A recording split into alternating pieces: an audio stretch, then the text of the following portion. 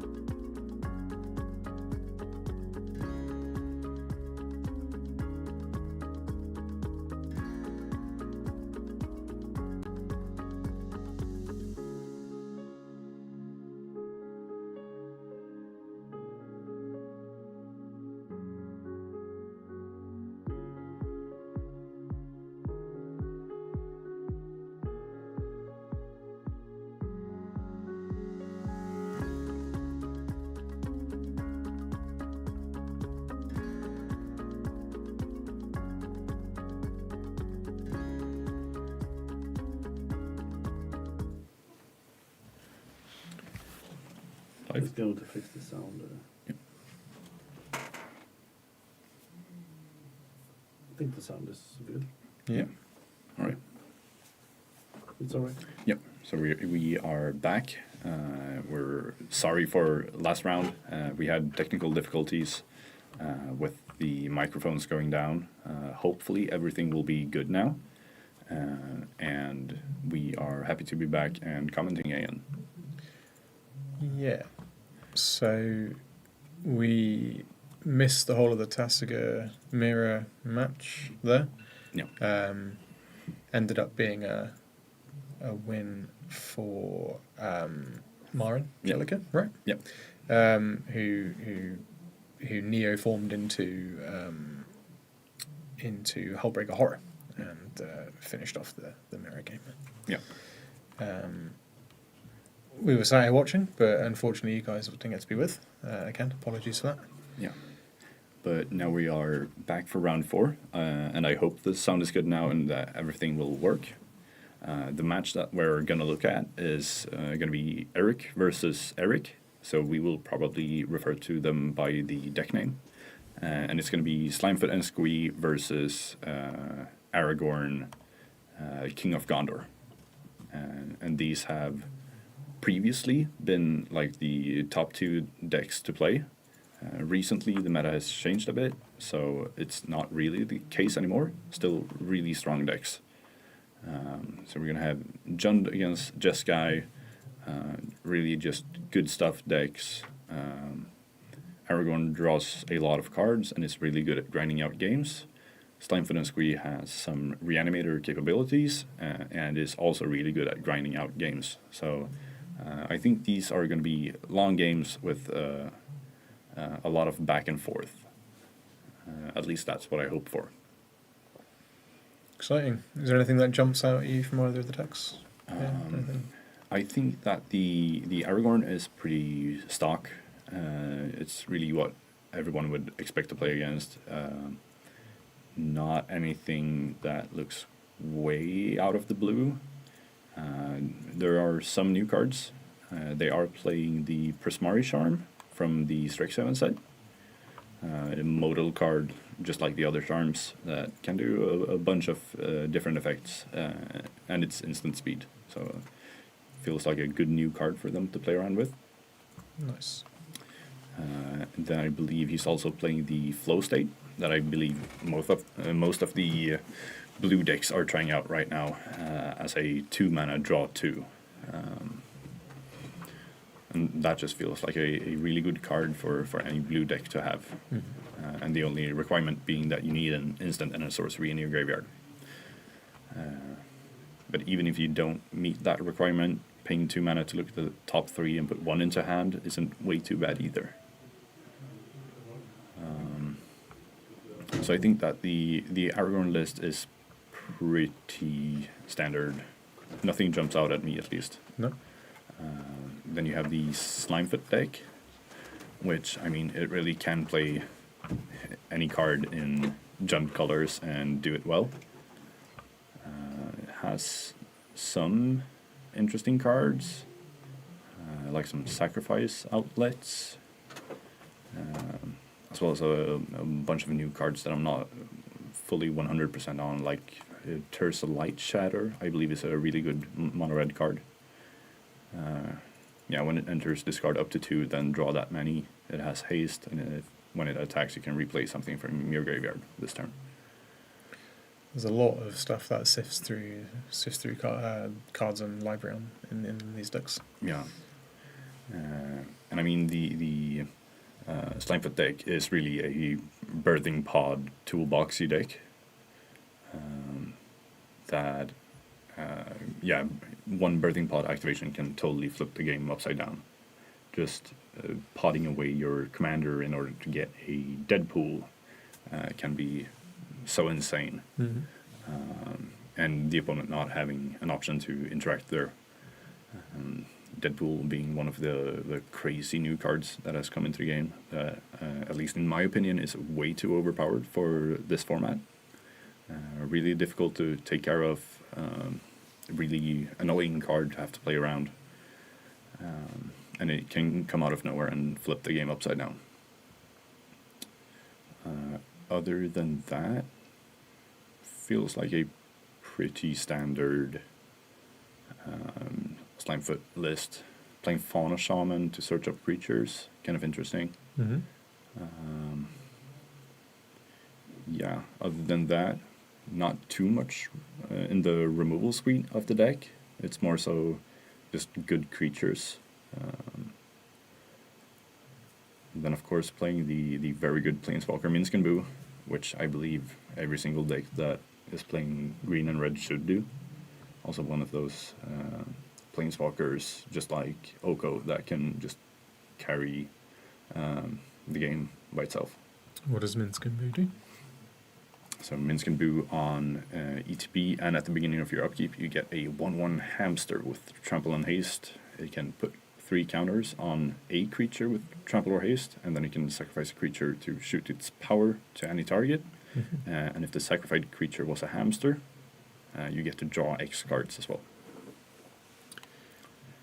Synergizes with itself super hard. Yeah, yeah, it's just such a great card, and most of the time it is. If I can interact with the Planeswalker, they still have the creature in play. If you take away the creature, then they get a new one in their upkeep. So yeah, no, a really good card, and there's a reason why it's restricted in the format.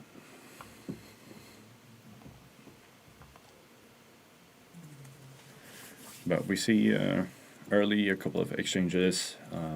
I saw the turn 1 March of Otherworldly Light pitching an Ang to remove the Deathrite Shaman. Seems kind of aggressive, removing 2 cards from your hand in order to take care of a Mana Dork. But yeah, the Hexing Squelcher coming in after that, making sure that the Slimefin Escree is uncounterable. And we're seeing 4 mana for Carnage. It's a card from Spider-Man. That upon ETB, you get to return a creature with mana value 3 or less from your graveyard to the battlefield.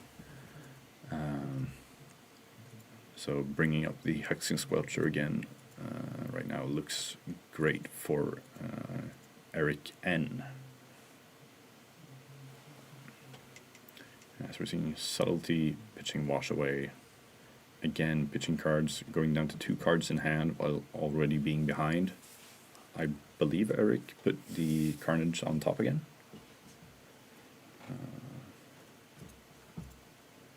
But yeah, feels like the Aragorn player is really falling behind right now. Best thing you probably could do right now is just play Aragorn as a life-linking blocker. And draw some cards from the Some Monarch. cards, Yeah.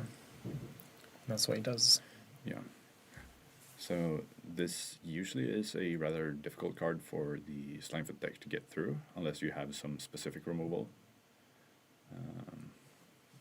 So let's see if he can piece anything together, or if it's just, yeah, Carnage again.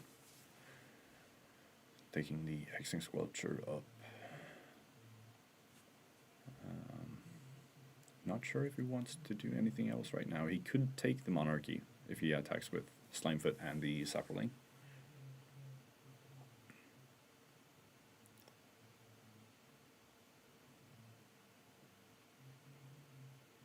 Yeah, so I think they're trying to point out the fact that this Hexing Squelcher has gotten the abilities. It has to attack each combat if able, and if it deals combat damage to a player, you have to sacrifice it. That's the drawback of the Carnage reanimation. Yeah, as we see, Eric N is attacking in with 2 creatures, trading away the Slimefoot and Squee and some life gain in order to get the Monarchy and draw some cards. Because right now it feels like if he just finds an answer to this Aragorn, the game is probably sealed. Yeah. He's ahead in pretty much every sense otherwise, right? Yeah, more cards in hand, more cards in play. Eric really just has an Aragorn right now. Yeah, attacks with Aragorn in order to get the Monarchy back. I believe that he should trade it away here. Yeah, block with the Carnage.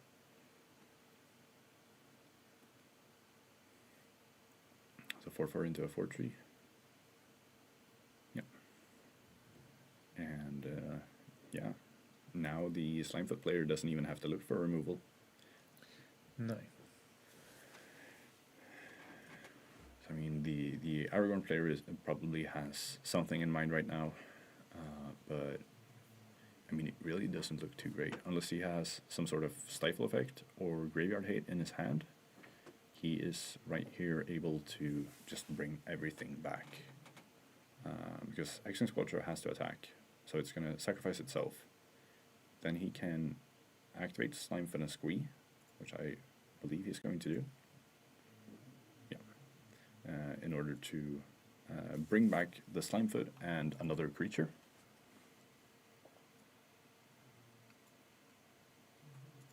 And what does he want to do? Bolt the last Sapperling and then play Tishaman's Tidebinder. That is very strong. Yeah. Evens things out a little bit. Yeah, so this is really not good for the Slimefoot player. He has the Slimefoot in graveyard, which he cannot move right now, and since he doesn't have a Sapperling, I don't believe he has a way to create a Sapperling in his deck. It's going to stay there. That feels like a mistake. Yeah, so unless he finds a way to exile his own graveyard or just a Slimefoot, it's going to be stuck there for the rest of the game. So now I believe that Aragorn is back in control of the game. Is there a plan B without Slimefoot? Really just playing good good creatures. Yeah. He does have Formidable Speaker here, which Formidable could discard something, find another creature. You would want perhaps the Emperor of Bones, which can exile the Slimefoot from your graveyard. You also have, not a lot. That's basically it. if you want to, you have Scavenging Ooze as well. So I imagine that is what he would want to do, is play the Formidable Speaker, try to exile his Slimefoot and Squeeze so that he can begin to play the game again.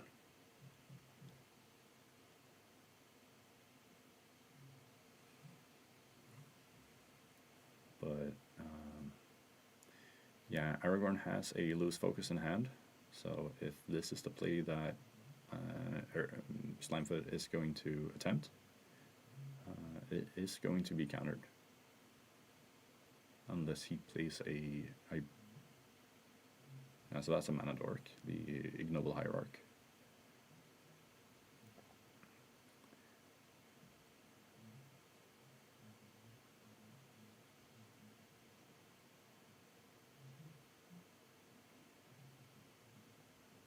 Yeah, so I believe he's using his Pendlehaven, the land here, to attack with his Finhorn Elves.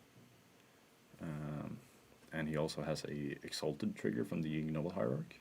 That would mean 3 damage. Pendlehaven gives +1/+2.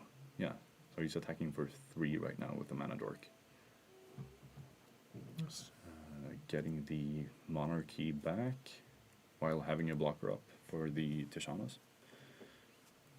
And then does nothing. Yeah, ends up flashing in another creature, so Aragorn will be able to get the Monarchy back right now. It's kind of a fun little mini game that you get to play while facing Aragorn, is who has the Monarchy. Yeah. Yeah.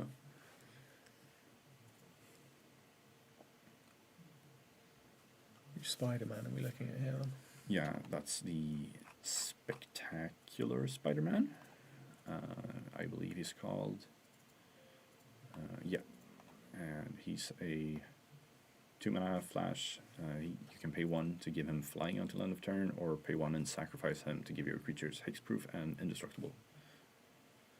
Alright, so here we see a hard cast Metamorphosis Fanatic, which will be countered. So that's another reanimator creature that you have. Yeah. But besides costing 6, it has Miracle for 2. So if it's the first card that you draw in a turn, you get to play for 2 mana instead. So yeah, currently looks like that should be game. Yeah. So Aragorn played a Wrath of the Skies for 1 to remove the final blocker, and then attacked in for 5. Very nice. Yeah. It's a real swing in the gameplay there with the Merfolk coming in. Yeah, the Tishanas Tidebinder taking that trigger was really, really big. Yeah. And the Aragorn player as well, knowing that he has to remove the final Sapperling, then Slimefoot is going to be stuck in the graveyard. Yeah, it's not where you want your commander stuck, right? Yeah. But that feels like that was one of the only outs that the Aragorn player could have had in that situation. Yeah. Well dealt with. Yeah. Yeah, so that was a really big swing. It looked really favored for the Slimefoot player for a couple of turns. The entire early game he dominated, but then there was one swing. Even after all those pitched cards for Aragorn and going down so many cards in hand. I don't think he had the start he really wanted there, and I guess it was the right thing to do in the end. Yeah.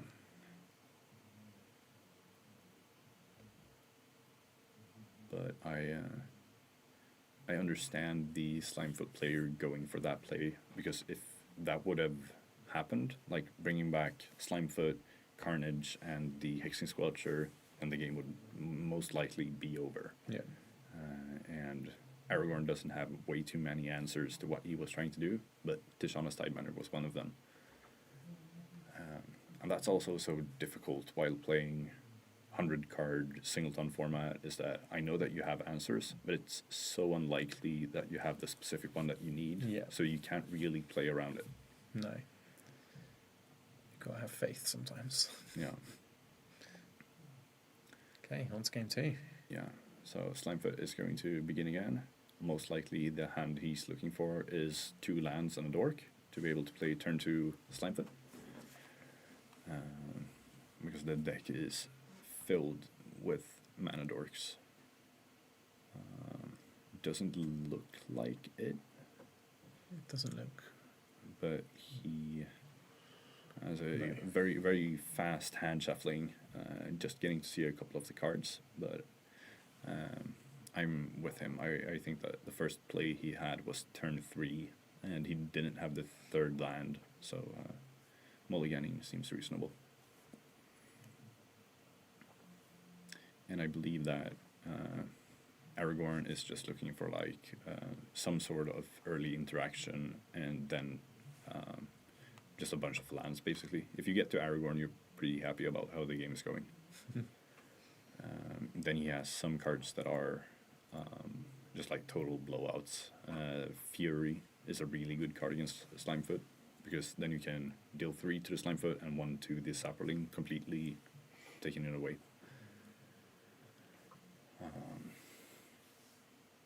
Yeah, but he isn't playing Pyrokinesis, which is basically a Fury, but on an instant instead of a creature.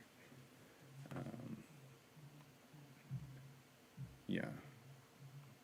And I feel like I've seen a bunch of the lists recently, like all the red lists moving away from the Pyrokinesis.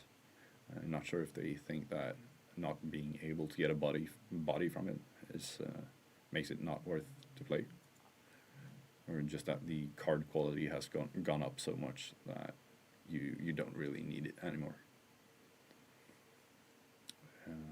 Now we're seeing a bunch of lands in Slimefoot's hand, but yeah, as it looks, he has turn 2 Slimefoot available because he has a Utopia Sprawl in hand. Yeah. His Eric S has gone down to 5. Yeah. Not sure what he's looking for, or if he's just having trouble finding enough lands to be able to keep the hand. Because he is playing 36 with 2 MDFCs and a Lorien revealed, so really 38 and a half.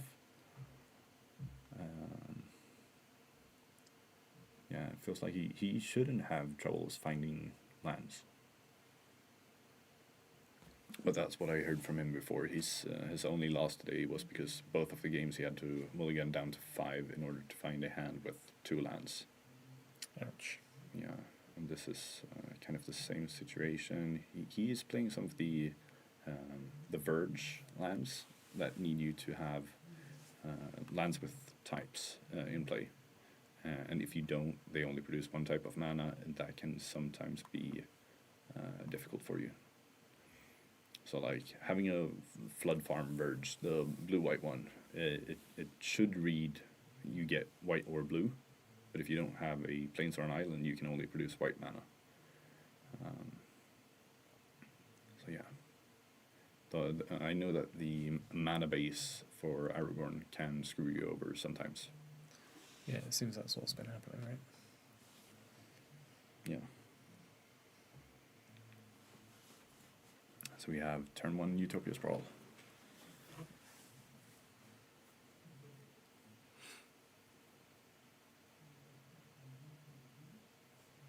Yeah, we see a Mother of Runes. A great card to have.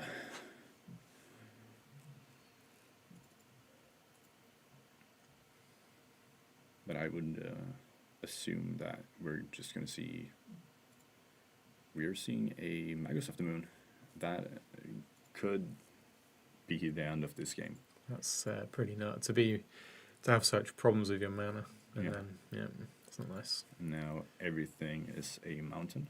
I mean, so Aragorn is playing red and playing a bunch of red removal spells, but he needs to find one of them as well. And while he's trying to find some sort of removal, he's going to be facing down this Slimefoot and Squee. Yeah. And all of the other value that he can use. Yeah, attacking into a Mother of Runes. Yeah. I mean, doesn't really matter. He has one less blocker right now, but yeah. Eric doesn't seem to find anything right now. So, yeah, the Aragorn player can keep like the biggest creature away right now with the Mother of Runes, but Slime Finisquee is going to create a sapling each turn, which is going to ramp up the damage. So he needs to find something soon. What's his best out in this situation? He needs to. Probably a Fury. Yeah. Fury would be good if he has another red card in hand, which we are unaware of. Otherwise, he has Galvanic Discharge, Lightning Bolt, he has Unholy Heat, Chain Lightning. Yeah, there are a couple of cards. Or just finding a basic land. Perhaps not a mountain. Yeah, so that was... seems like it was a game. Ouch. That was a quick one. Yeah, that's not really what you want to see. Yeah. But well done to Eric M. Yeah, and that's the thing with... I mean, his deck is playing so many mana dorks, and because of that, you can play so many good 3-mana creatures in your deck that you can play instead of the Slime Finisquee. Because, I mean, people are going to be prepared for your commander coming in, so perhaps they keep a Wash Away in hand, a counterspell that takes something that wasn't cast from the hand, and then you play something like the Magus of the Moon and shut down the game instead, and the opponent can't react to it. Yeah, so that's interesting.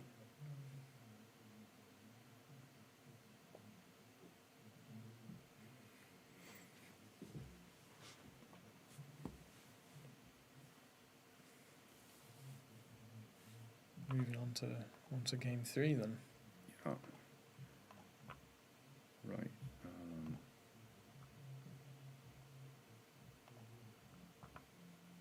Let's see.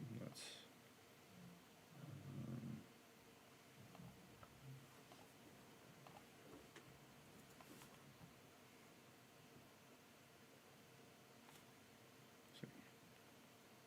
Should be able to. Don't want to have it here.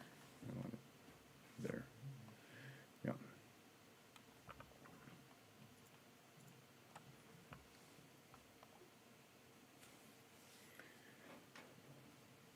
But yeah, as I said in the introduction of this match, it's probably going to be a lot of back and forth. They want to grind out the games. Game 2 that we saw here is not how the games should typically go. No. So we're hoping for a longer game that's a bit more interesting this time around. Want to see a little action. Yeah.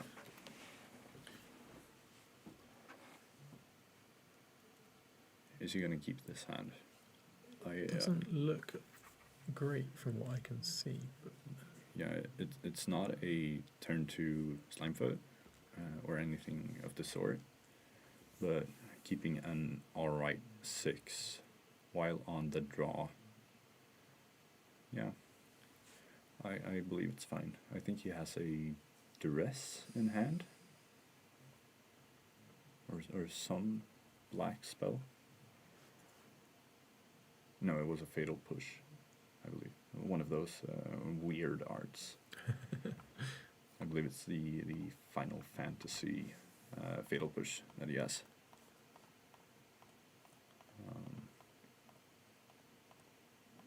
It has so many arts. Yeah, can't even find it.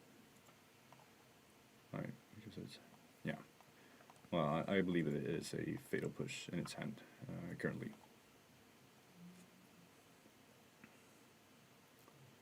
We see a Ponder taking a Remand to hand. And that's the thing with... I mean, Slimefoot wants to play turn 1 Dork, turn 2 good 3-drop. Yeah. And doing that while on the draw is more difficult. And this time around, he doesn't even have the Dork or some sort of mana acceleration. So he's a bit on the back foot right now. I know that Aragorn wants the game to take a bit more time. Stretch it out, draw the cards, grind with the lifelink regions, right? Yeah. So yeah, he currently doesn't have way too much to do.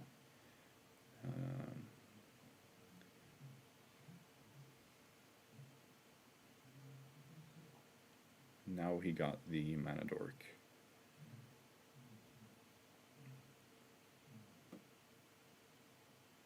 I mean, any type of mana acceleration is good for him in order to be able to play the bigger cards in his deck. But turn 2 dork doesn't feel way too good. You get 1 more mana next turn, being able to play your commander safe from a, say, Force Spike or Daze or any of those counter spells. But yeah, I wouldn't be too happy being in Slimefoot's situation right now. But then again, you can always grind out games.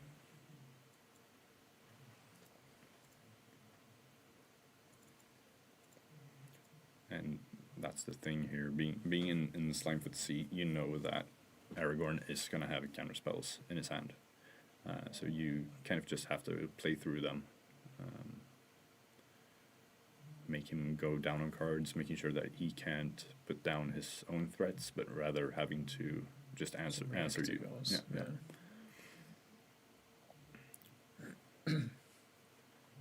So if I would be Slimefoot here, I would just put on the gas and try to be the aggressor, making sure that Aragorn can't get any cards down.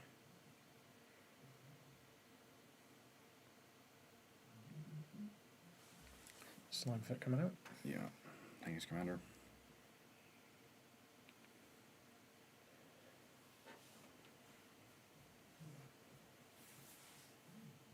So I believe Aragorn is fetching in response. What does he want to do? He wants to play Ang and Airbend the Slimefoot. So that means that the Slimefoot player can play his commander again at any time for 2 generic mana. Okay.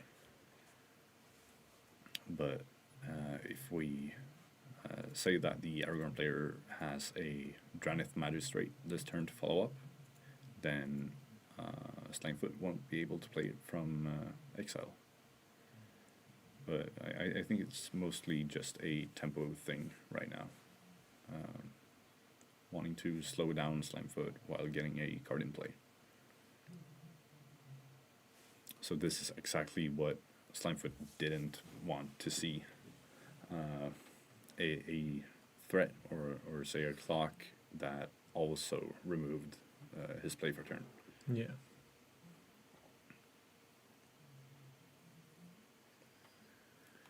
Yeah, looking at the hand, doesn't do way too much right now. Is it a fatal push? That is a fatal push. Yeah, and if the game goes really long, the Ang Swift Saber can flip itself to its backside. It becomes a 5/5 with reach, trample, and when it attacks, you put a counter on all your tapped creatures. And the Waterbend is basically improvise and convoke. So you can pay regular mana, or you can tap creatures and artifacts to help pay for it. Uh-huh. So it has 2 of the new mechanics that came out in Avatar, both the Airbend and the Waterbend. It's a card that has a lot. Yeah. Yeah. So he wanted to play the Slimefoot from Airbend, and since it was in exile, the Wash Away was available here. It's coming together for Arrakis. Yeah, let's see if he has a response to this Moloch. So Moloch enters with X counters on it. So right here it would be a 3/3, and then when it enters, it fights one other creature. I believe he wants to fight that Ang, which is a 2/3.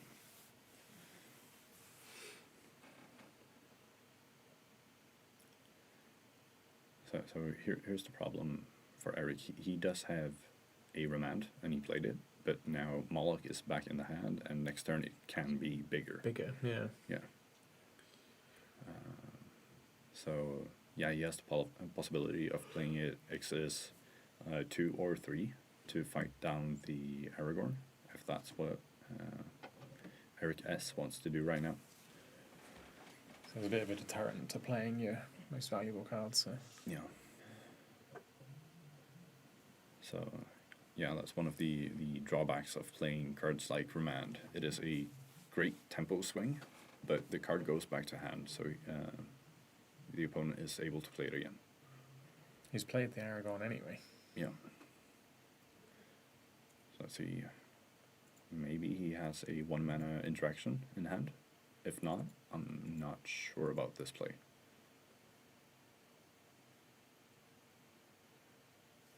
Alright, just plays Grist instead. Oh, that card is so good. Yeah, I saw that he had Stern Scolding in his hand, which counters a creature that has power or toughness 2 or less. And since Grist is a creature on the stack, it is able to counter it. That's a weird play that you can do against a Grist. But also one of the Grist interactions is that you are able to unearth it. He's had some convenient answers there, I guess. He's managed the threats pretty well so far, right? Yeah. So I'm thinking about, I knew, I saw that the Aragorn player had a Force of Negation in hand.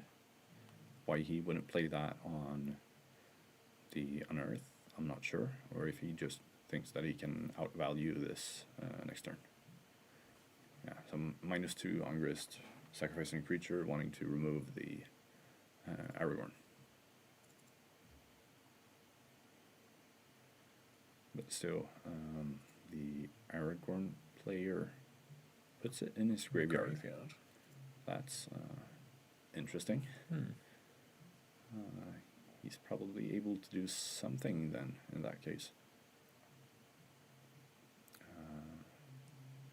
But he has, I mean, he still has Ang, so he can beat down the Grist to make sure that that's gone. Still has the Monarchy, so we will draw a card in his end step. I believe he's going to play a Pyroglyph here. Yeah, because if he can... Oh, yeah, I see the play. So he's playing Pyroglyph right now, which is going to shoot his opponent for a bunch of damage. And because he put the Aragorn in the graveyard, he has enough converted mana cost in his graveyard in order to be able to bestow his Detective's Phoenix. So the requirement for bestowing Detective's Phoenix is pay a red and collect evidence 6, which is exile a total number of cards from your graveyard with mana value 6. So Aragorn has 4, and then he has some mana from before. So yeah, probably Pyroglyph entering, shooting his opponent for 4. Going down to 9. Then he's going to give it +2/+2 flying and haste. Hit him in the sky. Yeah. Very nice. That was it feels like a really good play from the Aragorn player, and that should be lethal, because currently he's heading for 6, 7, 8. Yeah, Slimefoot dropping down to 1 HP. And drawing a card. And a little extra card on the end just to top it off. Yeah, so that feels extremely difficult for him to react to.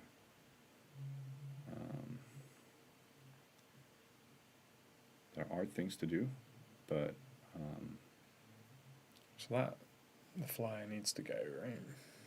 Yeah, and the problem here is that the way Bestow works with creatures is that if he currently removes the Pyroglyph, then the Detective's Phoenix will be a new creature, and it's going to stay on the battlefield.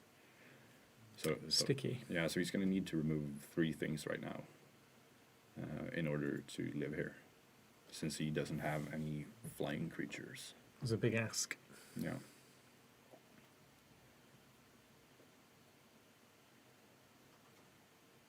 because he has Fatal Push, which can take care of nothing as of now, because he hasn't revolted yet. He can easily do so. Yeah, so 1 mana, tap that one, another mana. And then you probably want to... Yeah, I'm not sure how he's going to get through this. Looking down at 3 flyers with, from what we see at least, only 2 cards in hand. So he's playing that X equals 1 to take down the hang. So we can remove the Paraglyph now. But that still leaves him with a 2/2, and he has the Lightning Bolt for that as well. Wow. So that is a lot of cards that he gotten rid of, but he is playing against a red deck. So if the Aragorn player just finds anything that can deal damage, the game should be over. And he's still drawing a card in his end step, right? Yeah. That's 2 for an Ajani. That's a very nice drawing that he has done. Because I believe he said before the tournament started that his sleeves aren't fully opaque, so he needs to play with these MDFC helper cards.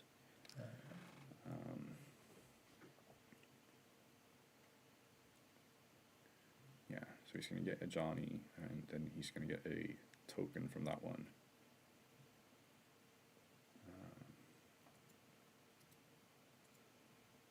But I feel like even if the Slimefoot player survives this turn, how is he going to survive in the long game as well as winning?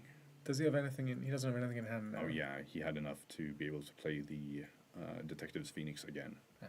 Because you're, if you bestow it, you can cast it from your graveyard.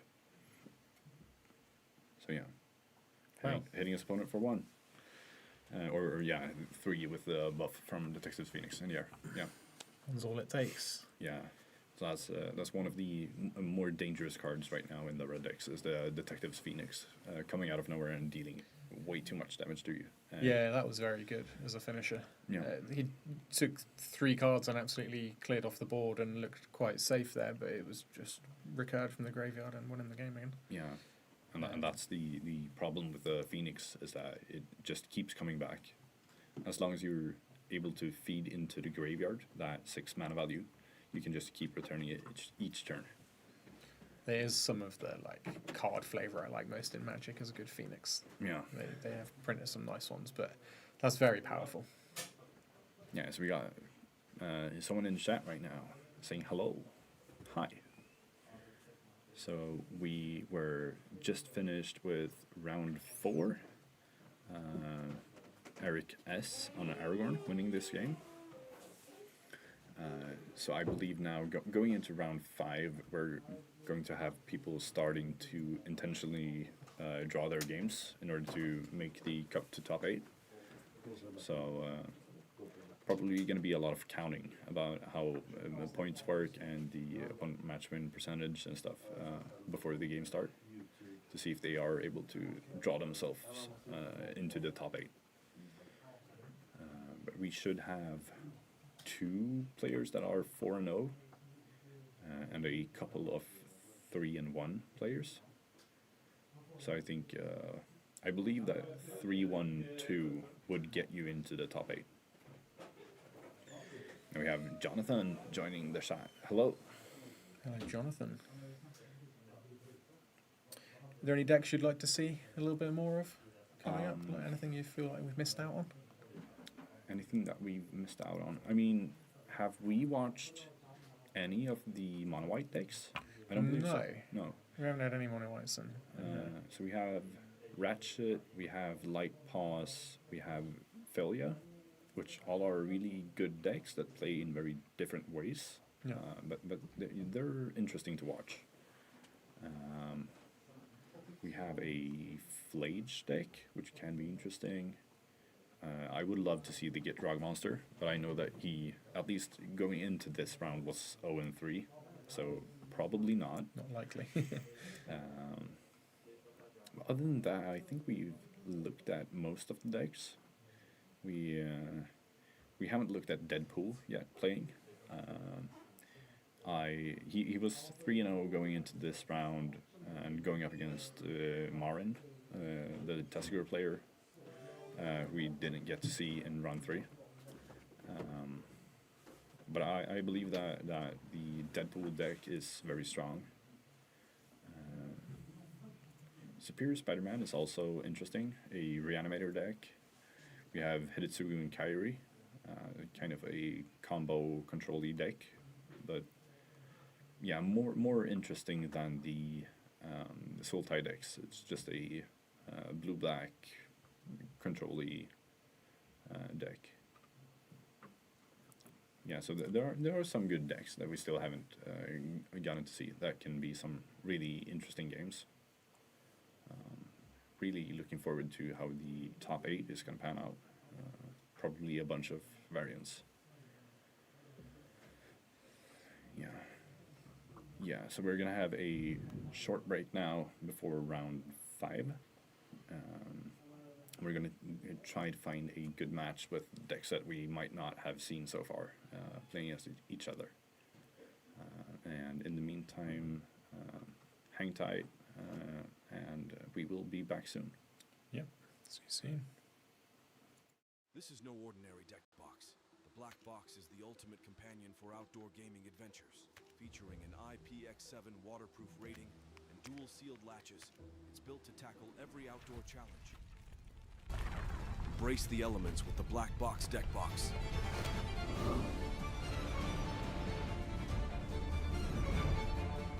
Get yours at a local game store near you. Ultra Pro. You collect. We protect.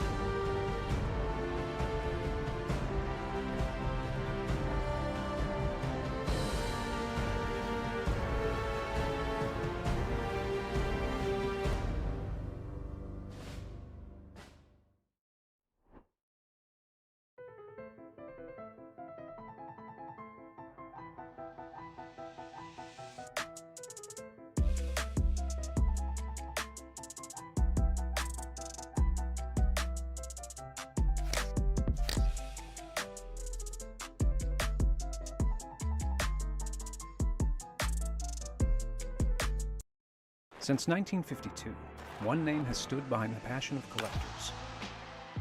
Ultra Pro has grown with every generation of fans. Today, we build for what's next. Ultra Pro. You collect, we protect.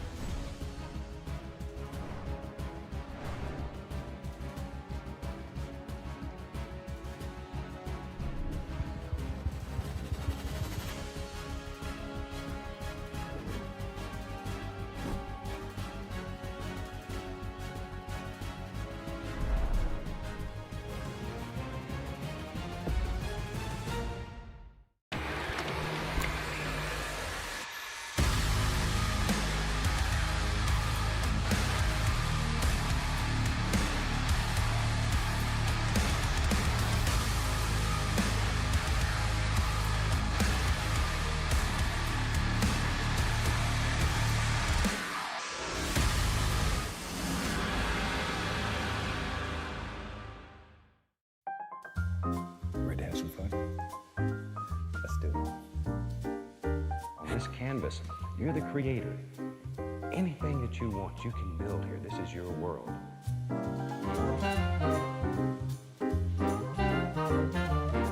We don't make mistakes. We have happy accidents.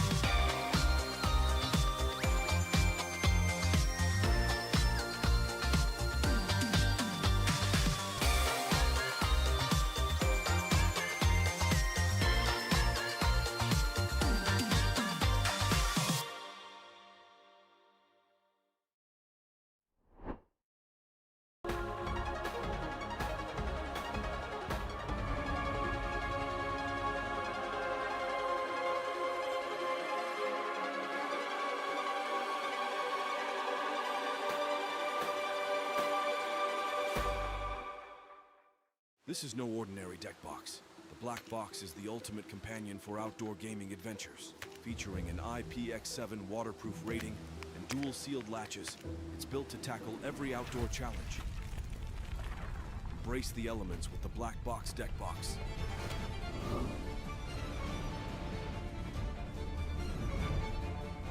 Get yours at a local game store near you. Ultra Pro. You collect, we protect.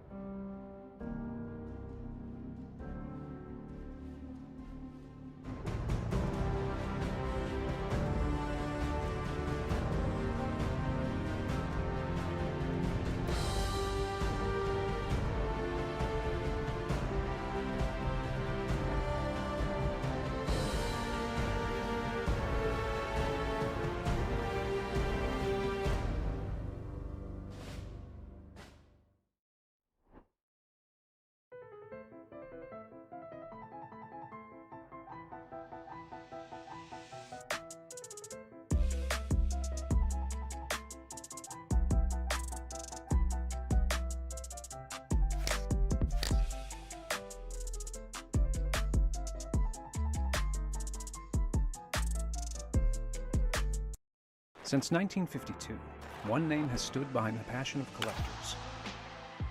Ultra Pro has grown with every generation of fans.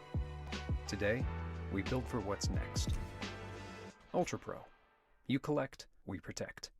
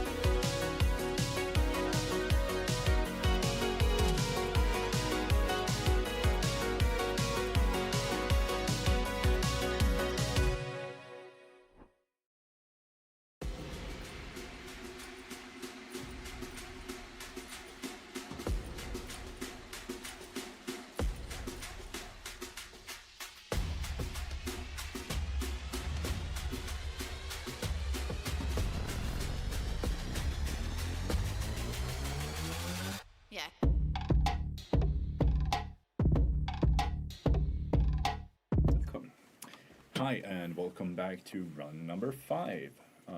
So this round we have people beginning to draw their games in order to secure their spots in the top 8. But we still have a game to look at where one of the players hopefully will be able to reach the top 8. So we're going to look at Hannes, who's playing Felia, going up against Giacomo, who is playing Brigid, Klatchan's Heart, which might be a card that everyone doesn't recognize. It's a green and white deck that the commander came out in Lorwyn Eclipsed. On the front side it says, when it enters or transforms into Brigid, you get to create a 1/1 Kethkin. Beginning of your upkeep, you can pay a green to transform it. And on the back side, it is a Gaia's Cradle. It taps for white. That can tap for white. So that it really seems to be like a really powerful creature. You first attempt to just flood out the board and create as many creatures as possible. Then you flip it over, you get access to a whole bunch of mana.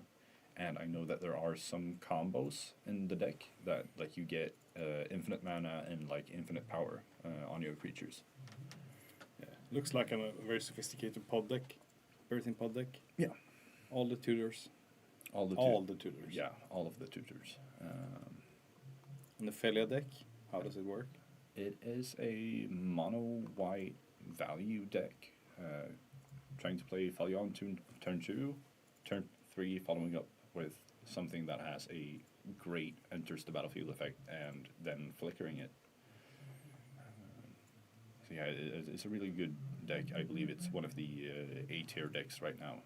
And I believe that Brigid has gone up in numbers of players recently as well, and has been showing some great results in bigger tournaments. Yep. We're going live here. Yeah, so we are getting to look at the players. Do we know where these players are located? I believe that Giacomo belongs to the Gothenburg players, and I think that Hannes does as well. Yeah, I've seen Hannes in the Legacy circuit before, Yeah. but haven't seen Giacomo.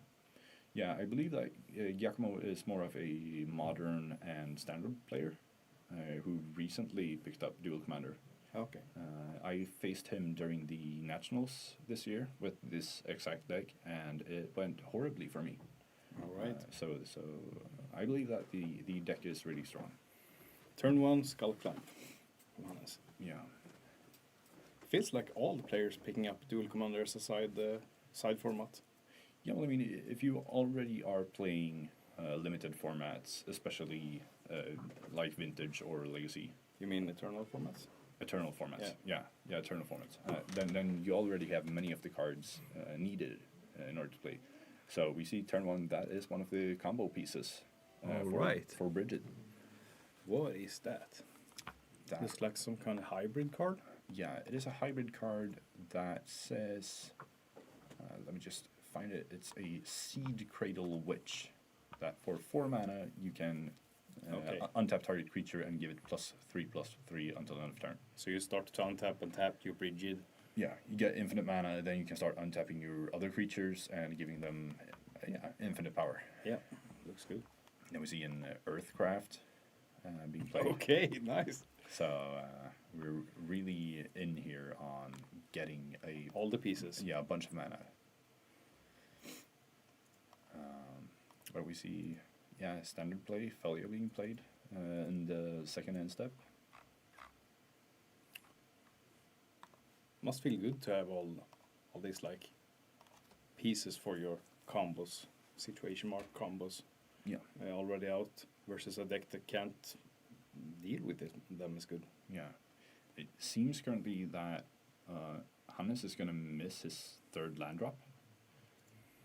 But here we have Staff of the Storyteller, which is... that is a card. That is a very, very good card for his deck. Yeah. Being able to create spirits, then flickering it, and getting to draw a bunch of cards. Unfortunately, he doesn't have the mana to activate it right now before flickering it. I mean, next turn he's going to draw some cards at least. Yeah. It comes in again, gives him another spirit. Yeah, and he can even skull clamp the spirit tokens to draw you even more cards. Yeah. So already seems like a great value engine that he has in play right now.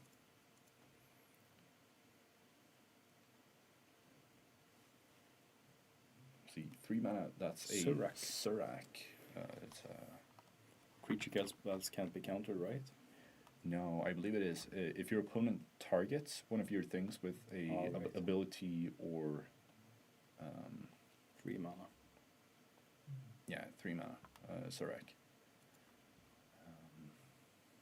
Yeah. Yeah, I believe so as well. Yeah, you draw a card before it resolves. Yeah, it itself can't be countered, and then if your stuff gets targeted, you get to draw a card. Yep.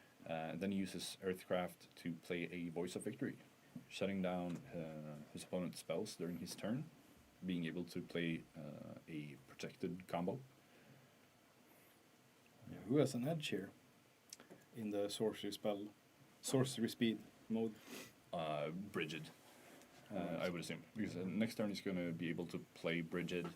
He has a ton of mana up. Really, the only thing that he needs is to have Brigid survive for 1 turn, and then he should be able to win.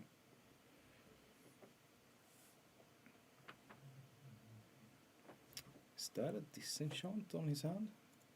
Second card from top? That would be a sort of benevolent bodyguard. Okay. So he has Seam Rip, he has Swords to Plow. Plowshares. Yeah, deciding to Swords to Plowshares that Surak, letting Giacomo draw a card. Yeah, I believe that is a And gain 3 life. benevolent bodyguard. Yeah, gaining 4 life. Is that an Arkham's Astrolabe? That is an Arkham's Astrolabe. Yeah. Pretty good to bounce. Yeah. Also playing a Seam Rip here. I would hope getting rid of the combo piece. Yeah. Yeah.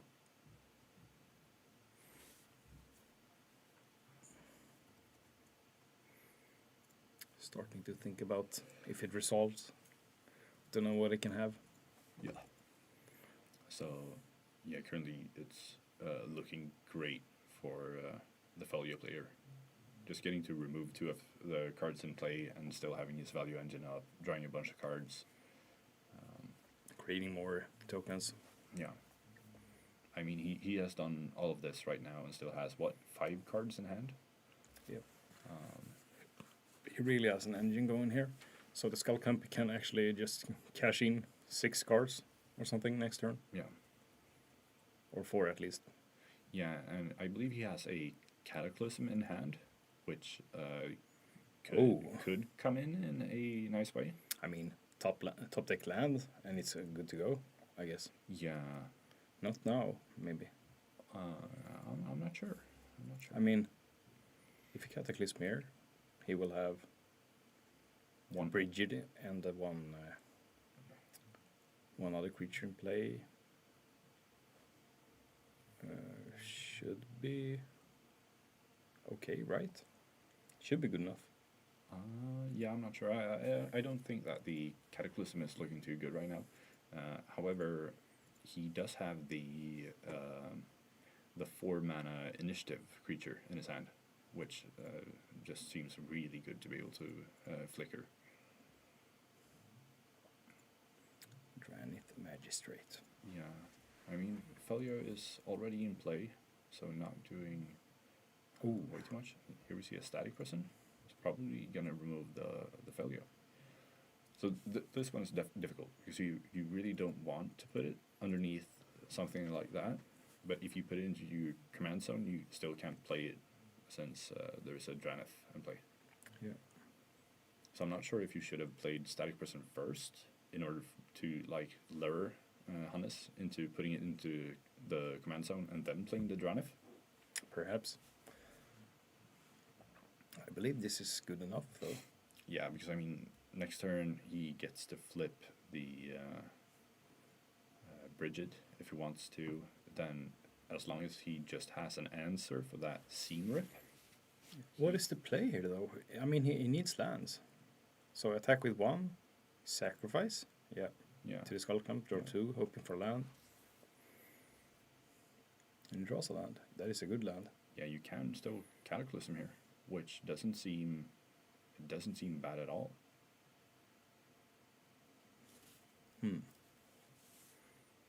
Decisions.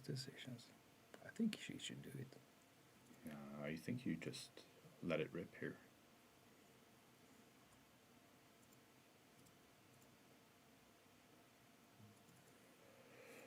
Or you try and wait until next turn, but it seems dangerous to give Bridget time, especially like protected, since he has the Voice of Victory in play, being able to flip it. That's just so much mana that he gets to play with.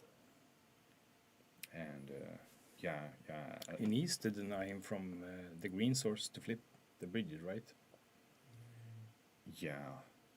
He needs to. Yeah, so we see the Cataclysm here, and that one it's going to be interesting what he decides to keep. So Hannes needs to sacrifice 3 of his lands and 1 artifact. The rest gets to stay.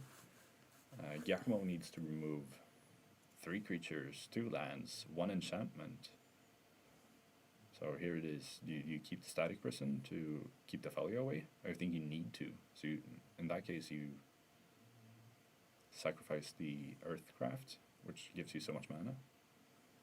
So he is giving the Thalia back. Right.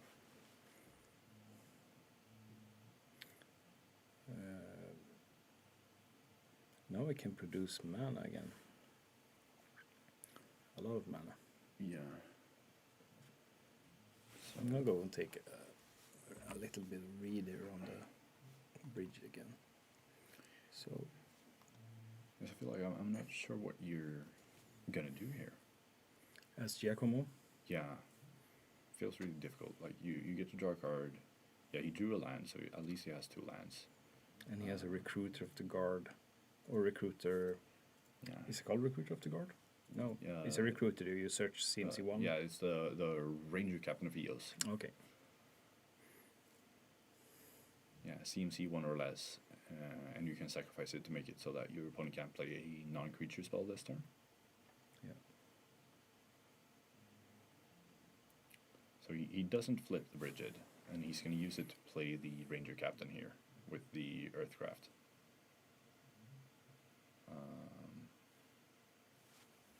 Yeah, getting to find a creature to hand.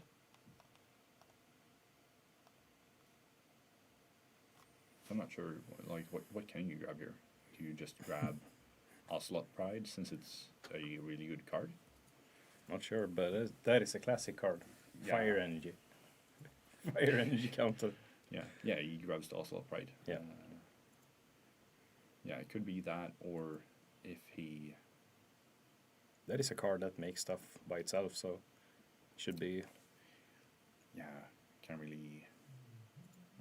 Maybe it takes over the game here, actually. Yeah, absolutely, it could. Hans draws a land. Yeah.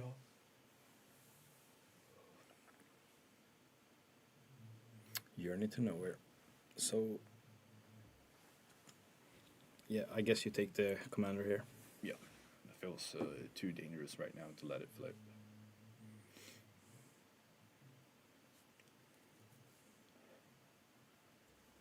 And Giacomo decides to put it underneath there as well.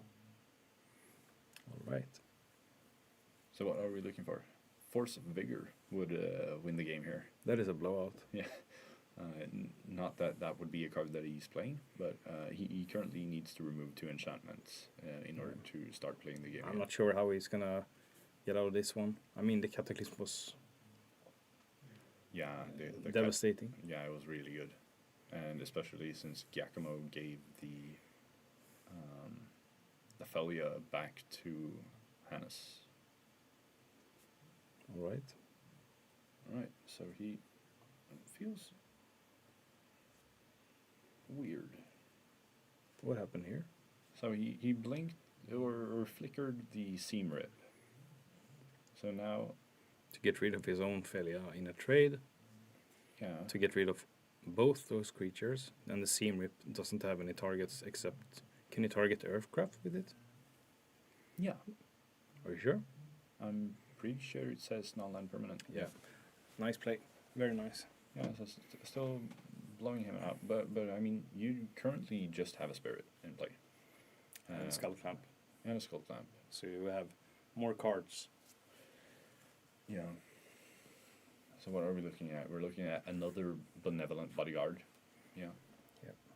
And yeah, he has a enlightened tutor in hand. Really like. And he draws his lands, so it should be good here, right? Yeah. Keep kicking in for 1. Trading the card for 2 cards. Yeah, getting on thin ice, On so thin ice. he can remove something. Is that what I think it is? In Madara? Yeah, it's Talon Gates of Madara. Yeah. So this currently just feels disgusting. He's playing these enchantments to keep removing all of Giacomo's things. Yep. Yeah. Sacrifice the bodyguard. Yeah. So, and that's a weird play when you're playing against Velio, because you sacrificed it in order to not have the ranger captain go away. But now, since there's nothing underneath the on thin ice, flickering it is a great play. Yeah. No drawback. Yeah. Is that on Pyramid? No, it's the Reverend Mantra. Yeah, Reverend Mantra. Facing that out, do you... Yeah, you just pass in order to be able to play Thalia. Enlightened Tutor. Yeah. So what is he tutoring for? Does he just want to grab the Ursa Saga in order to get a land? Or does he have something good to find with this? Esper Sentinel, maybe? No, it's Haywire. Haywire Might, yeah. That is a play in order to get your commander back. But Reverent Mantra only gives protection to your creatures, right? Or does it give it to all your permanents? Let's see here. It is all creatures you control. So he can protect the this enchantment. All here. creatures get. Yeah, Not you control all creatures on the battlefield. all creatures gain protection, yeah. That's weird. Yeah, that's... They're gonna lose. Yep. It could be something good here. Yeah, like your opponent plays like a monstrous rage or something on their creature, and you... I mean, you could actually wait a long time for it to just blow out all the all creatures get protection for white. Yeah, All the enchantments fizzle. yeah. Yeah, something like if you would be playing against a light pass deck, you can make all of their auras fall off. Yeah. So he has value in play again. Keep hitting. On thin ice is an aura, right? Yeah. Yeah. That is an aura. So I assume he's going to play his initiative creature here, which just looks way too good to not play. Yeah. So Giacomo can get his commander back, but he's stuck on 2 lands here. He has no sort of card advantage. I'm not sure what he's trying to look for. And Hannes gets another land Yeah. because he's going down the dungeon. Yeah, so... Dungeon crawler. yeah, I mean, if I would be Giacomo here, I would just give this one up. Yeah. There's too many angles here. Yeah. Too many angles. Yeah, and just flickering the initiative creature, being able to go down the... The scroll is live as well. Yeah, he doesn't even do that. He takes the on thin ice to be able to remove something. I mean, he can just protect his failure as well. I mean, Yeah, and I mean, flickering the on thin ice here means that even if Giacomo would blow up the Journey to Nowhere to get his commander back, yeah, Hannes can just Reset it. take it again. yeah. So he's going to have to wait until end step and wait until it comes back and then blow up his Haywire Might. Try and do something. Yeah, and then playing the Benevolent Bodyguard as well, just to have more protection, right? I guess. Since Yeah. you can pay 2 life for the scroll activation, so Yeah. Yeah, I mean, playing the Astrolabe here and drawing a random card doesn't seem too good. So just having more protection seems like the right play.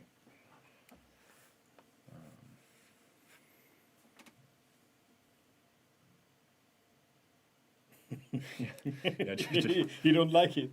yeah, just grabbing all the cards. He currently has 3 of Giacomo's cards on his side of the board. Yeah, getting his commander back, but I mean, what can it do at this point? He has 2 cards in hand. Perhaps the Saga route you mentioned was tight the line. Yeah, but I think you needed that Hayward Might in order to get your commander back. Is he thinking about flipping the Rigid? Because he should still be able to have some sort of line. If he can flip it and remove the seam rip, he can still go off here. But being this tight on mana makes it seem difficult. So he flips it. Yep. So it produced 2 mana right now, right? Yeah. So I believe I saw a...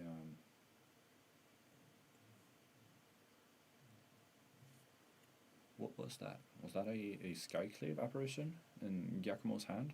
Which could take care of the seam rip, but he's kind of tight on mana. So he has a mantra and Skyclave, right? No, it was... Okay. Hannes Yeah. had Sorry. the mantra. Then he can't do nothing, right? Yeah. And when Foya attacks now, it's a 3/3. Is that a flip land he has in his hand that is currently... Yeah, I believe that could be the Witch Enchanter. Yep. But I mean, you attack with Foya, you flicker the token, so Giacomo gets even less mana. And then he needs to decide if he wants to trade away his commander for Foya. And in that case, I just... He don't have to, he can just sacrifice the... Give it protection, right? From a Skrelv, right? No, Skrelv gives hexproof. Okay. But the bodyguard gives something else. Yeah, Protection. Yeah, So he can just sack the bodyguard. yeah. But I mean, he's going deeper in the... Yeah, that is a card. He's going deep in the dungeon as well, so... yeah, Deep. yeah. Flickering the. So astrolabe. basically, you lose 5. Doesn't the dungeon say you lose 5? Yeah, It's a trap. Yeah, but he hasn't gone down that route. Oh, he went the other way. Yeah, he went to the scry and create a treasure and a 4/1 skeleton route instead. With menace, right? Yeah. Yeah, so he's basically dead here anyway. Yeah, so let's see. So we have 4 mana. He had the apparition the whole time. Yeah, floating 1 mana. So he plays that.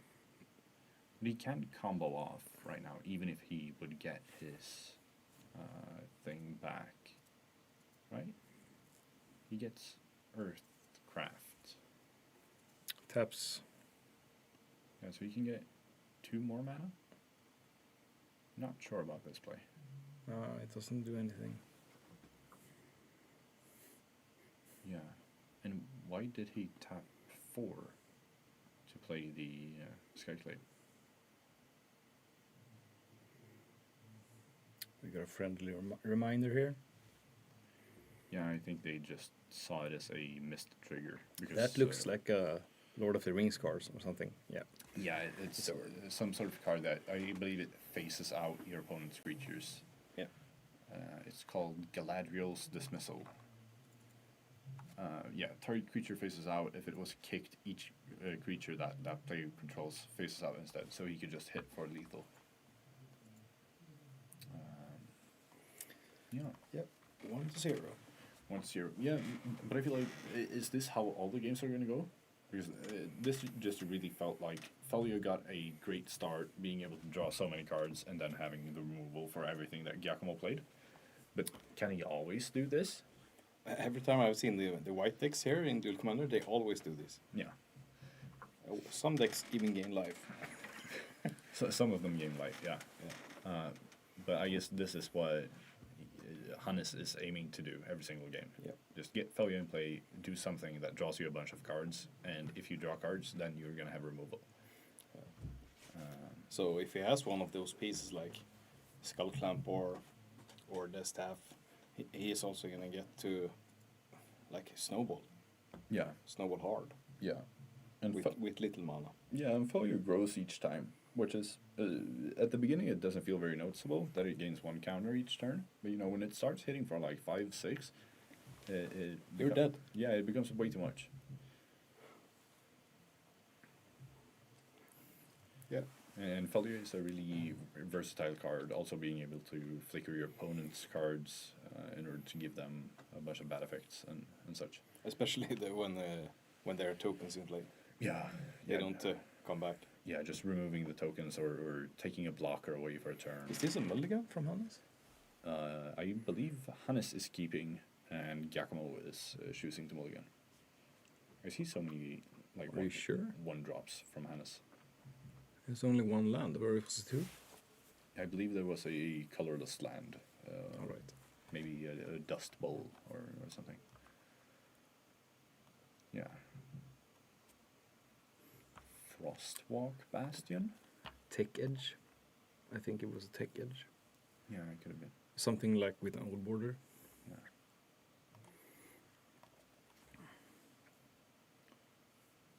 No, that's a dust bowl. There's Giacomo going down to 5 now. It doesn't seem good for him. Nope. But he only needs like 4? 1 dork, 2 lands, Yeah. and 1 enabler to Yeah. go off. Yeah. So he can mulligan down to 4 and still be happy. Yeah. Yeah. But Hannes only need 1 removal. Yeah, that is true. That is true. A lot of grunting from the players in the other room. Yeah, I think they're joking around. I believe these players play against each other frequently if they're both from Gothenburg. Yep. Um, Friendly banter. yeah. So let's see. What does he have? He has 2 lands, a dork, and Enlightened Tutor, which could be an enabler. Puts back Solitude. Yeah. I think he figures that going down this low, he just has to go for his own win and not being able to control the opponent. Yep. And that is what he's able to do. Takes 1, plays Dork. Yep. And we see Solitude being drawn for Hannes as well. Yeah, it's a portable hole removing the dork. Yeah. Excuse me for laughing, but yeah. Yeah. Voice of Victory. That is a card. Yeah, playing the forest instead of the plains, so you take 1 more damage. Is he playing Death Shadow? I think so. Yeah. We see the Dust Bowl being played, and here comes That the... is a card. Yeah, the Dranith. Yep. So Bridget is currently turned off, and we know that Giacomo doesn't have any removal. He currently has a plains and an tutor in his hand. We talked about the Dranith Magistrate another time, right? It's the best card in Dual Commander, Yeah. right? Yeah, I would say so. Hands down. Dranith Magistrate and Wash Away are like takeaway cards from this format that basically just work in this format, and they do what they do very well. I can see a Cataclysm again. Did you see it? Is it so? Yeah. Top card in his hand, Cataclysm again. Yeah, and in that case, Weathered Wayfarer is a great card to have. Yep.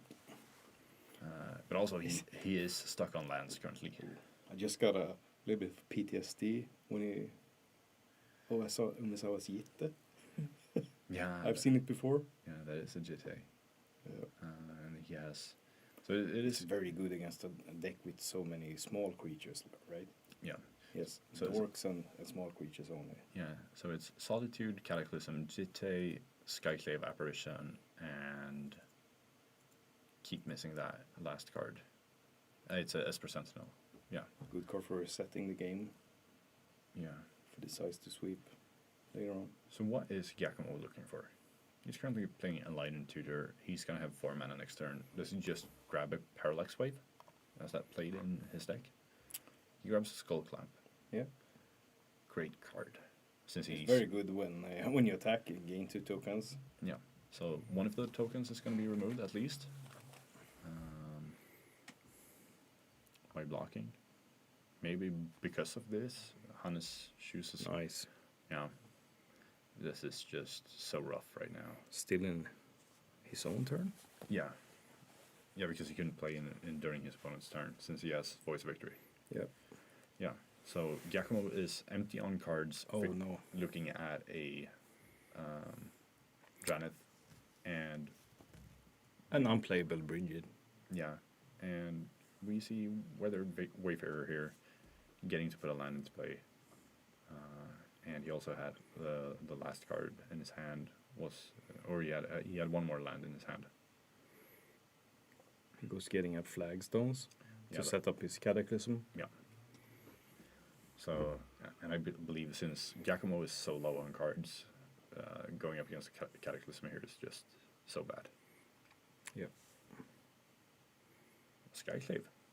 That can remove the Janet. Yeah.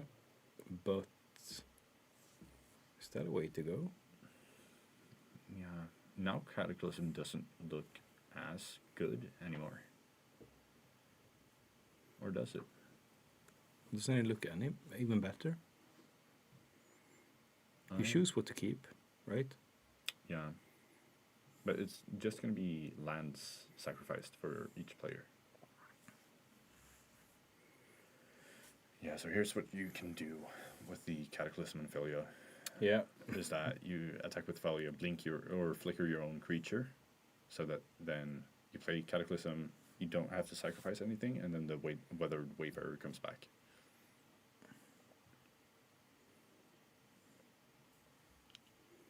I think that's what he should do. Or is he just going to find... Yeah, City of Traitors, maybe? he can find one more land here. City of Traitors, maybe? Yeah. But isn't... Cataclysm is double white, right? And its cost? Or is it just one white? I think it's 1 white. No, it's double white. Okay. Yeah, but he's playing GTA instead. Yeah, he's just gonna remove everything. Yeah. So that basically means that... I think he should remove the Skyclave here. Yeah, so this basically means that if you don't block with the Skyclave, it's going to die either way. So yeah, blocks with it, they trade, but then you have a GTA with 2 counters being able to remove anything that comes And into play. Jit on the Dranith is strong as well. Yeah, but Dranith is gone, but he gets a 2-2. Oh yeah, I mean the spirit. 2-2. Yeah. Yeah, sorry. And yeah, he has the Weathered Wayfarer coming back in as well. I mean, Or does he miss that? no, I don't think so. So he plays Bridget. 1 card in hand, soon to be 3. Yeah. But you should respond and kill Kithkin here. You can't let him draw cards, right? He did. What? Okay, so the Kitkin is 1-1, right? Yeah. So why not just remove a counter here? Not sure. Or do I not remember how a GTA works? I think you can do it Yeah. as a Planeswalker, instant speed. Yeah. Why? Seems weird. Why would you want your opponent to draw cards? And does he have And something? he's reading the Jit afterwards. It's like, yeah, he could have done that, right? Why was I able to? Yeah. Cataclysm still seems really good here. Yeah. Now I'm starting to like it more. Yeah, because you can Cataclysm here, and then after that, you can on thin ice the commander.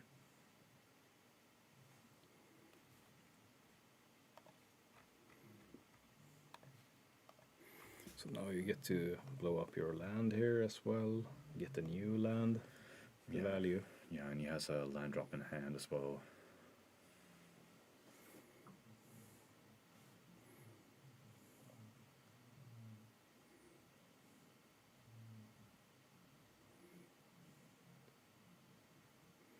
The Dust Bowl seems good here And a nasty card. for the last land. Yeah. 1, 2, 3. He keeps one land. That land is gone as well, right? He's gonna search one land here, untapped. He's gonna play one land from hand, and he's gonna blow up one land with Dust Bowl, right? It's, I believe it's 3 to activate a Dust Bowl. I thought it was 2. Yeah, it is 3. Okay. We can still on thin ice. Does he have Ancient Tomb in his deck? One of the He can go the Tomb.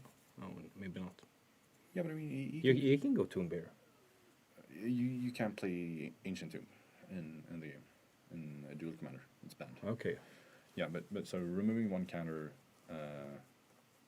taking away the dork, and then just playing on thin ice, taking the other one. So Giacomo was down to Skull Clamp and 1 land.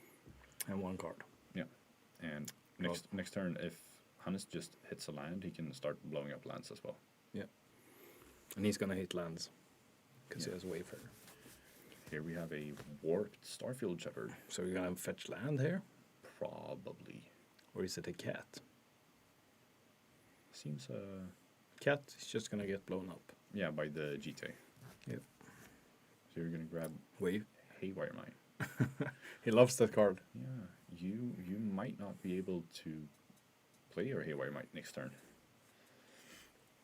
So let's see if Hannes draws a land here. Then I believe that is like a total blowout in that case. Plays a lot like the old Death and Taxes decks. Yeah. The failure deck. Doesn't draw land. Can still play Skyclave Apparition if he wants to. Skyclave the Jitte.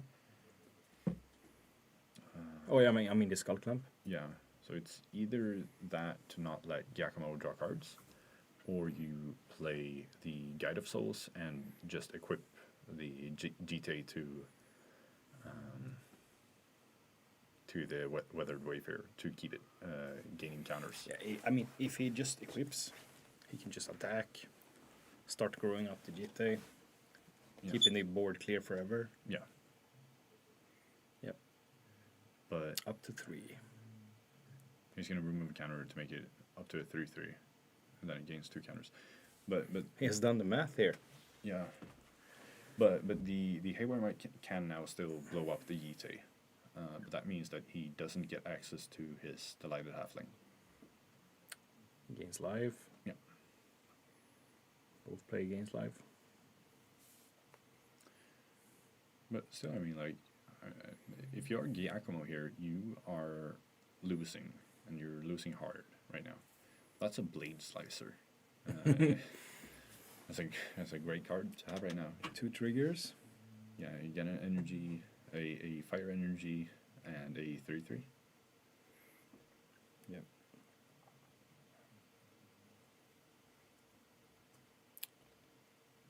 Remove 3 energy. Makes a creature an angel and 2 counters, right? Yeah, and gives it flying. Yep. Yeah. Yeah. I thought that was self-explanatory. Angels fly, you know.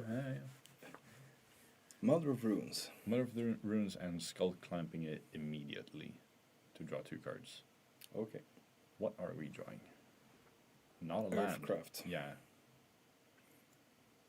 I think it's locked here anyway, bro. Right? Yeah, the game should be over. He draws his own. So now he can go get the cat.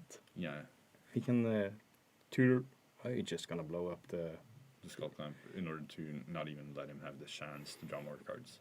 and he's gonna grow 1 creature. Yep. Angel Soul Guide. Yeah, so he's hitting for 8 damage right now. 6/8. Yeah. The next turn is dead. Yeah.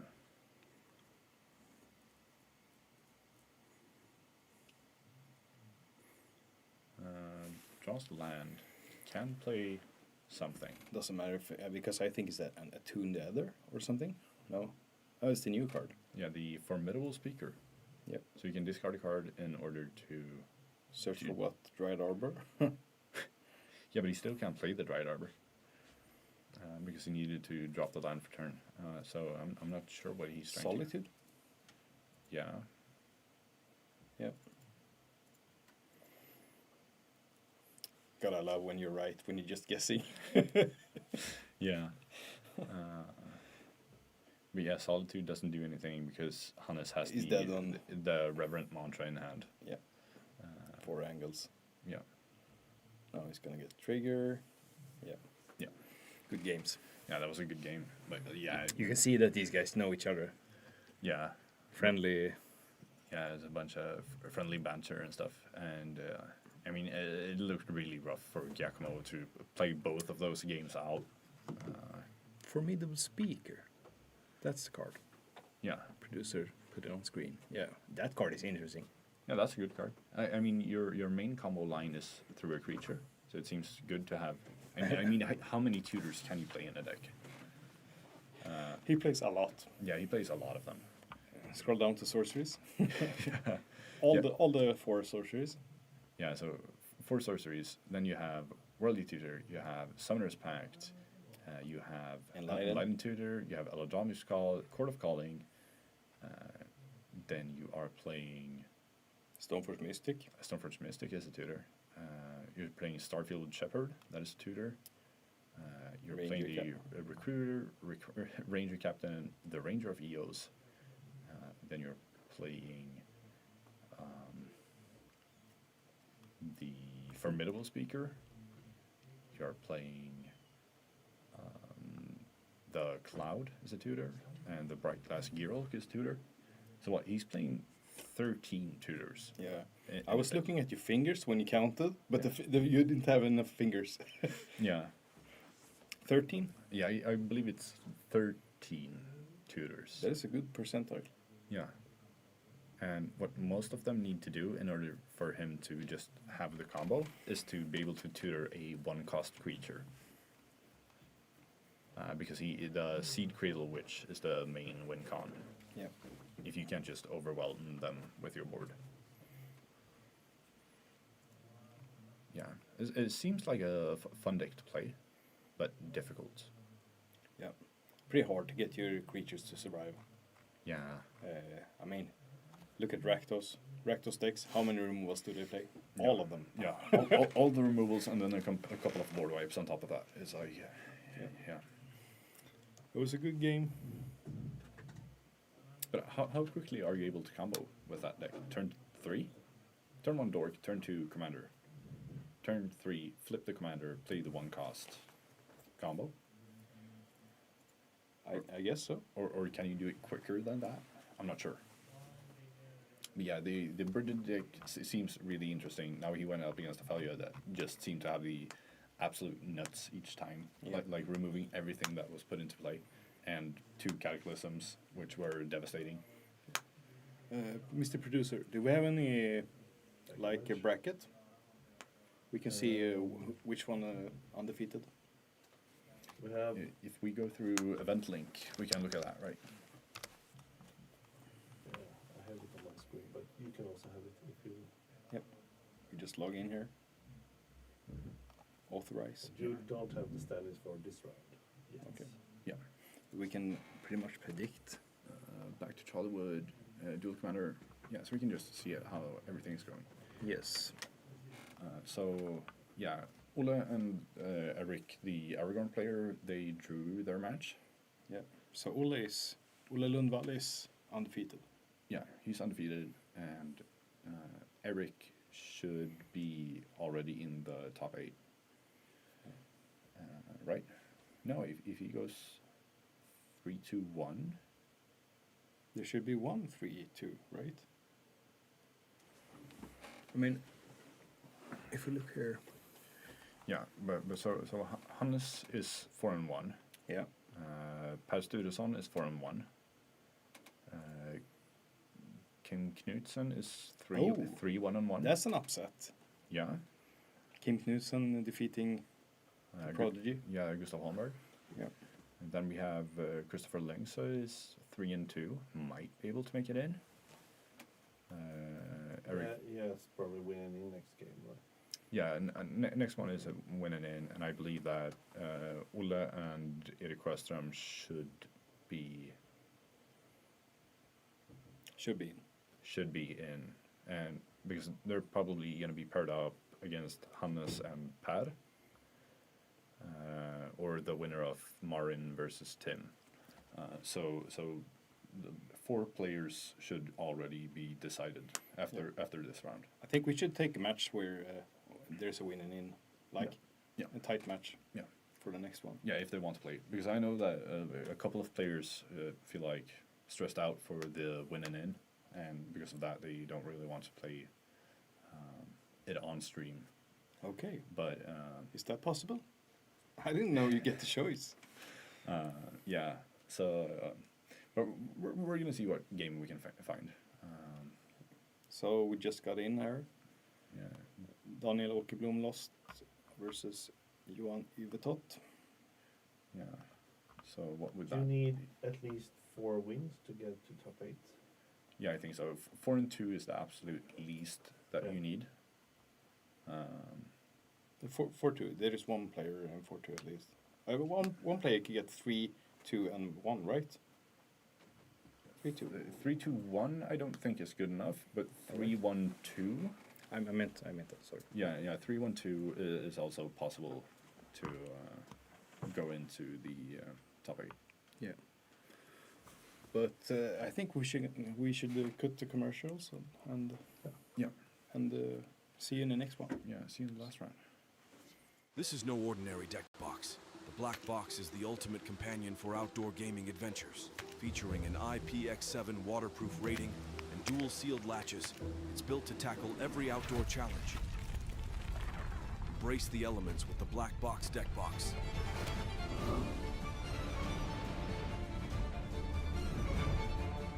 Get yours at a local game store near you. Ultra Pro. You collect, we protect.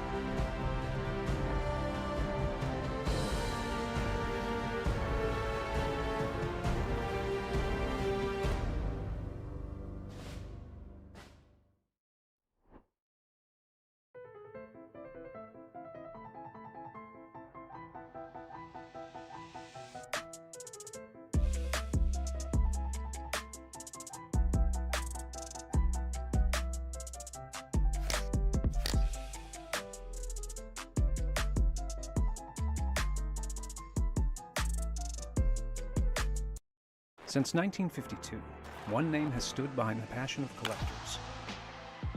Ultra Pro has grown with every generation of fans. Today, we build for what's next. Ultra Pro. You collect, we protect.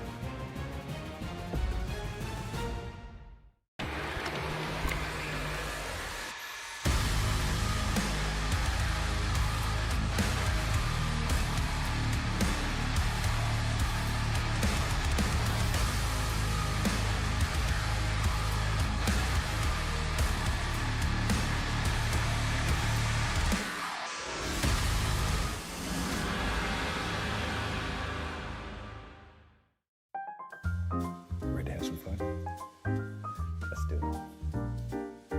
On this canvas, you're the creator. Anything that you want, you can build here. This is your world.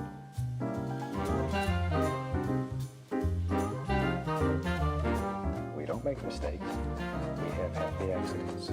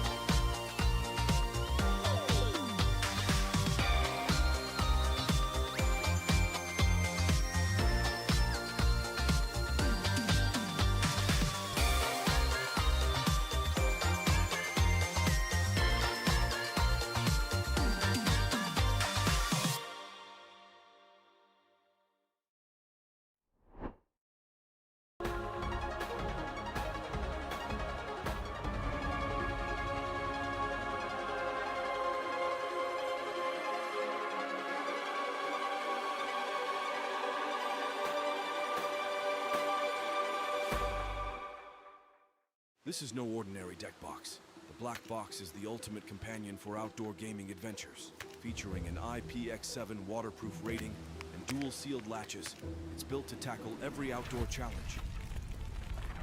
Embrace the elements with the black box deck box.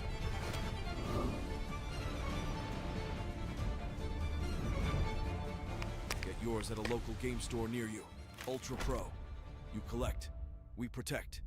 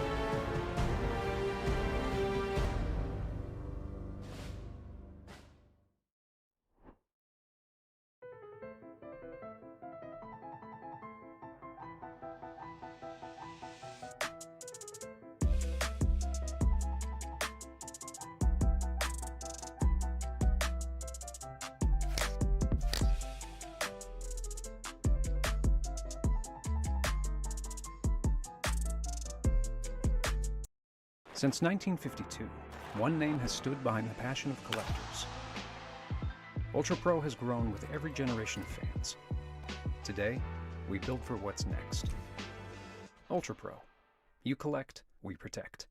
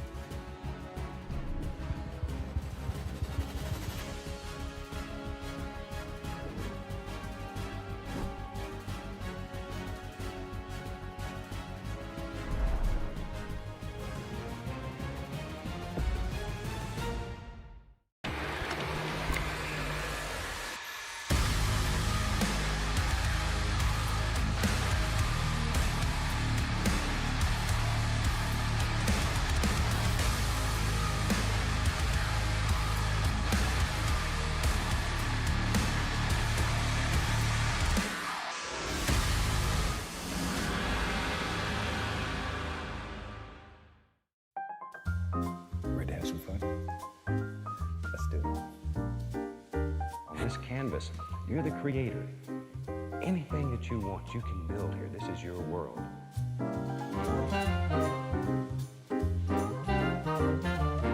We don't make mistakes. We have happy accidents.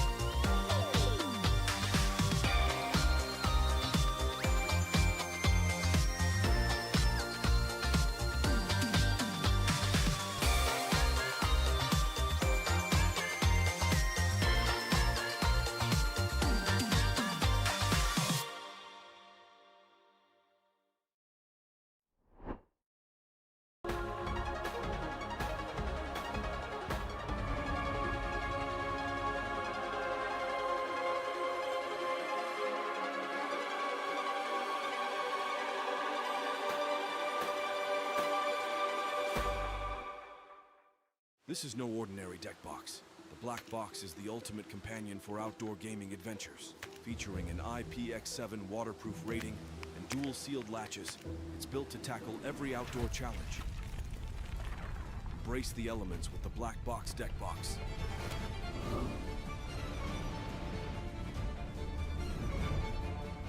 Get yours at a local game store near you. Ultra Pro. You collect, we protect.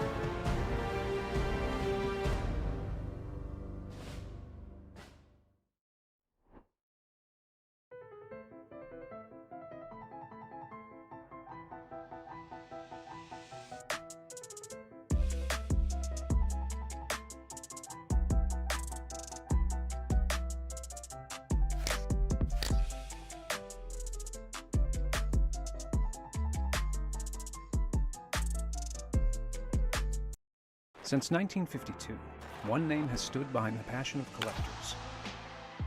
Ultra Pro has grown with every generation of fans. Today, we build for what's next.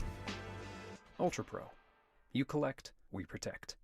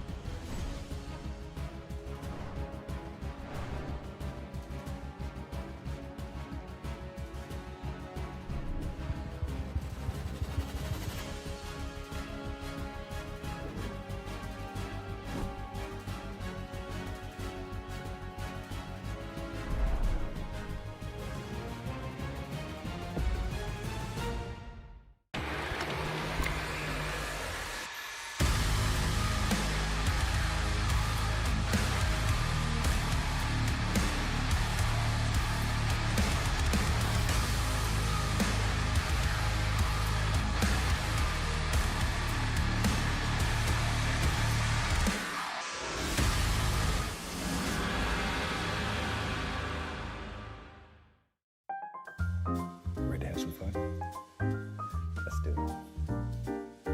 On this canvas, you're the creator. Anything that you want, you can build here. This is your world.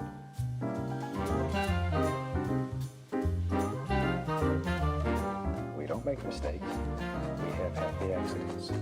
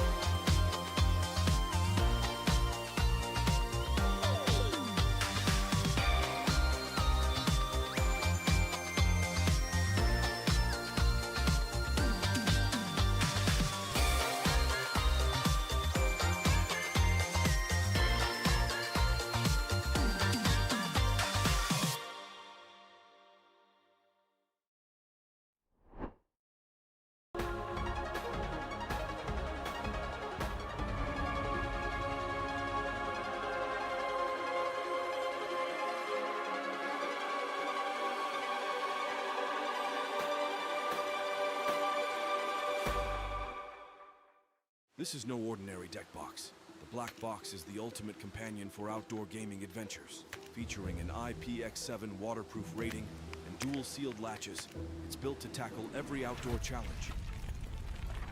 Embrace the elements with the black box deck box.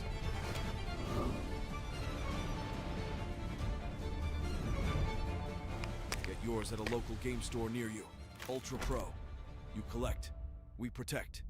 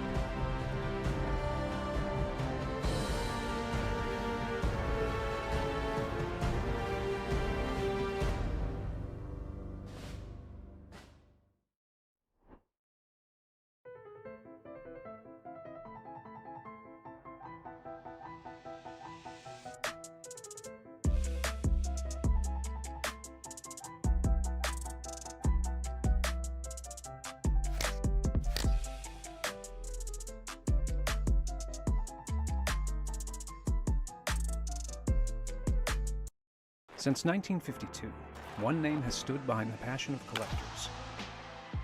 Ultra Pro has grown with every generation of fans. Today, we build for what's next. Ultra Pro. You collect, we protect.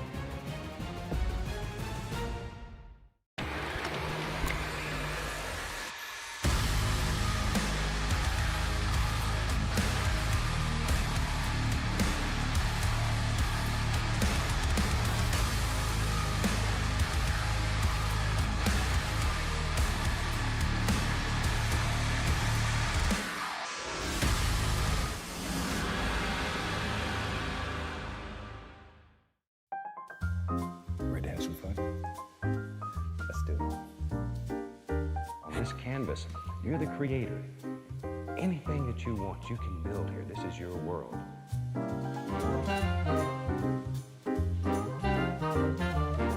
We don't make mistakes. We have happy accidents.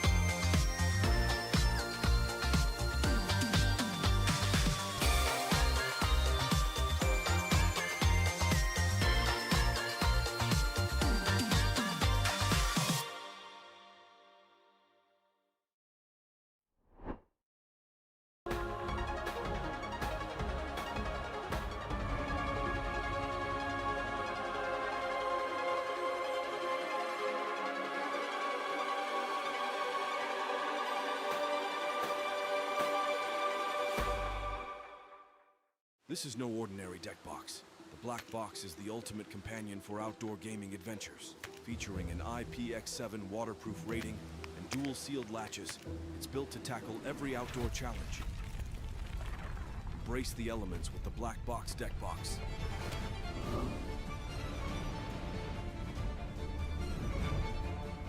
Get yours at a local game store near you.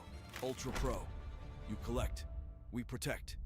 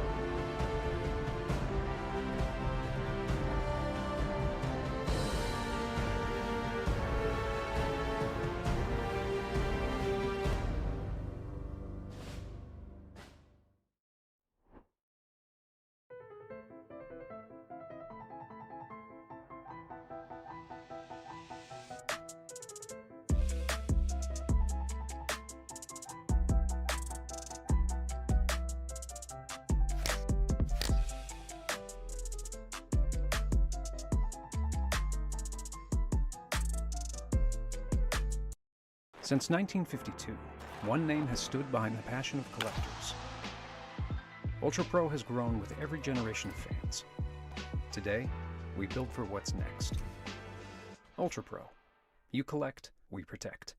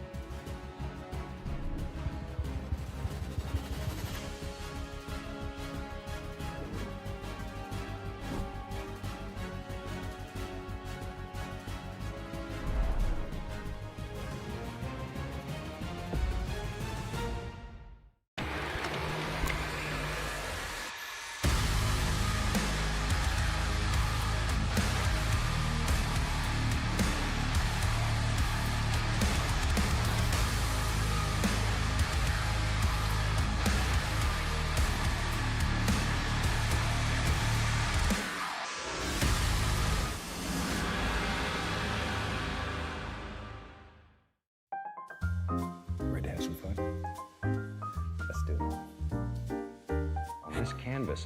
You're the creator. Anything that you want, you can build here. This is your world.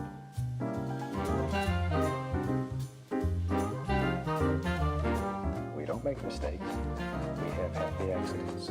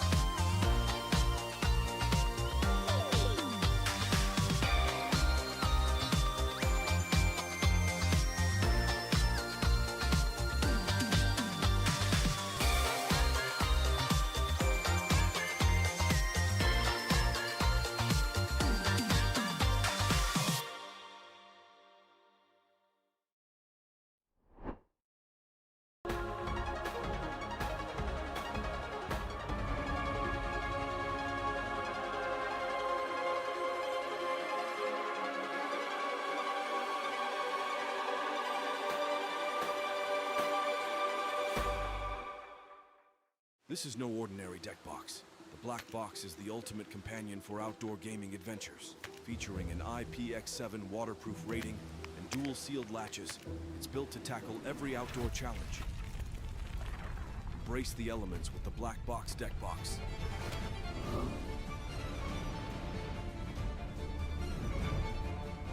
Get yours at a local game store near you. Ultra Pro. You collect, we protect.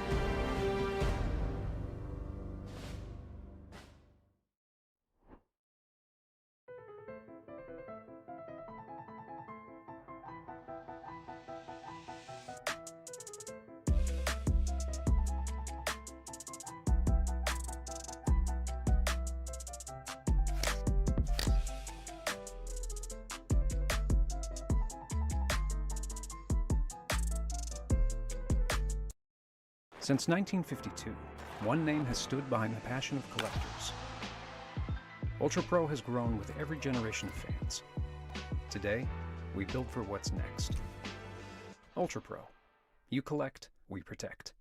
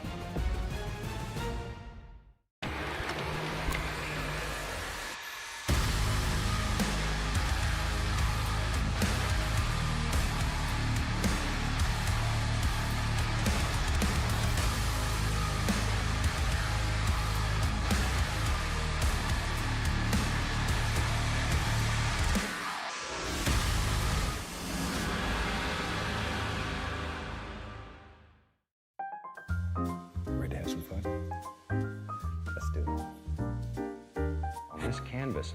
You're the creator. Anything that you want, you can build here. This is your world.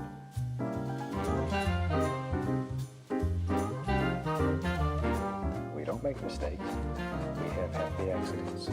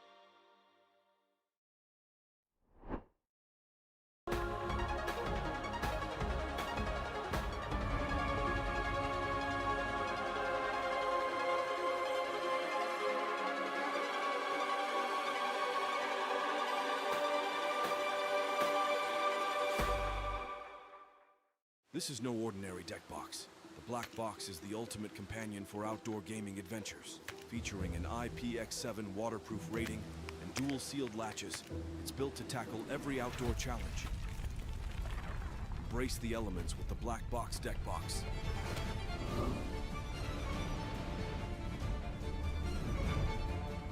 Get yours at a local game store near you. Ultra Pro. You collect, we protect.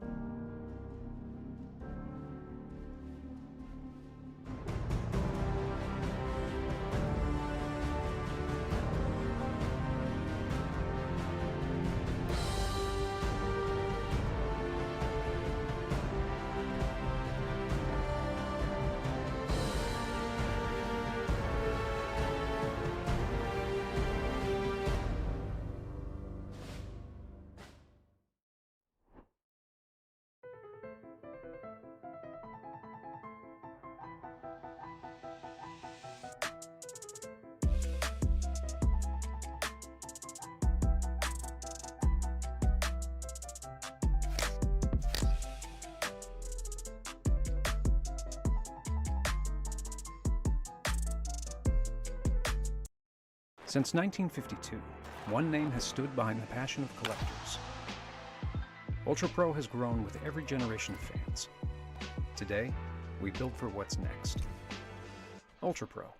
You collect, we protect.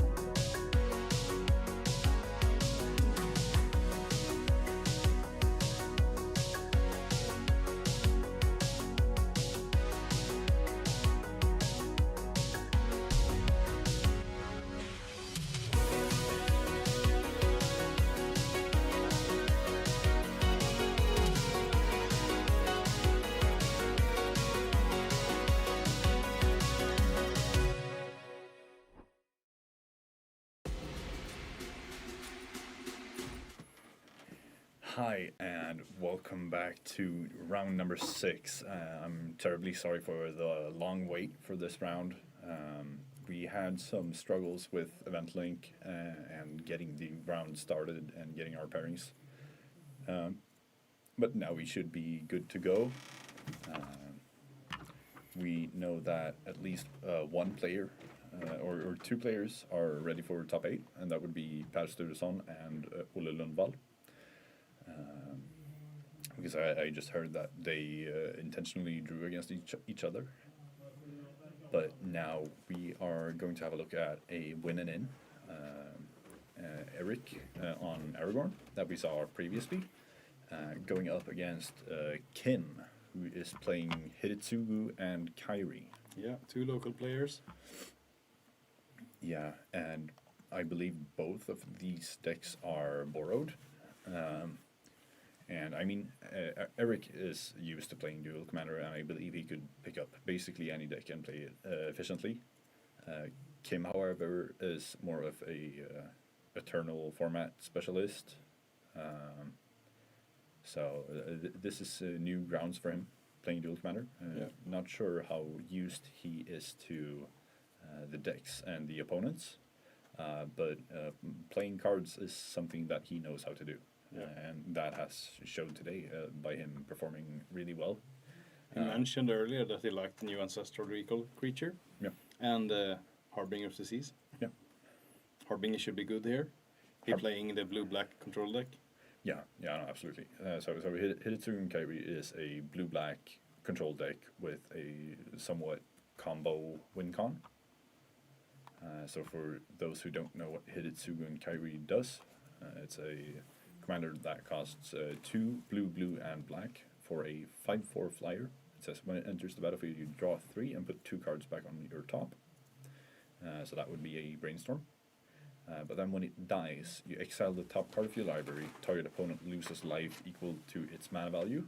If it's an instant or sorcery card, you can cast it without paying its mana cost. So basically, you control out the game, then you play Hidetsugu and Kairi, try to keep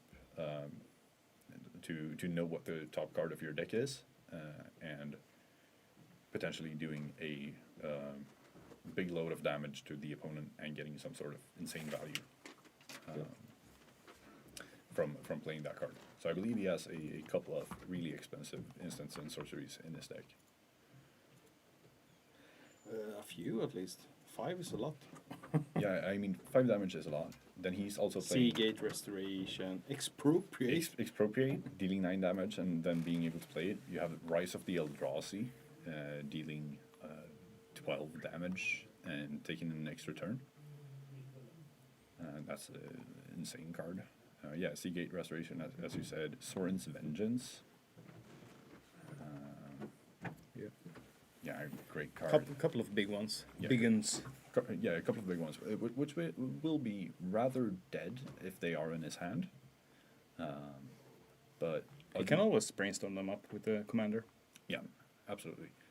And other than that, it's really just the best blue-black control cards, as well as a bunch of ways to kill your commander on your own. So you don't fall under like a Swords to Plowshares or something that makes it so that you don't get the death trigger. So I think this will be interesting. I don't believe that I've seen Hidetsugu and Kairi play before, but I think I understand the gist of how it works. Yeah, it looks pretty similar to my old Airtie deck, except the big spells. Yeah. Sinister Concierge, classic. That's a good card. The classic no one has ever heard of. Yeah. Ever. Yeah.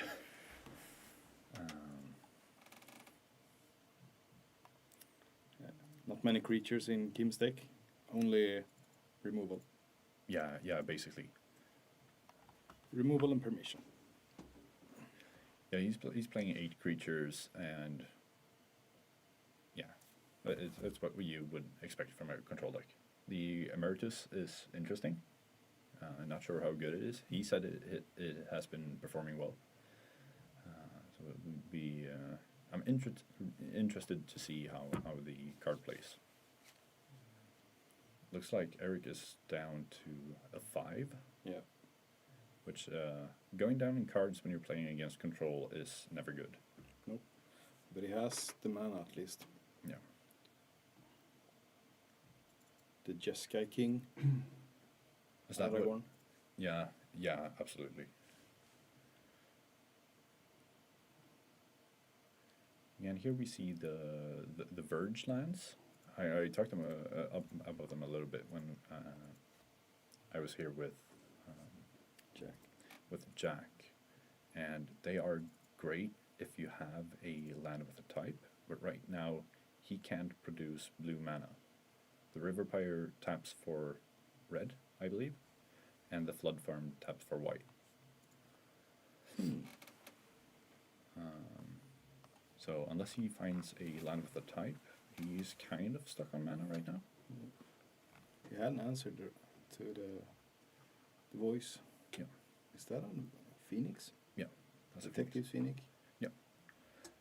So now he has access to 1 blue mana, since he played a basic mountain.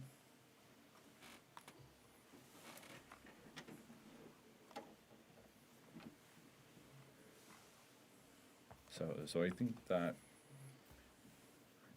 most... what is that? That is a Fire Nation. Is that what I think it is? Yeah. That's the biggest, baddest new win con for control decks. Yep. It's the Fire Nation occupation. Whenever you play spells on the opponent's turn, create a 2/2 with Firebending 1. Yeah. What is Firebending 1?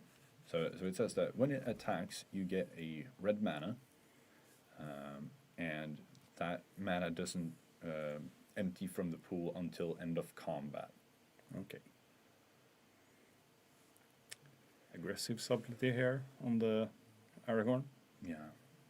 Kind of have to. Question is, do you put it on top of the deck? You don't really have any cards in hand right now. Trying that known card doesn't seem too good. So, I have a question here. So, if something would cause him to shuffle his deck now, the commander is shuffled in, right? Yeah, and he can't do anything about it. Okay. So the sleep should be an issue here. As soon as he needs to shuffle his deck, then he needs to change the sleeve. All right. Because if the card goes to an unknown location, you have to make it indistinguishable from the rest. Yeah. Trading away the Phoenix for one of the creatures. Yep. Yeah, Should be worth it. Yeah, and here we see the problem with the mana base of Aragorn again. I mean, he has Days in hand, which last turn would have been a great card for him to have, but he doesn't have any islands in play.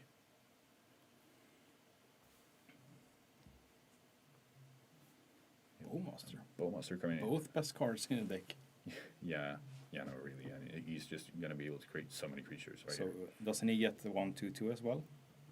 Yeah, he gets a 2/2, which I believe that's what the MDFC card is. And then they're saying that it enters and pings him twice. That is insane value. Yeah. Yeah, so we're already seeing the Fire Nation occupation being so good. And Dismember. And Dismember. So another creature. Yeah. Yep. I Going mean, to town here. Wow. So basically almost lethal next turn. 2, 4, 6, 7, 8. Yeah, 2-turn clock. Yeah, he's hitting for 9 next turn, right? Yeah, if he shoots face here, yeah, of course. Yeah. No, he's hitting for 8, right? So the Orc army is a 2/2. Yeah, okay, he does it in response. Wait, does he have... No, he's hitting for 11. 11? That was one more token than we thought. Doesn't he have one token too much right now? No. Because it was Subtlety, Dismember, Bowmaster, and the ETB. But one was... He should have one less, right? Yeah, he should have one less. He played Bowmaster and Dismember. And Subtlety. And then you have the ETB, which that would be 4, but Eric traded one away. So he should only have 3 right now. Yeah.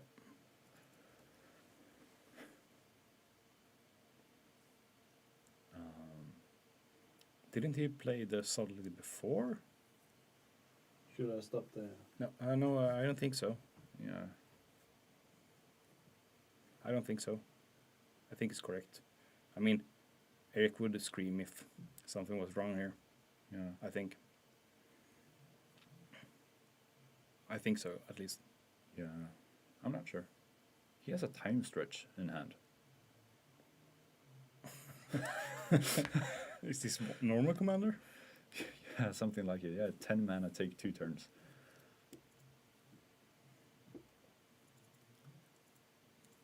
Yeah, getting the Monarch. This just looks a little bit too good for him. Yeah, that's king. And I believe that even if it were 1 token too many, then it wouldn't really have mattered. Because it was still a 2-turn clock. And Yeah. Eric didn't have anything. That is a good control card. Yeah, that was Fire Nation's occupation. Yeah, so for everyone who is doubting the Fire Nation occupation, just look at that game. Crazy 2/2s, man. Yeah. 2/2. It's a big difference from the usual 1/1s. Yeah, absolutely. And it not having a clause like only once a turn, it is for each spell being cast on the opponent's turn. So it's really that great. Kind of makes me want to play some sort of control with black in it. Yeah. Jund control. Jund control. Yeah. Should work. Yeah. What are your counter spells? I'm playing Pyroblast. Yeah. Guttural response. Yeah. Yeah, guttural response. And then you have like... What's the ruling for that kind of card who has red mana symbol in it? It doesn't have it. It just says the token you produce has this symbol. Yeah, so that's only reminder text, and reminder text isn't accounted for color identity.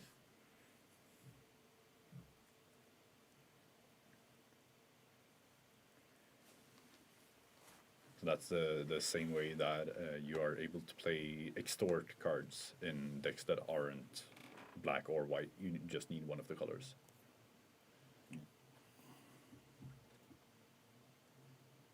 Hoping for a hand with 7 cards now for Eric. Yeah, it looked really rough to go down to 5 and then having to face what Kim was doing. I'm not sure why you build a deck like this Aragon without just playing the lands that has like island, mountain, or stuff like this. Why do you even put in the new Verge lands if you have days in the deck? Kind of screwed in there.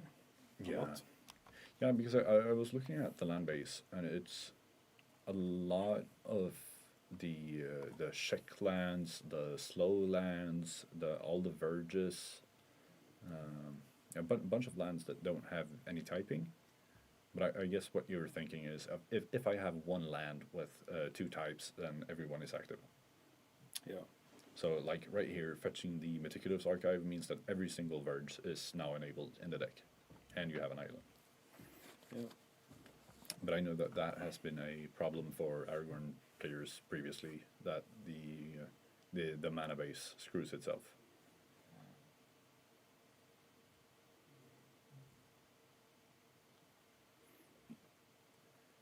Is this the only match, or is it one more match going on outside? Being played right now? I believe that there were 2 games that should have drawn into top 8. Right. The rest of them should be playing, because I think that at least some 4-2s are going to make it into the top 8.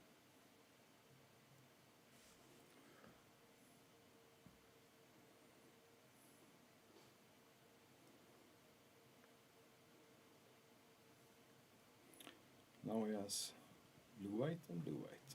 Yeah. Ooh, There are that's 7 players. Only 4 will advance to quarterfinals. All right. 4? What? Or is it a cut to top 4? No. Sorry. It's okay. It's okay. It's a long day. Yeah. The 4 are already into the quarterfinals. Yeah. Yeah, so 4 more. Yeah, so here we see great play. Yeah, so 4 more out of 7. Yep. Yeah. Yeah. So playing the Baleful Strix to jar card and then using the Force Flare of Disruption? Flare of... What's it called? Flare of flaring. Yeah, the flashy flare. The blue The flare. Flare of Denial is what it's called. Yeah, the Flare of Denial, sacrificing it in order to counter the Voice of Victory. Voice of Victory should usually be like a nail in the coffin here for the blue players, but Yeah. he has managed to handle it each time. Preferably before it hits the battlefield. Yeah. I mean, super strong. Yeah. So that's the Witch Enchanter being played as a tap land, I believe. Passing the turn, and Kim is fetching.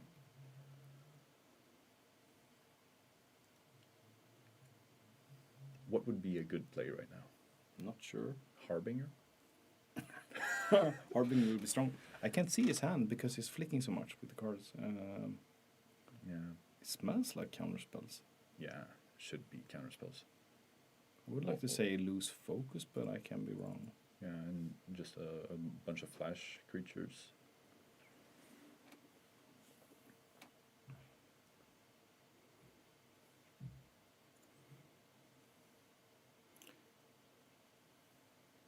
I think Eric is gonna slam his Aragorn next turn at least. I think he will, Yeah, no matter what. probably. I mean, he will try. If Kim just passes, then he will try to play something during the unstep here. Yeah, Oof, that's a card. yeah, playing a Hull Breacher. Yeah. That's a good Problem is you gotta answer that too. Yeah, so Kim needs to answer this, and then hopefully Eric will be able to play his Aragorn without troubles next turn. I'm not sure. He has one big spell, right? Yeah. So he has Long Goodbye Commandeer. Would that be a counterspell? Is that the Time Stretch again? And then just a regular Brainstorm? Okay, so you're going the Goyf route. Yeah, and I feel like that's something That's a card. that needs to be answered as well. Yeah. He's putting down the card like, yeah, deal with it. Yeah, and I mean, how big would it be? 4 or 5? 4 or 5, right? Yeah, sorcery, instant, land, artifact, creature, 5/6. 5/6. Yeah. Shooting for 5. Yeah, it's a big card, and Kim can't Long Goodbye it. Nope. CMC 4. Or mana value 4. Yeah, and yeah, He's gonna what? He's gonna bestow it? yeah, he's gonna bestow it. We saw this play from him against Eric Nystrand as well, and it's just such a good play. You deal so much damage with Pyrogoyf and Detectives Phoenix. So he's made 9. Yeah, 9. No. 9 plus 4. 9. 5 plus 6. Okay. So 11 damage this turn. Should be right. Oh, Is that an innocent blood? yeah, that's an innocent blood. And that's the thing with the Phoenix, is that you get to keep it in play even if they remove the creature. Yeah. Just falls down to the battlefield. Yeah, but he has the Long Goodbye for it right now. If he feels like he really needs to remove it.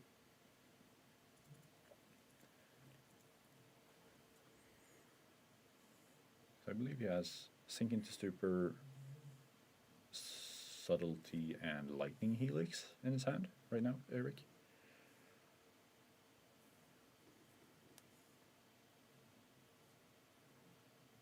Yeah, and there's a wash away. Yeah. So that's one of the really effective counterspells for this format. It's like if you are playing blue, you're playing wash away. Yeah.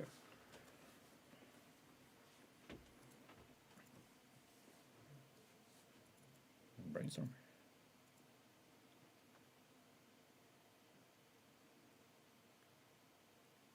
Must feel great knowing that you don't brainstorm into Bowmaster. Yeah.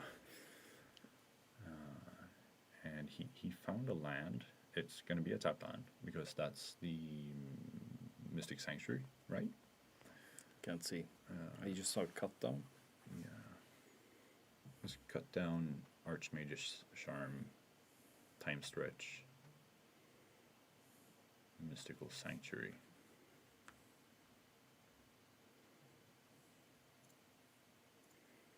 So he's putting Sanctuary back. Yeah. So he must have another land in that case. Basic island. Yeah. So I guess that next turn he's going to try and resolve the Hidetsu and Kairi. Yeah, probably. That's going to be difficult. Even if Eric taps out here, he still has subtlety for it. And is that a mental misstep? Yeah, mental misstep. And then I would believe that the MDFC helper is a sink into stupor. Yeah. He has the Mystic Sanctuary one more down. He put him in the wrong direction, I think. Yeah, I'm not sure. Yeah, but seeing that Eric didn't do anything, you just kind of expect him to have something up. Does he play the end step, or he plays just a lightning helix just because he can? Yeah, spell snare. Yep.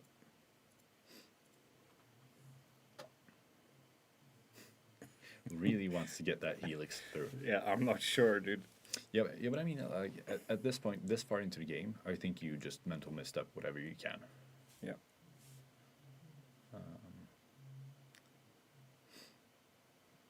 Yeah. Going down to 5.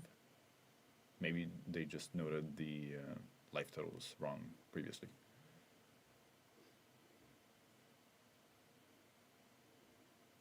So what did we draw here? Was that a basic island? Yeah. Archmage's Charm. Wanting to draw 2 cards? Sounds good. Yeah.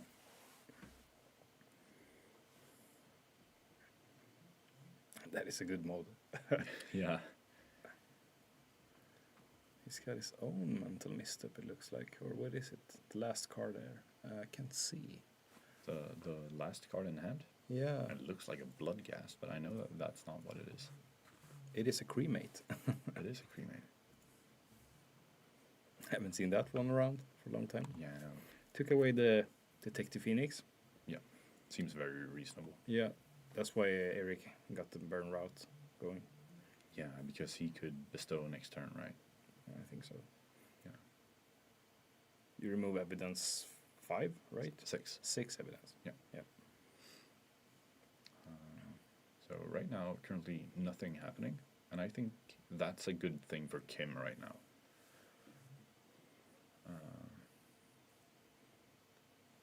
Eric currently has subtlety in hand, so as long as Kim doesn't just jam out the Hidetsugu and Kairi into it, the game looks great. Yeah, but it's going to be a hard cast subtlety here, right? Yeah.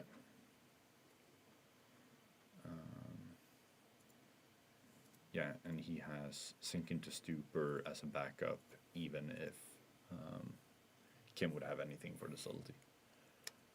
We get beat down to 2 life on his turn.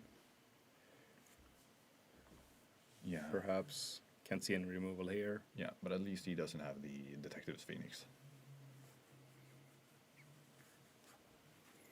Putting it on top of the library. So, Eric knows what he needs to do. Attack. Yeah. Was that a wash away that was drawn for turn? Because in that case, he should be able to seal this game. Yep.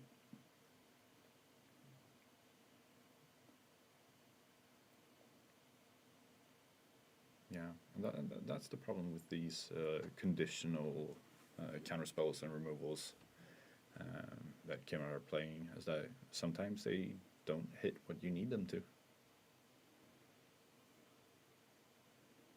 That's 3 mana, And it's Sink into Stupor. And that can't be countered by Change the Equation either. So this should be game over? Yep.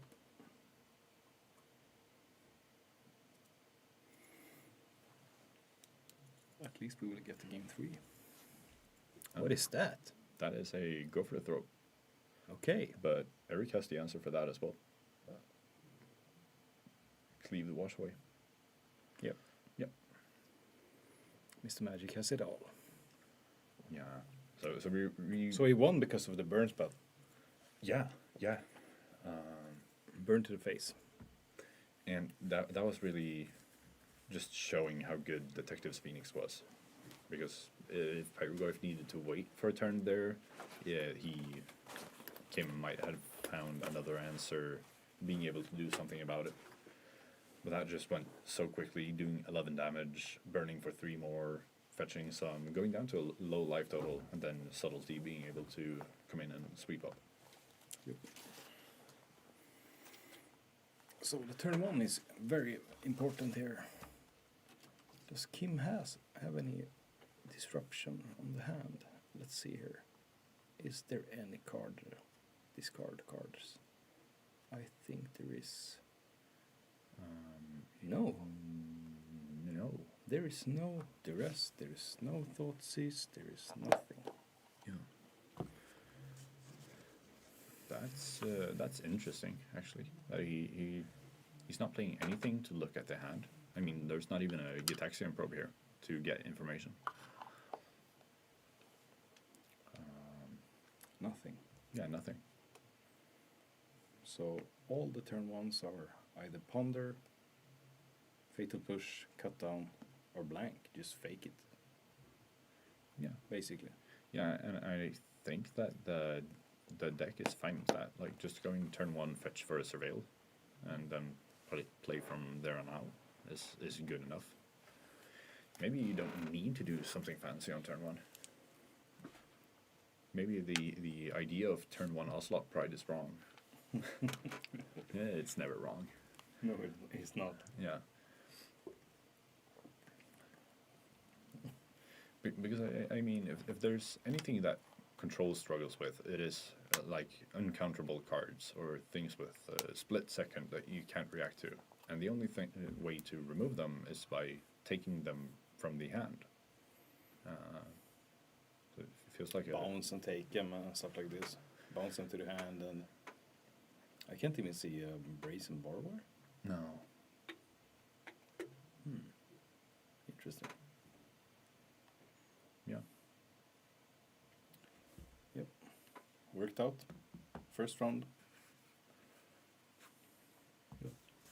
But I think that mostly Kim is fine with doing nothing. Yeah. Now he has answers on the curve here. Yeah, I mean, as long as he has 2 mana up, he can basically do anything or react to anything.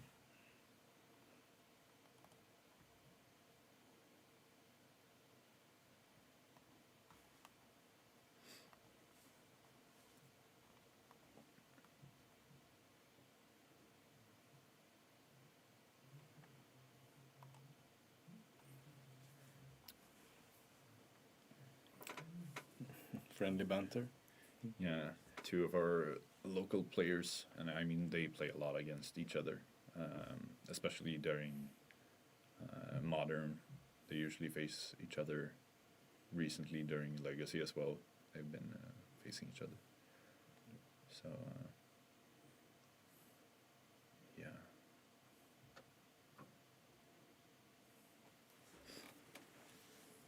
But this feels like a rather slow game. It should be rather slow, at least. Oh, yeah. You gotta answer that? Yeah. I feel like that's a weird thing to do as a control deck. Just turn 3, tapping out into untapped lands when you're going up against a blue deck to play one of your best win cons. Not sure why. Your best win cons. I mean, that's the best win con for sure. Yeah. But, I mean, he can't do it later. Because if he does, he's gonna just slam Aragorn, right? Yeah. And we see that in this case it wouldn't even matter because he has the Cathar's Commando that would have been able to remove it anyways. Yeah. That is a fast card. 3-1. Yeah. So just being able to keep Kim in check right now and having that 3-1 clock is feels like it's good enough. Consult the star chart. Yeah, being kicked. Looking at the top 4 and taking 2 to hand. Is that a Bowmaster? Yeah. Dismember? I think that's what I would pick, probably. Or is he taking Bowmaster and Wan Shi Tong? I really want creatures, it looks like. Yeah.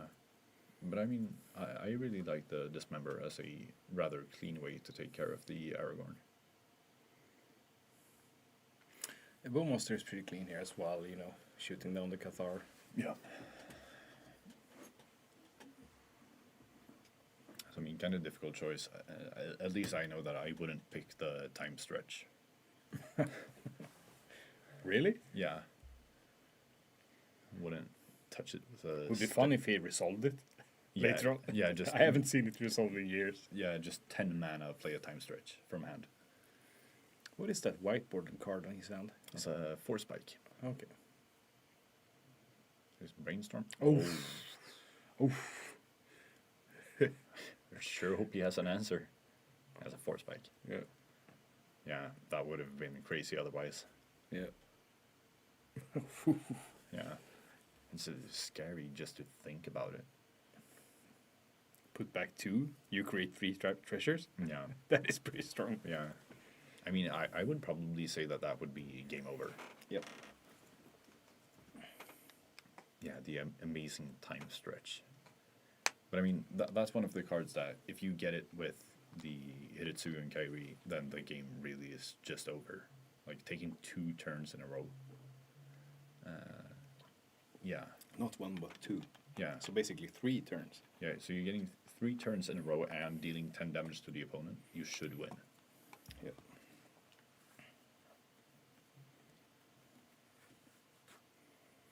Yeah, just keeps hitting for 3. And I think I would wait on the Bowmaster here. Like, you're not really under any pressure. And risking it being countered would be, yeah, I think that's a good choice. Could do it in end step, maybe. Yeah, I'm not sure about it. 2 floating mana, 1 floating. Yeah. First engagement, pitching a misdirection. Probably the correct choice. Yeah. But I mean, Eric still has Tishana's Tidebinder to turn it off. Just decides to let it go. Could he have... No, he wouldn't be able to activate it without a target. What is the blue card in Kim's hand? Let's see. That one. Is that a Mystical Confluence? Yeah, okay, Mystic Confluence. I believe that's like a Fallout version or Doctor Who or something. Doctor Who? I'm sure. Doctor... Not sure. There are so many of them. I don't know. Yeah, okay. Or it is the you know your set lore. Yeah. Yeah, no, it's the... Did you see the triangle? The Lord of the Rings. No. It was, I believe I saw the fountain thing. Yeah. That card brings you so many choices, man. Yeah, that's the one. Usually draw 3 is good. Yeah. Or bounce, draw 2. Yeah. But then you risk, like, if they remove the target, then you don't get to draw cards. I would like to choose to draw 1 first, then bounce, then draw 1. Doesn't it work? No, it doesn't work like that.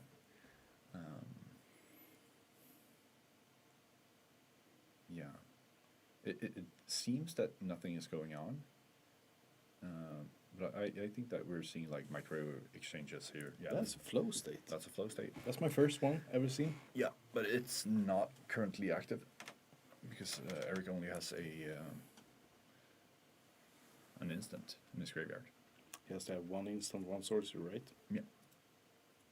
But still, being able to look at 3 and put 1 to hand isn't bad. So right. Yeah. First time, folks, keep a lookout for this card. You're gonna see it a lot. Yeah. I believe so, at least. Yeah, I believe that the flow state is really, really strong.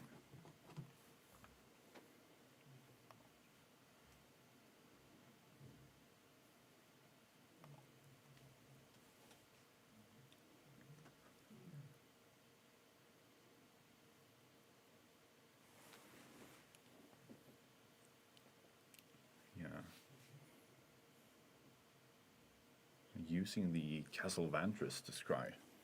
Yeah.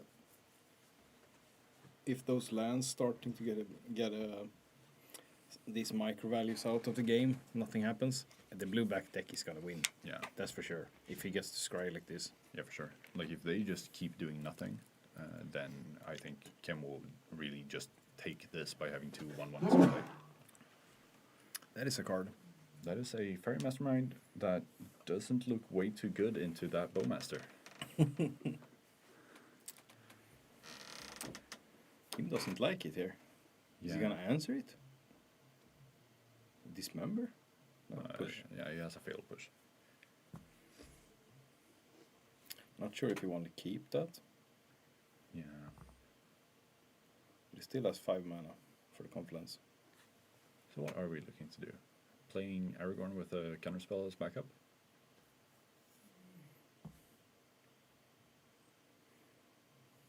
So you can't let it resolve. Yeah, I think Kim currently is saying that I want the monarchy. And then probably something like end step, try to bounce it and draw 2 cards. Or let us go for the throat. Yeah. So Dismember, go for the throat, and Mystic Confluence. Pretty good hand. Yeah. Pretty stacked. Yeah, I mean, he's able to remove anything that comes in. Yeah. So it's gonna die. The question is now or the next removal spell on the hand. Counter spell, sure. Yeah. He's still gonna remove it with the Dismember here, right? Yep. Yeah. Just needs to pay 4 life for it.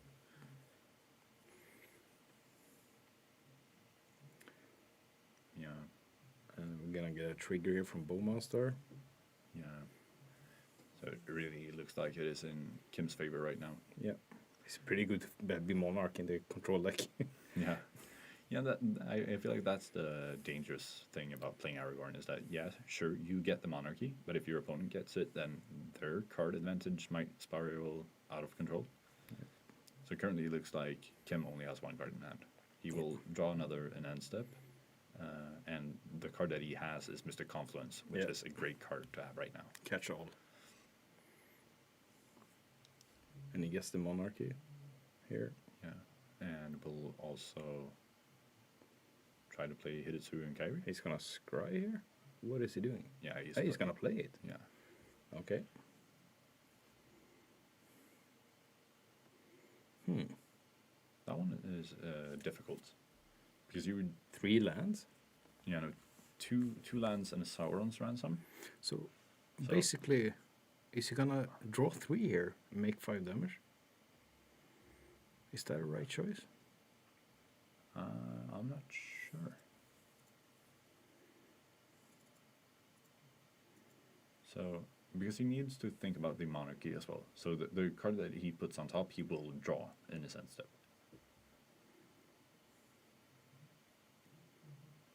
But all of the cards in his hand were dead anyway. So yeah, deciding to have the Confluence on top so that even if Hidetsugu and Kairi gets removed right now, Eric would take 5 damage. Eric had no place. Yeah. What would be the best thing for him right now? Hardcast Solitude? Doesn't matter, right? Yeah, it really shouldn't. He has a Bowmaster and he's the monarchy, so... So we see Sink into Stupor, bouncing the Hidetsugu and Kairi. I would be fine with that. I mean... Yeah, I think... Prolonging the pain. Yeah, just passing on it and then playing it again. Yeah. Doesn't feel too bad. 2, 3, 4, 5, 6, 7, 8 mana for Kim. Yeah. He doesn't even need to play it, actually. Yeah. Sauron's Ransom. Feels like a weird card to play in response. But yeah, sure. I think you just want to see his reactions or something. Yeah. He wants to make a Ring Bearer, making the Bowmaster legendary, I believe. Does he get the legendary? Yeah. Okay. It gets legendary and Skulk, so things bigger than it can't block it. I would give it to the token, if you can. Yeah.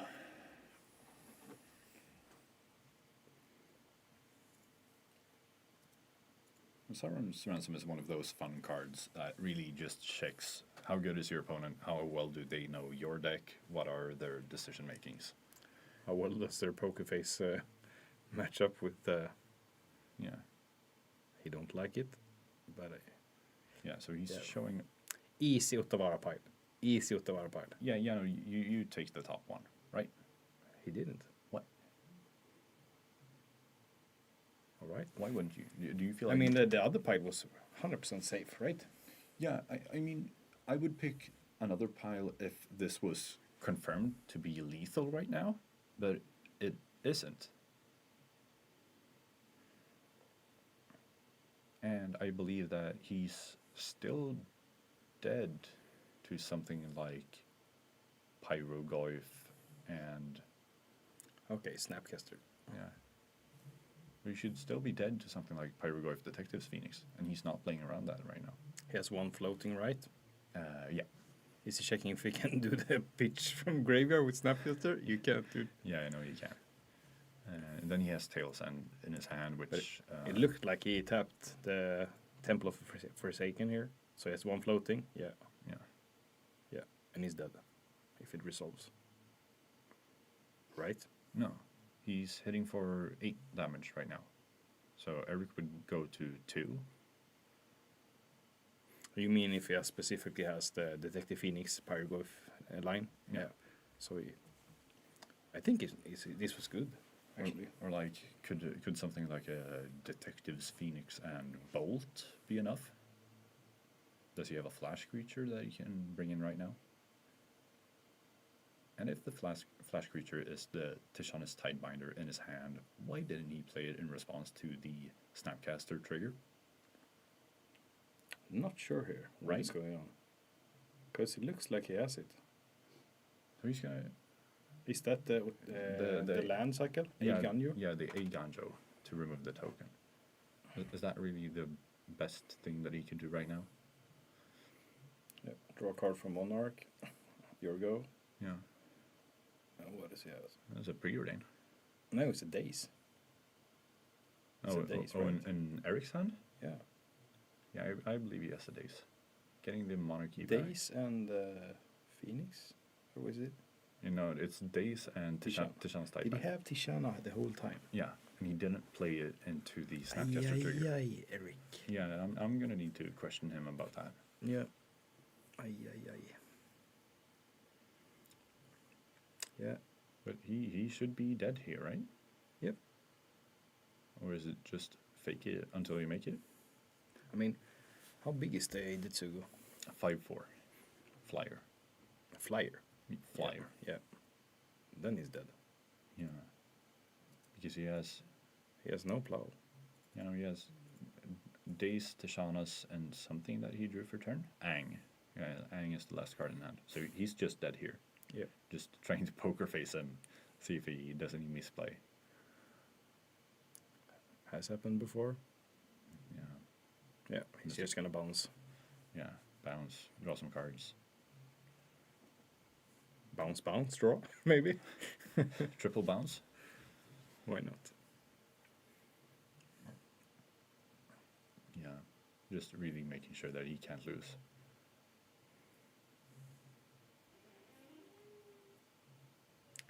It looks like he is having a very good time game. Yeah. I'm in envy. I believe so. Yeah. Good games. Yeah. He looks happy. He's pretty cute when he's happy. Yeah. Yeah. I think pretty decisive match here. Yeah, I mean, but why not play the Tishanas? Because if you would, then you would have bounced the Hidetsugu to hand, and you could still have traded away the token if you wanted to, or just block the Bowmaster. Not sure. Brain fog, maybe. It's been a long day. Yeah. And I think that a few people were kind of out of it after the long break that we needed because of event issues. Yeah.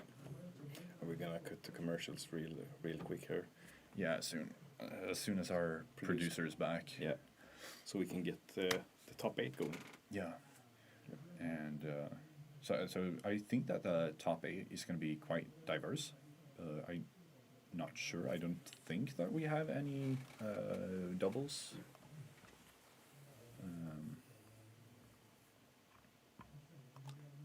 Not 2 Tussigers?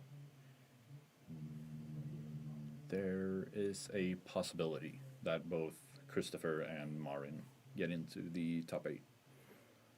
But other than that, there should be different decks, all of them. Yeah, I think so. Yep. Yeah, so the possibility of 2 Tassigers, otherwise unique decks. And I mean, Tassiger and Glarb are kind of the same, but playing a little bit different. Yeah. One is more creaturey, one is more spelly, so to speak. Yeah, I think Tassiger is more control-y than the Glarb deck. Glarb is a little bit more mid-rangey with some control and the combos.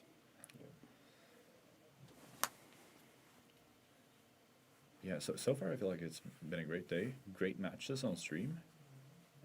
A bit of technical difficulties, which we can't really decide over those, but We apologize, but technical difficulties is technical difficulties. Yeah. We can't do anything about it.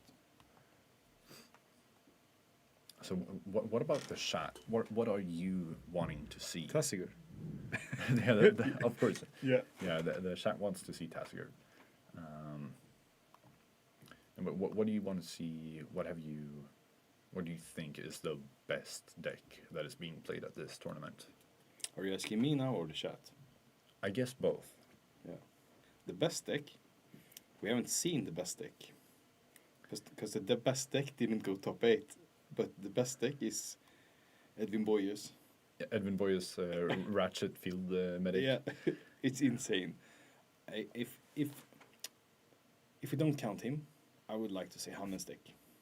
Yeah, The failure deck. Yeah, the failure. Yeah, and playing it like that, I mean, it's not easy to stop. Yeah.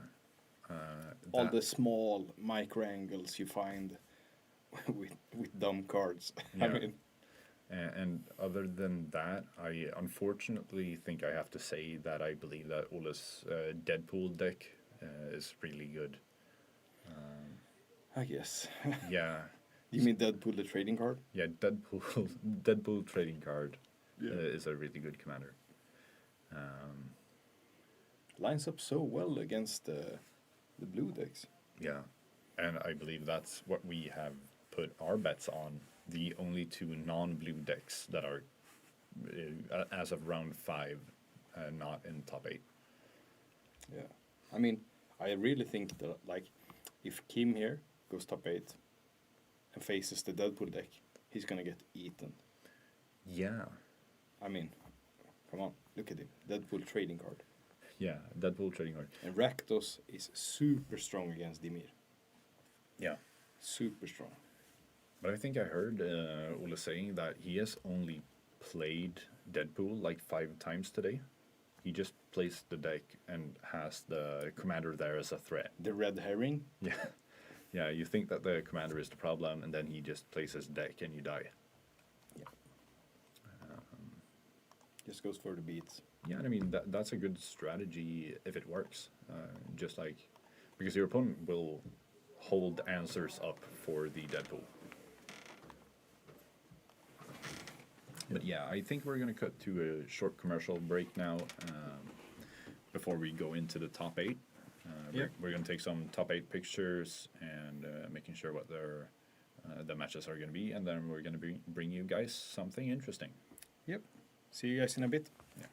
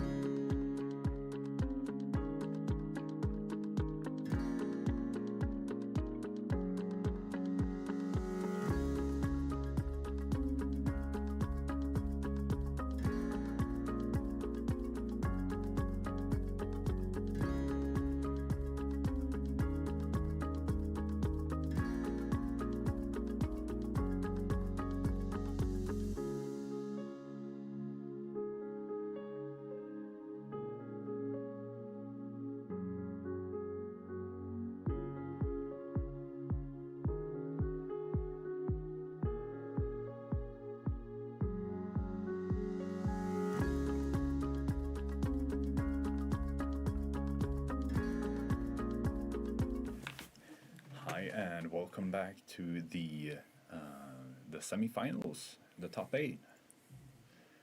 So we're gonna see the so far undefeated Olle playing his Deadpool deck, going up against Eric, the Slimefoot and Squee player that we saw in the previous round. I think it's going to be an interesting matchup. Probably the first non-blue matchup. No, we had Giacomo versus The white deck. the white deck, the Felia, Yeah. being played earlier. But yeah, so no counter spells going on here. I like it. Yeah. So, what should they do? What are they like lines here? What should they aim for? Which should they trade? How do you play blue versus non-blue versus non-blue? I don't know this. So you bolt the bird, Yeah. right? Yeah. And then I believe that the Deadpool deck is kind of like a scam deck. Okay. Like you try to play Fury and then like feint death on it to have it come back. Mm. Yeah. Skelemental. Skelemental, yeah. Lightning Yeah, that one is a really terrifying card. Yeah. We just moon them out. Yeah, you have the possibility of mooning them out. If they don't find a basic or play a mana dork, then Magus of the Moon would be quite effective against the Slimefoot. I mean, they are playing the same colors, except that Slimefoot has green as well. Yeah. Man, I can see now in the Rakdos deck, they have all the cards. Yeah. All the cards. Yeah, if it is a good Rakdos card that has been printed in the last 5 years, they are playing it. Yeah, everything from Fury, Baragoyf, Seasoned Pyromancer, Hexing Squelcher, DRC, Moonshadow, Nethergoyf, Grief, Doughty Voivo, everything. Everything. Yeah. So we're gonna see a bunch of cards that we know and love. And all the spells. And all the spells. The recent flashback. From what is this? Can you guess what flashback does? Give something flashback? Yeah, it's 1 mana. Give an instant or sorcery card in your graveyard flashback. Seems good. Yeah, flashbacking a Hymn to Torak, flashbacking a lightning bolt. Now we're talking. Just really versatile cards for his big suite of different instants and sorceries. Flashback cool against command late game. That's good. Yeah, so we're gonna jump into the game, and Olle will begin all of his games, seeing as he is seed number 1 going into the top 8. Yep. Looking nice and proper. He is the only man in a suit today. That is something to take note of. But Eric's hair game is on top. It sure is. And wearing the very nice Alara Games shirt that some people have been given when they're going to bigger tournaments. I mean, how can you not keep turn 1 Deathrite Shaman, right? Not sure. I would keep it. Yeah. But I think it's gonna get destroyed. It probably is. Yeah. But I mean, your turn 1 play is probably going to get destroyed either way. Yeah. And your second. Yeah. Fast land into Deathrite. Yeah. So I believe I saw that Olle has the Magus of the Moon in hand. So let's see how good it is going to be. Because I saw that Eric had a basic swamp. So it might not be super impactful, but we'll see. Both of them look so happy, man. Yeah. Happy to be in top 8, a bunch of banter. There we have it, the Boogeyman. Deadpool trading card. Yeah. That also just feels like the thing that if Eric plays out his Slimefoot and Squee, Olle is probably going to want to try and take the text from it immediately. Yeah. Yeah. So he's surveilling here. Yeah. Just want to secure his draws before he slams the moon, I guess. Yeah, putting down the Legend of Roku. It's a card that has been seeing a lot of play recently in the Boris Energy decks. Yeah. The longer by the dork has been killed. Doesn't look like he has a basic black, right? Yeah, he has a swamp. Sorry. Yeah. Yeah. There's a dork. That's a good dork right now.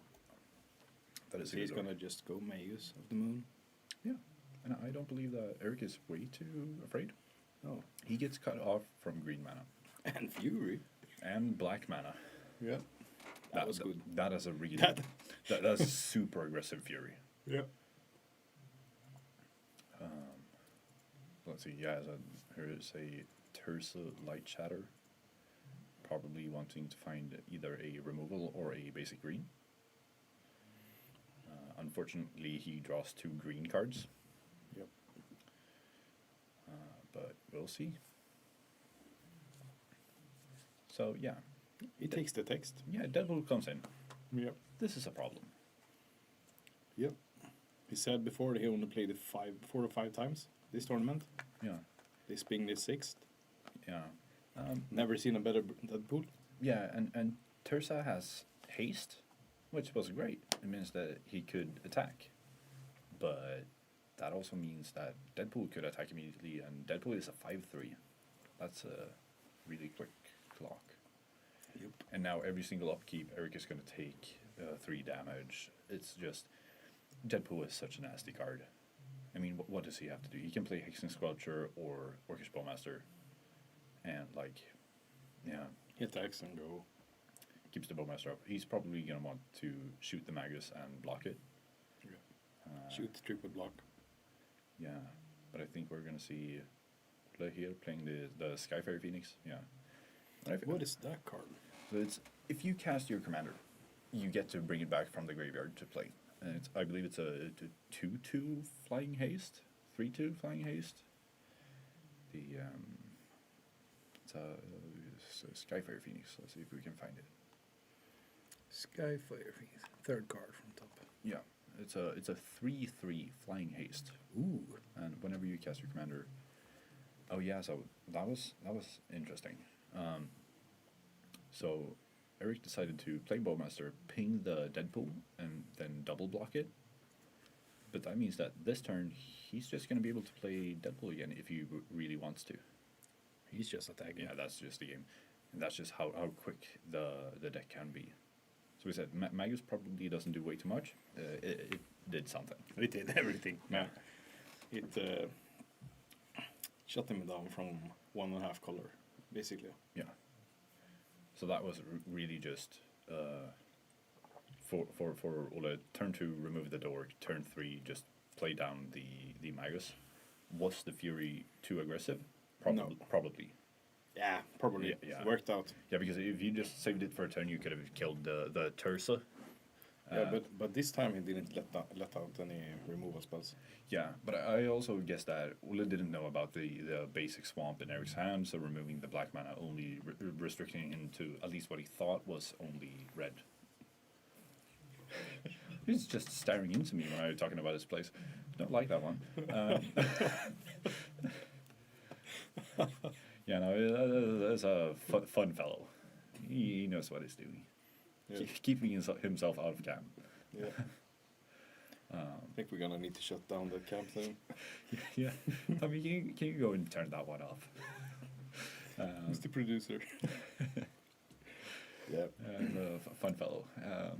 So, we want turn 1. What are you just gonna say? I can mirror Eric's picture if you want just to see Eric instead of Willa. Yeah. Yeah. Yeah, mirror the first camp.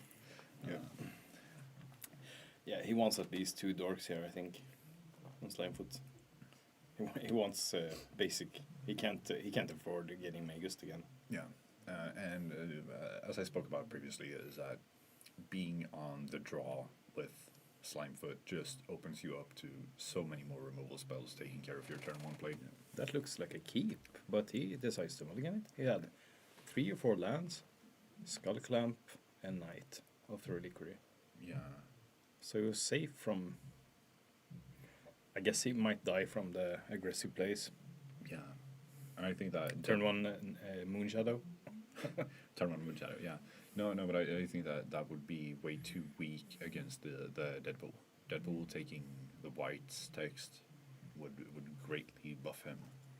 Yeah, but if the card is so strong, you need to ban it. Yeah, If you're gonna reason like that every time, there's something wrong with Deadpool. yeah, there is something wrong with Deadpool. I'm very much for just removing that card. It's so obnoxious having to play around it, especially when, like, the problem is if it is in your command zone, then you know about it and it's terrible. If it is in the 99, you can't really play around it, so you just die to it. Now it's showing off his nice cards. Yeah, that was one of the invocations. Would you know what that is? Is that a Chain Lightning? I think that is the left one. No, the card that was discarded. That is a Chain Lightning. Yeah, The left card, isn't that like that's a Croxa. Croxa? Yeah. The Titan, Okay. the Euro copy. That is one expensive Chain Lightning at least. Yeah. So we kept basically all lands, Yeah.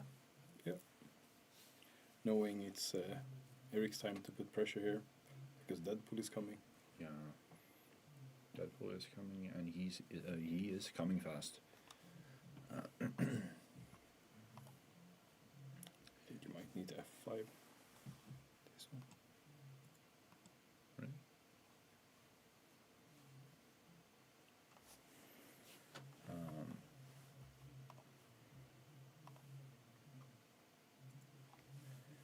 Yeah.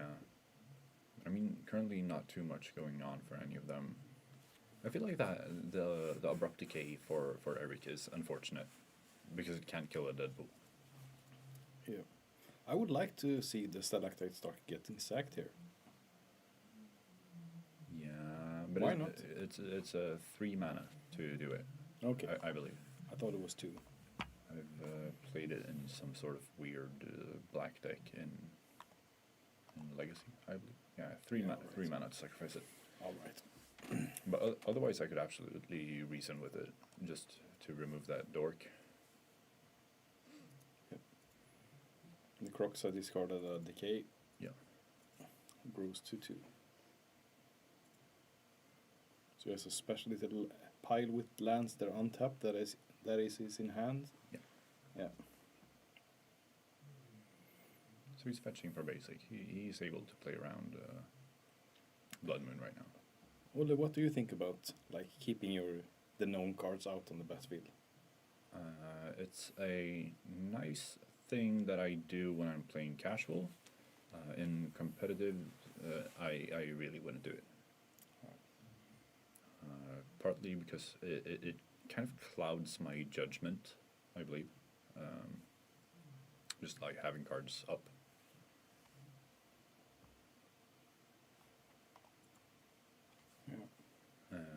And I'm all against it.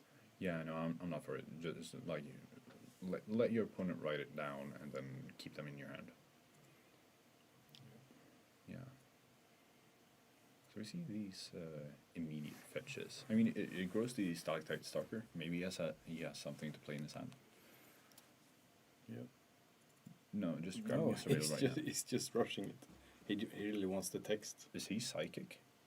Because I believe that Eric has a opposition agent in hand.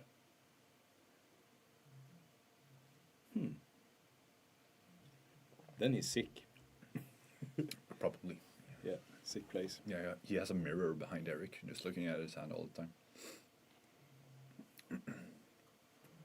Surveilling, keeping the card on top. What was the purpose? Unless he's specifically playing around opposition agent, which Eric currently has in hand. Has he mistakenly made a drop down of it? Or Haven't seen a drop down. yeah. Weird. Next level. Yeah. Maybe he knows. Now he's something playing about a song here for us. Keyboard. Yeah, he kind of looks like a pianist, doesn't he? In a suit. Is he a savant? He could be. Savant syndrome? Yeah. Attacking with Slimefoot. He has a trigger on the stack.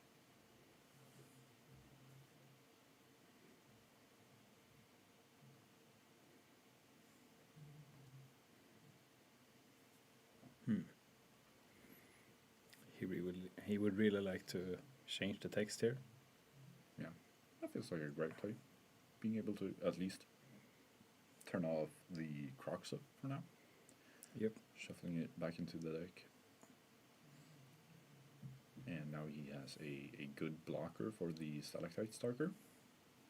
So did you just put them on the bottom? Yeah. Yeah, okay, yeah. Yeah. I was, I mean, I'm not sure what. he really loves to fetch. Yeah, he keeps playing these fetches. Yeah, play into the opposition agent. Okay, he plays a demonic tutor. Yeah. Never mind. So what does he want to grab? He would probably want to grab a Fury. Croxa? Another Croxa. Yeah, Fury would be good. Yeah, I think so. Or is it? Especially if he has a pitchable card and a scam card in his hand, it would be fantastic right now. I don't think he has a pitchable card. Wasn't it 2 black cards? I'm not sure. 1 fetch and one black card? Or does he just want to do something small this turn and just hard cast a Fury next turn? Feels kind of too slow. And playing Fury and removing the Slimefoot right now is too late, since he has 2 Zeppelins in play. Yeah. So in that case, he can just bring it back. Here we get the dinosaur endurance on screen. Dinosaur tree or something. Yeah. Haven't seen that one before. Yeah, it looks like a big turtle with a tree on its back. Bulbasaur? Bulbasaur? Or is it the I can't remember Venusaur? the name of it. No, I know what you mean. Torterra. no, not Torterra. Not a Pokemon. It's if you've played Mists of Pandaria, World of Warcraft, the starting island for the Pandaren class is a big turtle that you walk upon. Okay. But that doesn't look big enough.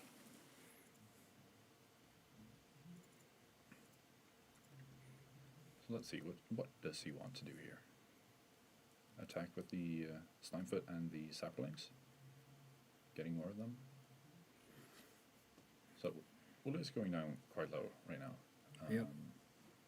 What card did he put to hand? Toxic, maybe? He has a Skyfire Phoenix currently. Was it a Toxic Deluge? Toxic on 4 would be good. But here, Eric is... What is that? That's a Moon Shadow, right? Is it? I believe so. Isn't that some... Yeah, it's a weird art for the Moon Shadow. Going down to 8.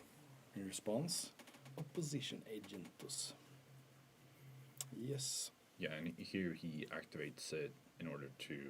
The Stalactite Stalker in order to kill the opposition agent. Yeah, that's a weird art for Moon Shadow. I really don't like the tongue in that art. Yeah. Yeah. That one is weird. I get scared. Yeah, but the Moon Shadow is already a 3/3 right here. Already? Yeah. I mean, Ola is at 8 here. Isn't that a bit slow? It seems like it. I really hope it wasn't Moon Shadow that he tutored for, because that feels very, very slow. Yeah, he has Fury in hand. So he is able to pitch cast Fury right now if he wants to. But why would he? He wanted to. He wanted to. Is that a Sky Phoenix? Skyfire Phoenix? Yeah. Pitched? Yeah. So what does he want to kill? The Endurance? Everything small? The 3 tiny creatures. What? Seems weird.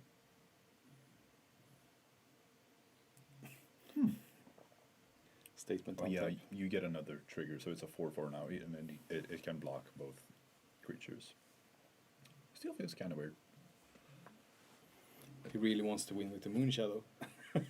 Yeah, and I also feel that it's weird, or unfortunate rather, that Eric isn't getting any drawing the 4th land right here.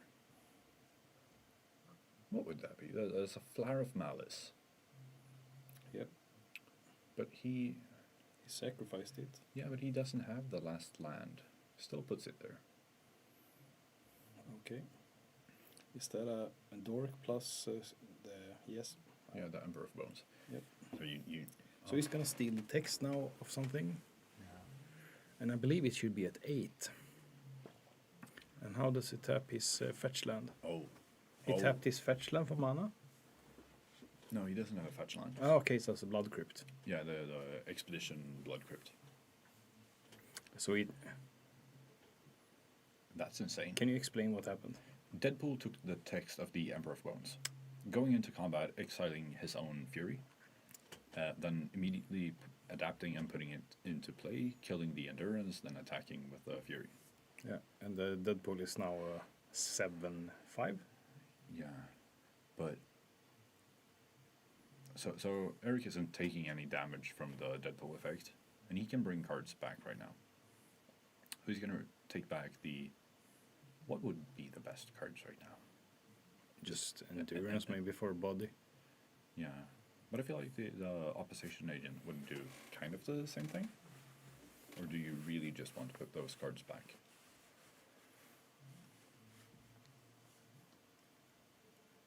Strange line. Yeah, but it feels like Olu doesn't have too much right now either. He has the Realm of Koth. This is one of the Avatar lands. Not sure what it does. It does something. Realm of Ko. Or cool. Yeah. So it's 4 mana and tap it, you get 1 spirit. Can't be blocked by non-spirits. That's pretty good. It seems good. That's actually pretty good. Yeah, I really like that. I'm thinking about, do you want to double block here? Because you trade away the Deadpool, yeah, sure. But then he gets to play it again for 6 mana, since he has nothing else to do. Oh, Legend of Roku is a great card for him to have here. Yeah. Blowout. Yeah, that's really how you get back into the game. What is the red card? The first one? Is that a... It's not a Dathi Voidwalker, it's a Unwanted Remake, I believe it's called. Okay. It's like, kill something and then bring it back under your control. Yeah. The Legend of Roku was good. Yeah. Can you play those cards until the next turn? Yeah, until the end of the next turn. All right. What is that weird card? I think it looks like a Magus of the Moon. It can't be, right? It's some sort of creature. It looks like it has Death Touch. It's not Dathi Voidwalker. And it is from Duskmorn. No, it can be from Secret Lair. Oh, that came afterwards. Is it Unstoppable Slasher? Yeah, it is. It is the Unstoppable Slasher. Seems like a terrifying card right now. Now he has a big dragon as well. Yeah, he has a 4/4 that can create dragons for 8 mana, but it has Firebending 4. And he has his own Emperor of Bones. Where is the Slimefoot? The Slimefoot is in graveyard. Yep. Oh, and he's playing Flashback to play the Galvanic Discharge again. To just remove any blockers that could come in. Oh, he's shuffling in. So can he choose now to put the commander in command zone? Yeah. Yep. As soon as it changes zones, you get the choice again. Aye. That hurts. Yeah, and I mean, this game that was looking really good for Eric suddenly just turned on its head.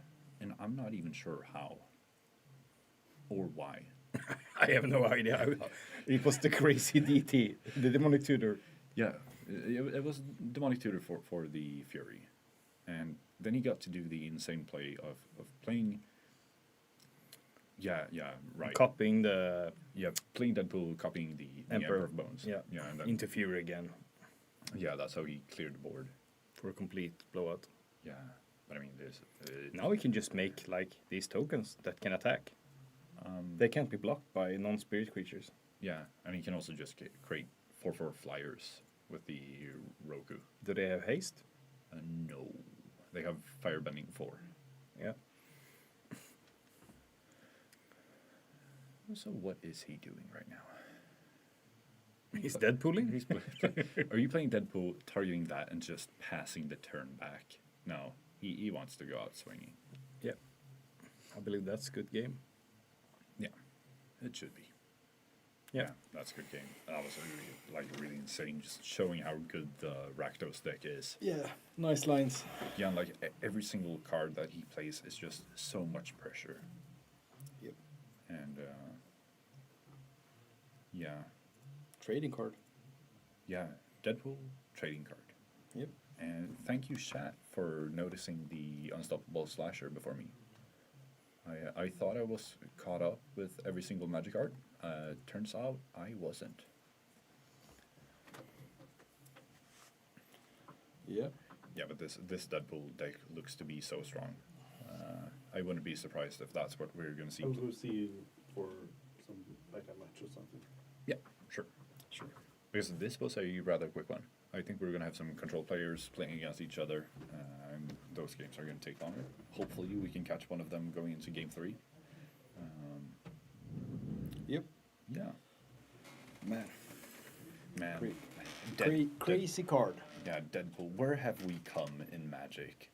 Where Deadpool trading card is one of the best cards that you can play. If you get a Slimefoot in Rakdos, instead of going Yund, it's better. Yeah. Yeah.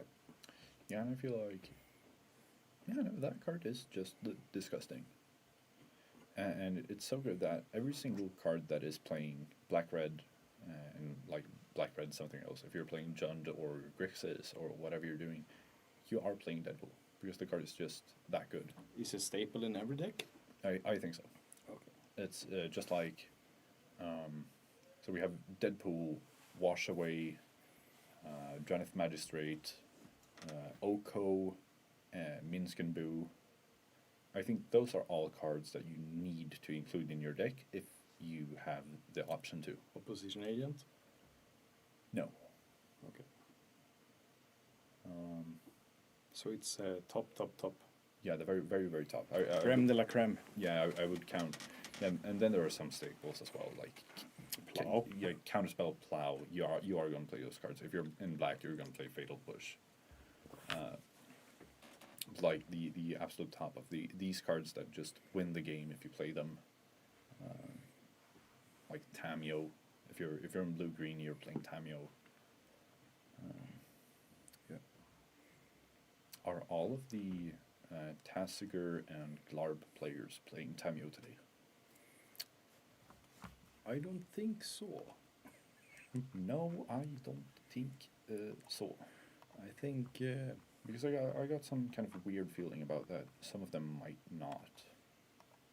Let's see. First Glarb list. Playing Tameo. We have Tasigur list. Playing Tameo. Okay, maybe they are. They probably should be. yeah. And we have Pad. He's playing Tameo. Wistfulness. Yeah, I saw that. It felt really interesting.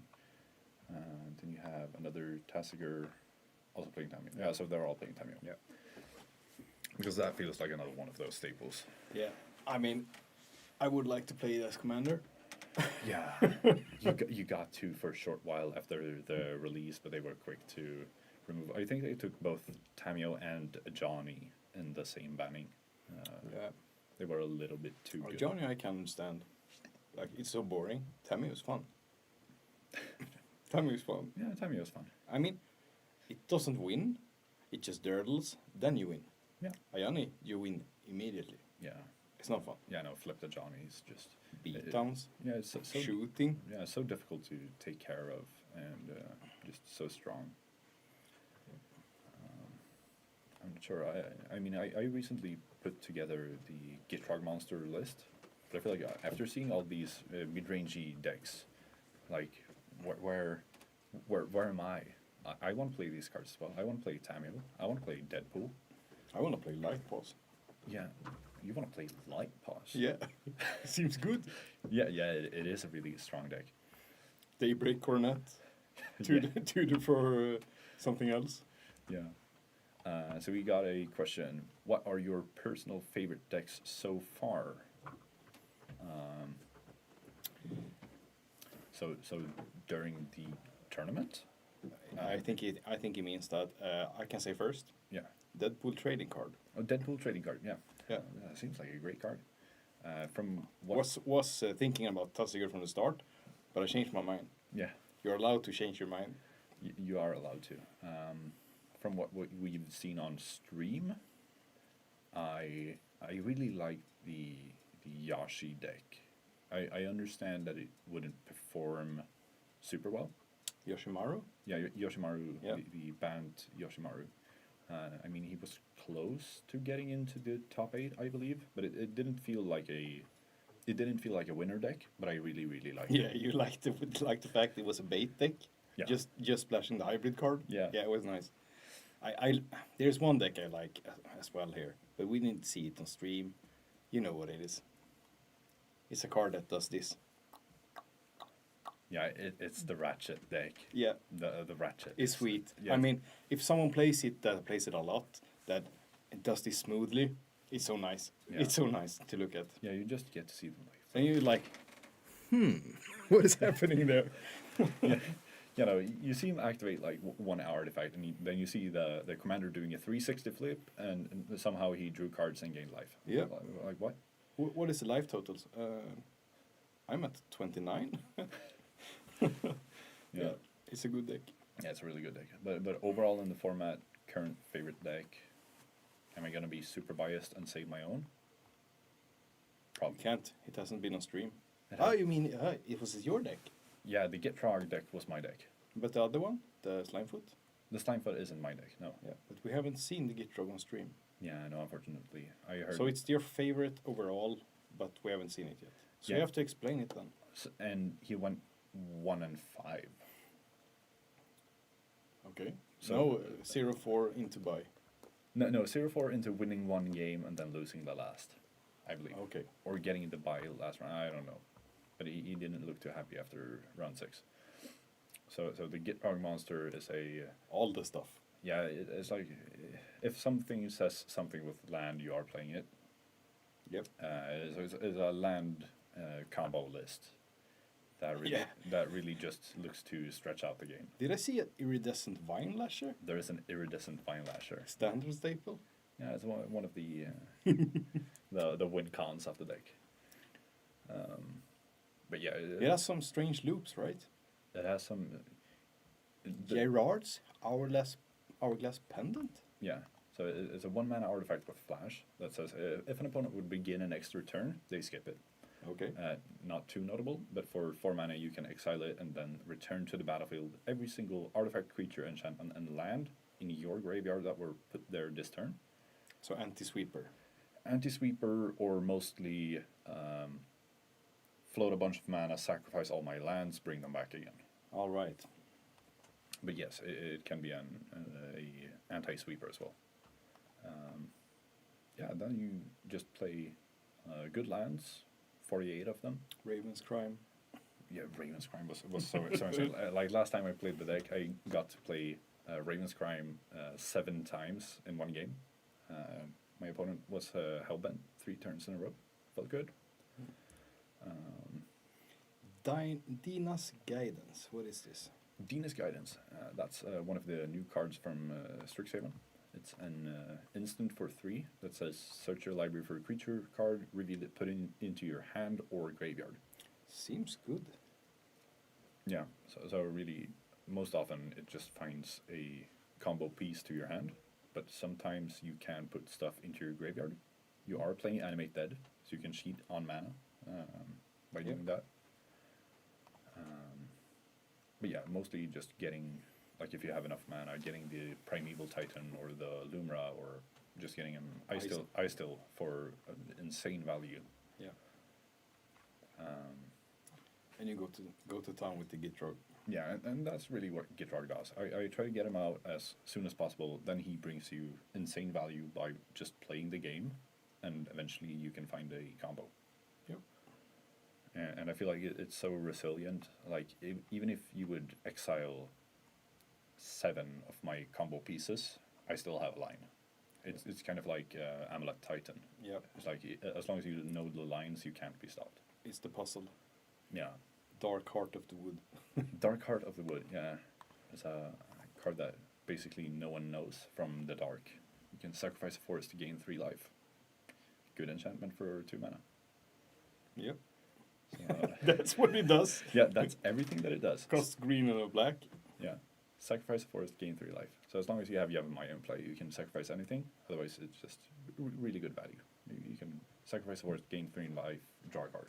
Yep. With Get Dragon play. So Unfortunately, no feature match. no feature match.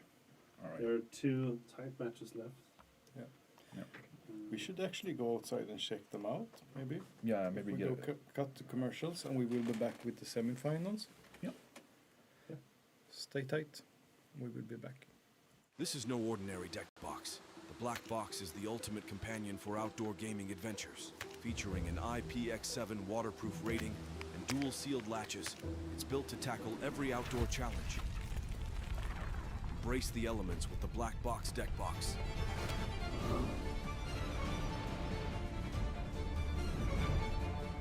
Get yours at a local game store near you. Ultra Pro. You collect, we protect.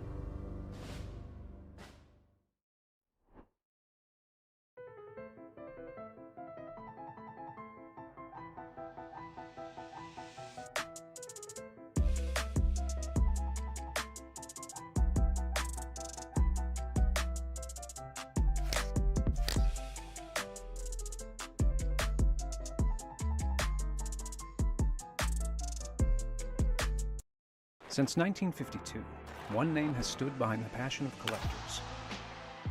Ultra Pro has grown with every generation of fans. Today, we build for what's next. Ultra Pro. You collect, we protect.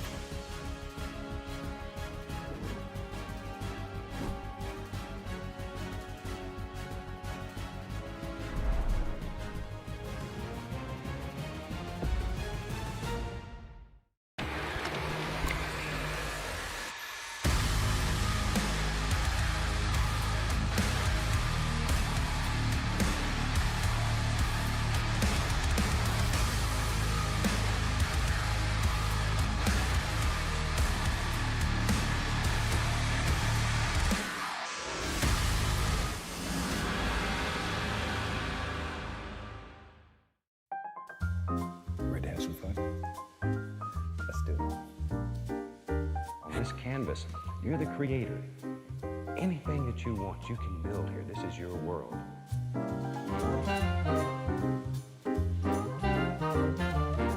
We don't make mistakes. We have happy accidents.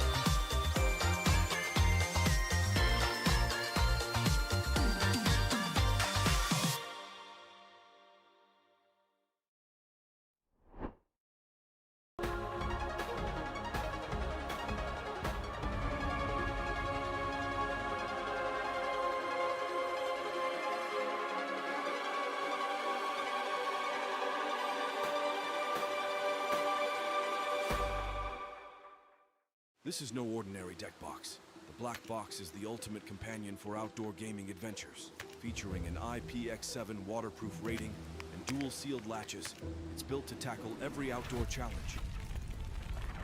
Embrace the elements with the black box deck box.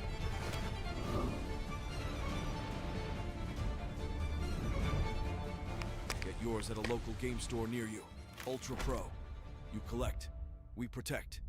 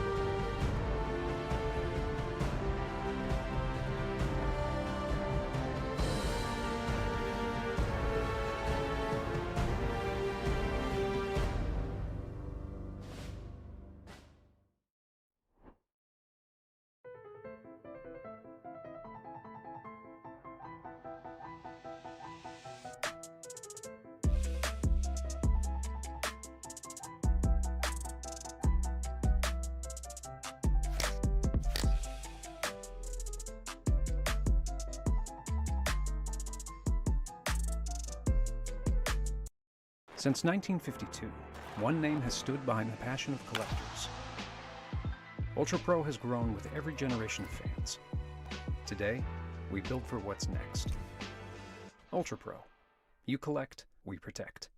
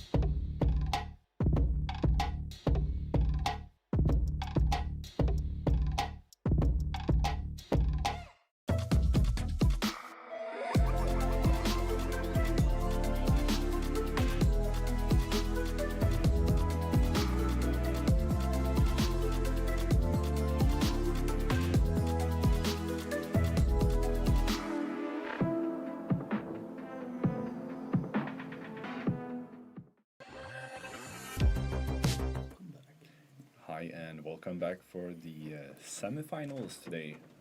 We are going to look at Ole again, since his opponent was already finished. So we're going to say Ole playing against Per. Per Studiosson, Yeah. former champ. Former champ in the Trolleywood series. Really good dual commander player. I believe he plays a lot of MTGO, so he has the reps both in the format and with his deck. Tight overall player, I would say. Yeah. Yeah. They're already rolling. Turn 1 Stalactite Stalker Yeah. versus Command Tower. So there is a Deadpool deck versus a Glarb. Yeah. Calamity's Augure's Calamity. Yeah.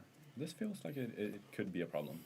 Because if the Hexing Sculpture isn't removed right now, which I don't see a way to do it, then we're going to see a Magus next turn.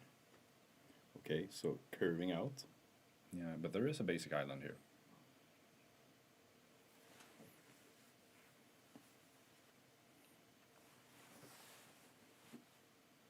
But he doesn't know how unhappy he's going to be about those lands. Yeah, deciding to take something else. So we got a Brainstorm, and he's going to play a Duress. He's going to get a look at this Magus before it goes down. What is that, he asks.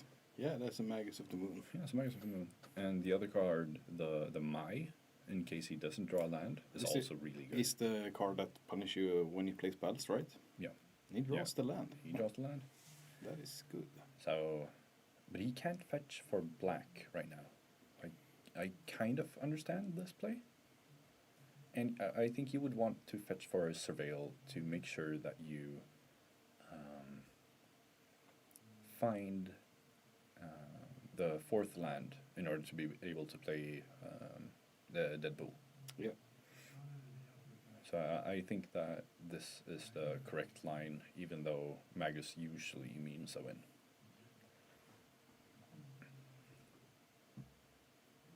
But Per has a Damnation in hand. So if the Magus doesn't come down next turn, then we might see a Damnation that's able to wipe all of this away. I'm not sure why he didn't just slam the Magus. I think because he doesn't have access to black mana. Yeah, but the Magus needs to go. So if he slams the Magus, Per's got to deal with it, right? Yeah. And if you don't, he's dead. Yeah. It represents 6 damage on the board. What does he have currently? He has a Tamio. Yeah. Then he has a Brainstorm. And he's gonna flip. Yeah, he's going to take 2 Oh, damage. my is good. Yeah. I mean, Mai is really going to slow down the game here. So what are you hoping for? Black fetch? Doesn't look like he got it. I'm not sure if that force spike looking so hot. No, really isn't. So he can play the Damnation through this land he has on top here, but Yeah, but he's going to surveil it away, I think. Or just play the fetch. Yeah. And flip the Tamio in order to reduce the damage coming in here. Yep. So what did he get? Land number 4? yeah, And- it can't be force spiked. And the land that he found on top was a basic swamp. Yeah. What are the odds? Unluck for Per. How many swamps is he playing? He's playing 4. Yeah. So that's 4 in 80. Something like that. It's good odds. Yeah, but he could also have found a black fetch. So I believe it is a little bit more. But yeah, Per is getting out the second island here. It's a swamp. Yeah. He had a swamp. No, Per. Okay, I didn't see it, the art. The art is a snow. Yeah. I thought it was a swamp. Snow-covered island. Yeah, Ola attacking into the Tamio seems reasonable. Rid- Warping a Quantum Riddler. Riddler time? Yeah, I mean, he can't have it stay. but next turn he can hardcast it.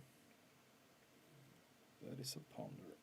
Yeah, really just looking for these lands and taking damage while doing it. Is it 2 every time? Yeah, 2 damage Yeah. each time. We have Mai on the screen here. That's a strong card. Yeah. And It's really good. yeah, and being able to play the Damnation is just so far away right now. Yeah. So you need something to probably bounce the Magus in end step, and then be able to Damnation, and then just have to care about the Magus afterwards, is what I assume. Yeah.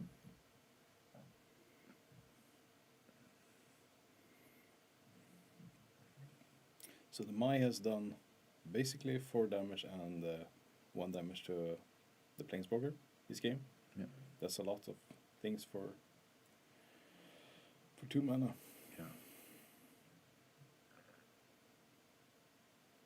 Is that So- another land? Yeah, and now we can animate this land. Now it's an mountain. It's a mountain. Yeah. Yeah. But it means that the clock goes on after he sweeps, if he sweeps. Yeah. I don't think he has time though. Very far away from casting any. Yeah. No, that's just, it's really game over right here. Yep. I mean, it is 2 turn clock, but there's 4/6. yeah. I mean, that's a good blocker. And he drew a demonic tutor. But yeah, I think. he's playing Deadpool right here. So So he has a Quantum Riddler and draws 2 cards then. yeah, That's good. That's pretty strong. it's the Deadpool card is just insane.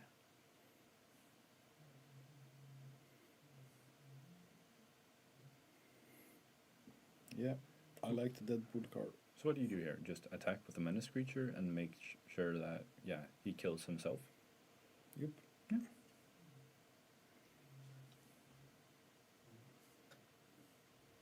So he has a demonic tutor, but still. The classic read. Does Yeah. it do what I think it does? Yeah. Is it really does. that crazy? Yeah.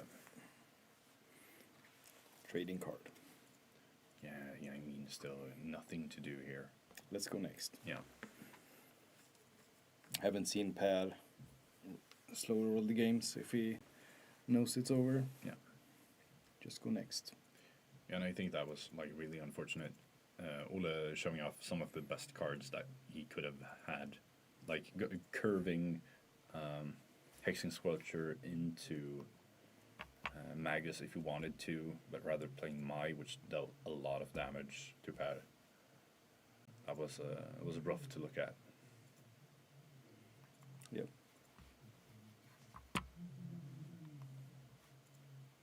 All right, yeah. I'm gonna ask a question now that is kind of outside the game. I'm looking at over at Pad's trackpad. Why does it have 4 rows? If you... Because it's usually a best of 3. Yeah. Usually Per only plays 2 games. maybe. Yeah, I don't know. Yeah, he 2-0s everyone, so he just Yep. he can write everything down on 1 page. No, but because I'm thinking about like you have an extra spot for notes at the bottom. I don't know. It should be 3 rows or 6 rows, right? Yeah. Yeah. So I felt like, yeah, because now you Can't see what it says on the top. Yeah, I'm not sure. Maybe you have to turn the page. Yeah. Yeah, but I think you can use this last one for some thought seizing and stuff like this. Just write down misc stuff. Yeah. And now he's doing it again. Yeah, just looking at us commentators and the watchers. Yeah.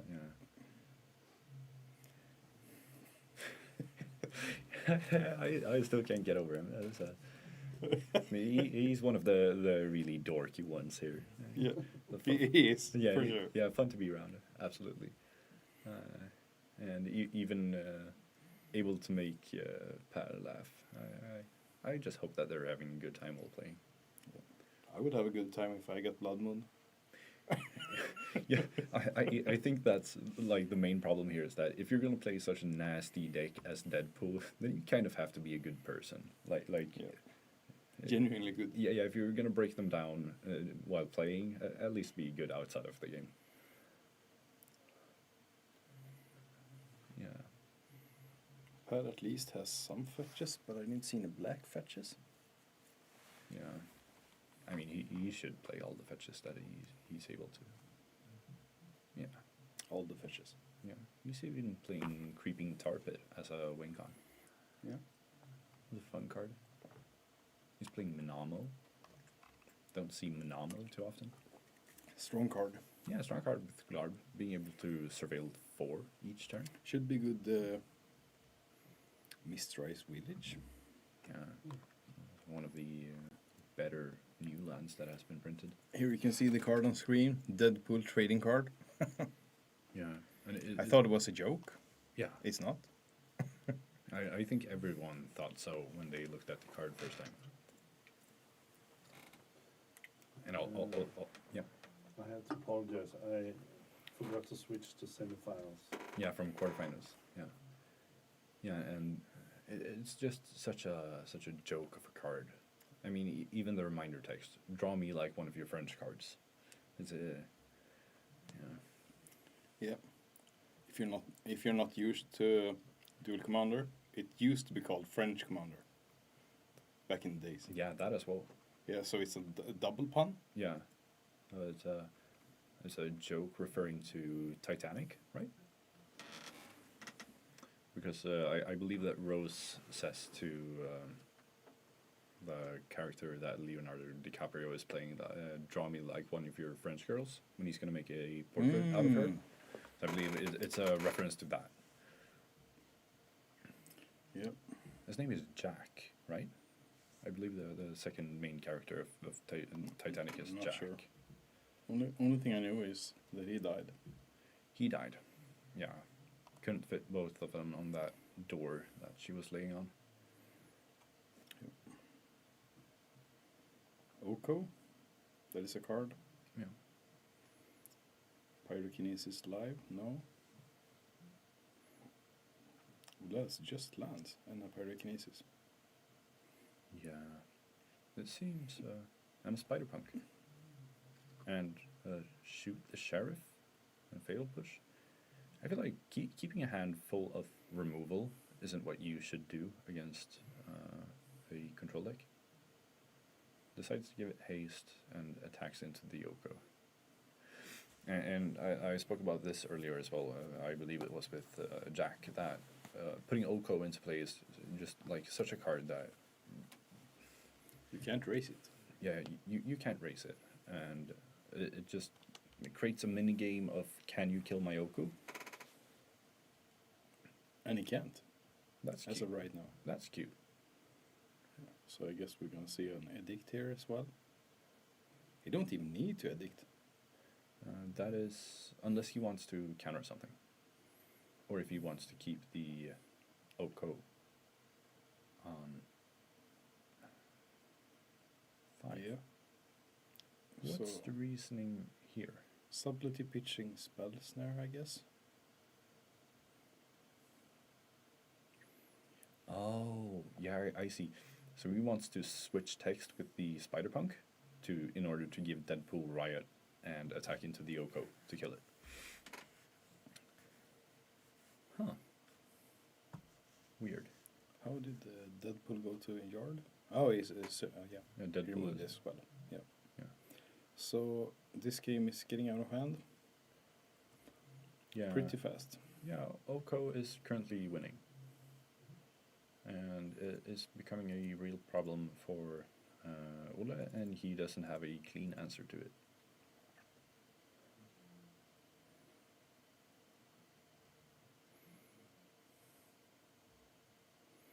Pitching. Yeah. Croxa is one of those annoying cards that, like, you don't want to counter it because it doesn't really do anything for you. Since if you let it go, you're going down 1 card. If you counter it, you're going down 1 card and mana. Yeah, I saw a demonic concentration on his hand. What does he want to do with that in this deck? he wants to play it together with the Jace in his hand in order Yeah. to win. Okay. Yeah. So he's looking to get 5 mana currently, and probably Ole tapping out and just winning the game. So he's gonna excite his whole deck. Yeah. Plus Jace. Win. Yeah, I think Per is rather calm right now. He knows that Ole currently needs to find something in order to kill the Oko. So he's gonna aggressively mana deck here, I guess. When we play. He could, absolutely could. He don't even bother to shuffle his deck. Yeah, but end step, killing the food again. Like, this is just so bad for Ole. He has put 2 removals into food tokens right now. Yeah. That is card quality. I think 4. Croxa discarding. Yeah, that would be mana leaked. That's understandable. And now fetching for Surveil, trying to find the 5th land. Yep. I think that's interesting. The top card of Per's deck is a Sink into Stupor, and he already has it on the backside and hasn't flipped it back. Do you think he plays it as a land that often? Yeah, I saw it before as well on the Witch Enchanter. Yeah. Almost always a land.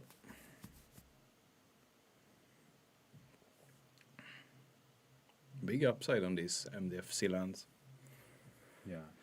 To be able to play them. Yeah, I mean, absolutely. so strong. Yeah, and especially if you have some way to bounce your lands. Yep. Oh, and the Croxa was played with an Arena of Glory as well, to try and give it haste. That would have been really terrifying if Pat didn't have the mana leak. He's keeping on top. Yeah, I think you should just slow roll it currently. Yeah, that's a DT, right? No, that's a Mind Twist. Oh! Mind Twist for 3. Get rid of your cards. All of them. Yep. So currently Ole is in top deck mode. His commander costs 6. He has 5 mana available. Like, what can you... Draw Seasoned 2. Draw 2. Pyromancer. Draw 2. Yeah. That's a good start. Yeah, Oh my god. Yeah, it's a good card. But still, it's just draw land. Oh yeah, it's a tap land. Unfortunate. Yeah, so you play Glarb instead, try to find a better land on top. It's a blocker. Yeah. Something. There was a land on top. Yeah, there was a land on top. Yeah, and I mean, Oko with 11 counters, like, really, what can you do? Because I don't believe that Ole is playing any, like, Pyroblasts in his deck. Only the Addict, right? Yeah, the Shieldred's Edict could take care of it. Yeah, no Pyroblasts or anything like that, so... Yeah, gonna be difficult for him to remove that one, but he doesn't know that the real threat is in Pat's hand right now. Oh, but he has the Magus of the Moon. That could turn the game upside down. No. The Oko is still in play. Right. Yeah, that's how good Oko is. Forgot. Oko is set millions of counters. Yeah. Magus.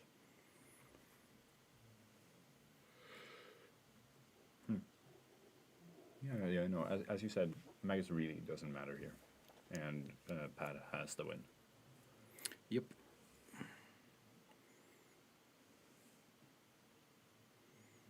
Ooh. That's a card that you can't play. Judge. The Judge question.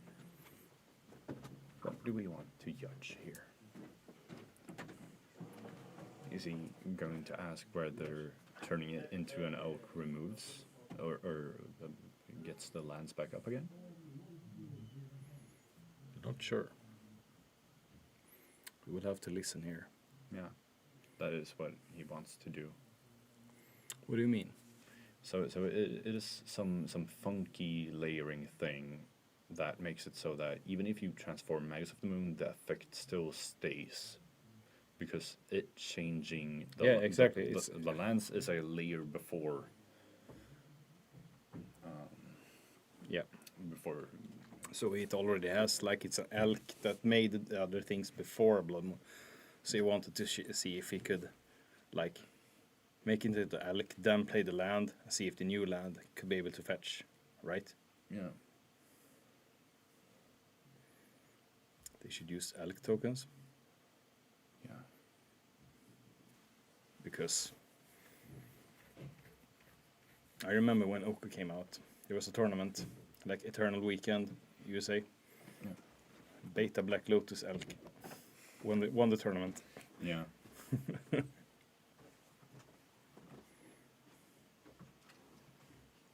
Huh. Now I'm wondering, what can Per do here? Chain Lightning, Are- one of are- the elks. But what? Why would he do that? Per can chain it back to the Magus. Yep. And he Right. will. Yeah. And he will chain it back now, right? Yeah, but that doesn't matter. I think Ulle will chain it back one more time. Oh, Undying Malice. Yeah, so it comes back. But he still has to answer to the chain back again. Yeah, but What? But there's going to be a short while here when Magus is dead and Per is able to fetch. Yep. Right? Yeah, it's gonna give one spot there. Yeah, so he's going to be able to get 1 black mana, which opens up his removal. Yep. So the Chain Lightning here feels weird. Yeah, you can send it back as many times as you want, I think, if you have the mana. Isn't that right, producer? Chain Lightning. Yeah, You can send it back as many times as you can afford. For 2 red, right? Yeah. Yeah. So if I send it at you, you send it back at me, and I can send it back again. The back and forth. Yeah. But he's playing Undying Malice, I believe it's called. Yeah. And that says, until end of turn, target creature gains, when this creature dies, return it to the battlefield tapped. So that's a trigger. I believe it should open one window. Yeah, but also, just as we said, since Ola bounced it back again, Per was just able to Chain Lightning back again. It felt like a really... Now it's dead. Yeah. So we sent it back, and now we sent it back again. Yeah. So now it's dead. Yeah, it felt like a really weird play, just opening up for Per being Should have been able to win. more cool with it and just waited. Yeah. Now it's over. Yeah. He's just showing the pieces. Yeah. Yep. Game 3. That one was weird. Yep. Like, I kind of... Did he combo off or? Yeah, he showed the combo pieces after they sent Chain Lightning towards each other. And Ulle played his Malice card, Undying Malice card, before he should have waited until the last mana was used, right? No, but... So him sending it over and Per killing the Magus, that is okay, since he had Dying Malice. Yes, he could have fetched for a swamp, but since Ulle sent it back again, then... Enable him to send it back again. Yeah, I know. That was Before the Undying Malice. Yeah, that was just a really, really weird play. Yep. But 1-1. Yeah, I'm not sure about that one. Magic is hard, Yeah. especially after a long day. Yeah.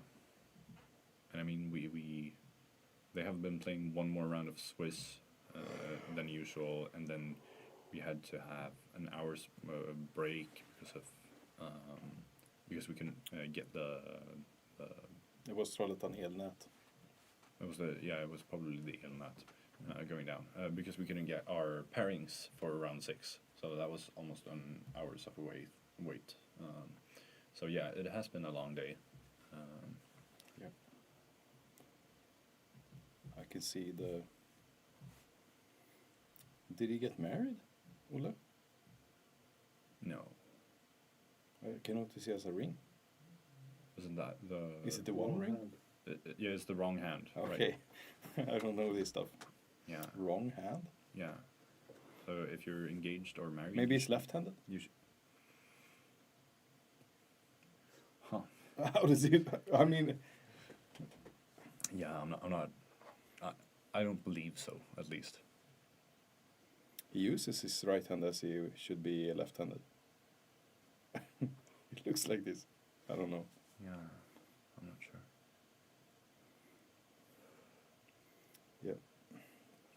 bit of a free win there for Per in the Chain Lightning War at least. Yeah.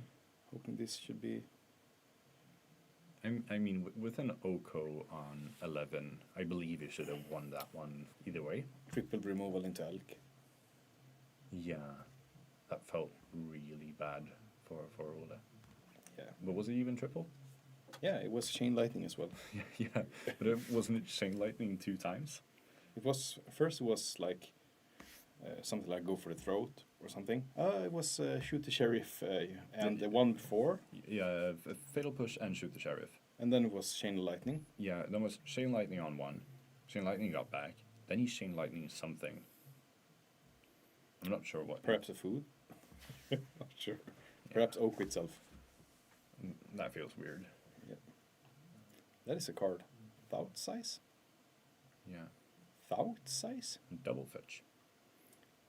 Cool. Is he gonna grab 2 basics just to play around the Magus? I believe so. Because he is tapping out here. Green and black. Huh.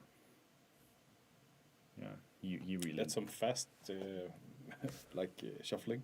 Yeah. We're looking for cards. Yeah, he really doesn't want to get Blood Moon again.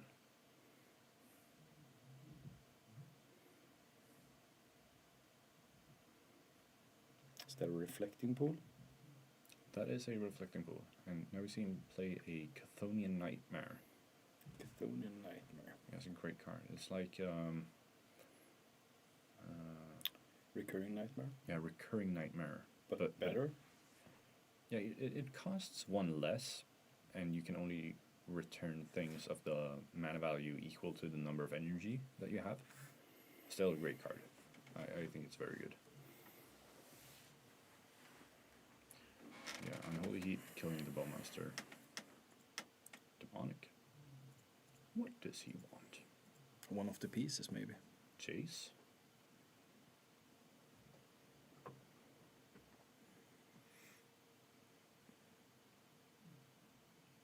I'm not sure. I think it was blue, the card that he took. But playing Jace right now is weird, because Jace costs triple blue, and you have 1 island in play. Yeah. So I think Subtlety, if I should be honest. yeah, Subtlety seems good here to just wash away, right? Was it wash away? could have been. Yeah, could have been. Yeah, it was wash away. Yeah. Yeah, that's understandable. Playing Deadpool here and putting the text on the Orc army would be interesting. I don't know, man. Yeah. Seems like an Yeah, I don't think it's a good play, but it is that fun. text I would like to have. Yeah, The Glarb text. but Per has the wash away up right now. And what is that? That's the multiversal passage. Okay. It's a shock land, but you only For get one color. one type. Yeah, but you get to choose the basic type that it gets. Immediately removing the Glarb here.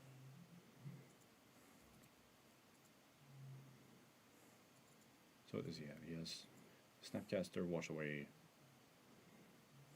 He has Toxic Deluge What is it fetching for here? to remove the Orc army. Are we getting... No, I mean, a few of the plays that has been played here feels rather desperate. Like, I know that Ola has a Blood Chief's Thirst in his hand, but do you really want to use it on a 1/1 right now? Doesn't Bloodchief Thirst take Planeswalkers as well? Yeah. So maybe you want to keep it for the Planeswalkers. Yeah, you should. So I'm not sure why he's fetching for something untapped right here. Yep. He's Yep. Blood Chiefing the Orc army. All aggro.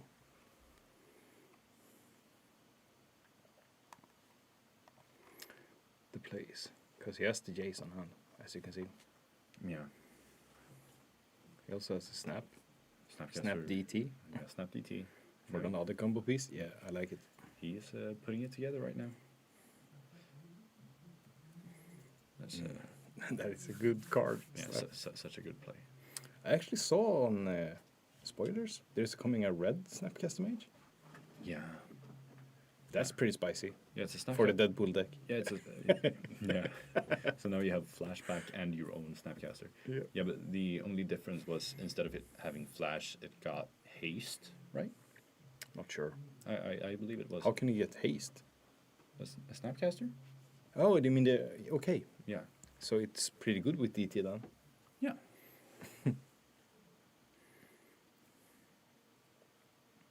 Spider-Punk. Every time I've seen this card, does nothing. Yeah, I think that Pat is actually happy about the Spider-Punk. Because it means that... Oh, he's just trading? Oh yeah, he's removing it and getting the summon instead to impulse draw one card. That is a Norjaran. Feels like it doesn't do way too much right now. And he's Yeah, so probably dead now. Pat just probably has to win here. Yep. No permission spells in the... Yeah, he definitely has to win. Yeah. And there you go. So it's gonna resolve the Jays and the consultation. yeah, seems like it. And I don't think that Ole could have anything against it, since he's going to plus it and then play the consultation. Yeah, plus targeting himself, consultation. Yeah. And he looks happy. Do you have anything? Pat is really happy about it. Yeah. Yeah, I understand. Yeah, that was a rough one. So Ole's deck is really good at going up against creature decks, but taking care of planeswalkers is really difficult for him. Especially instant speed. He has 2 cards that take away planeswalkers, and he used 1, and that's a sorcery speed. Yeah. I only needed to draw this much. It doesn't matter. Ole can't do much against this interaction. I mean, instant speed. You see, he does everything when he's round. He needs instant speed. Yeah. Yeah, so that one... Pyroblast should be good here, right? Yeah, I've seen a couple of them playing Pyroblast. And I mean, going into a big tournament, you're going to go up against a bunch of blue decks. Yes, it's going to be dead in a few matchups. Discard it to Season Pyromancer. I mean, it's still worth it. Yeah. Yeah, no, so that was a rather rough one, seeing this. Nice run anyway from Ole. Yeah. But I mean, that's the thing about Dual Commander, is that you can have a deck that can be really good against some things, but you're going to be weak into other. And I believe Deadpool is super strong as long as you can dodge the combo decks. Yeah. Especially when it's as quick as these Glarb and Tasigur decks. They are playing control in the beginning, but if they have 5 mana, they can just win. Yeah. So what's he supposed to do about that? He should play a... I mean, he can't do much. He can just dodge and evade. Yeah. Pretty interesting here. I think we only have Glarb. That's a bug commander in the top 8 left. Yeah, because we said that the Tasigur got beat. It is the better deck. I can't understand this. Yeah, I mean, Glarb is better. how? I don't know how. It's because Pat is Pat. Is it because Pat is better? Or has he found something out that we don't know? Wistfulness. That's a crazy card. I'm not even gonna read it. Yeah. Yep. It's one of those cards. Yeah. something remove and draw cards. Evoke. Yeah. Yep. So what are the decks that are going into finals? Is it Glarb against Felia? Felia is a possible... I believe so. But Felia has to have an opponent. So who is Felia playing this round? It should have been the winner. Kim, I think. No, because Kim lost against Pat last round. So I think Hannes was playing against... This round was playing against the winner of Marin and the... Maybe we can Rhiannon. have a Tasigur in finals. Yeah, there might be a Tasigur still here. Oh, the what is it called? It's like the showdown of the bug commanders. Yeah, I mean, bug has it all. Yeah. It has the mana, it has the blue, it has the black. Yeah. And I've said it before. I'm gonna say it again. If you're a blue-green player and you dabble into black, once you go black, you never go back. It's so strong. Yeah. I mean, getting the really efficient removal spells, getting the tutors. The archer, the bowmaster. Yeah, the bowmaster, getting the thought seizes, if Yeah. that's what you want to play. The clean removals. Yeah. The consultations, the Tainted Pacts, Yeah. these kinds of things. Yeah, it really allows for the combo to be blue-black in base. But who is Marin playing against? Martin was playing against Superior Spider-Man, I What? believe. Or was that round 6? I'm not sure. I feel so lost right now in what is being played and not. I'm not even sure who got into the top 8. Me neither. But we're gonna cut to commercial here, and we're gonna go and check out the players that are remaining, and we will have a final for you. Yeah. Real soon.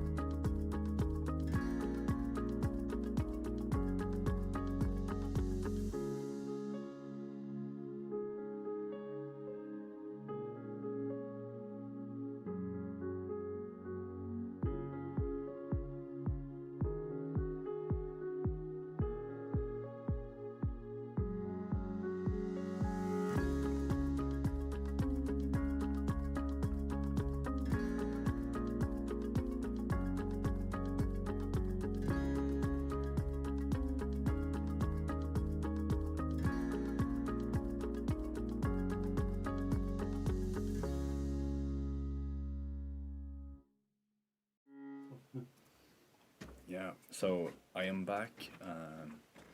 So we are going to see a game of the semifinals. So we're going to jump into, I believe they played 1 or 2 games already. Yeah, so it seems like 1 game. Felio is ahead 1-0. And these are both players that we've seen before, I believe. I think we saw Marin playing earlier.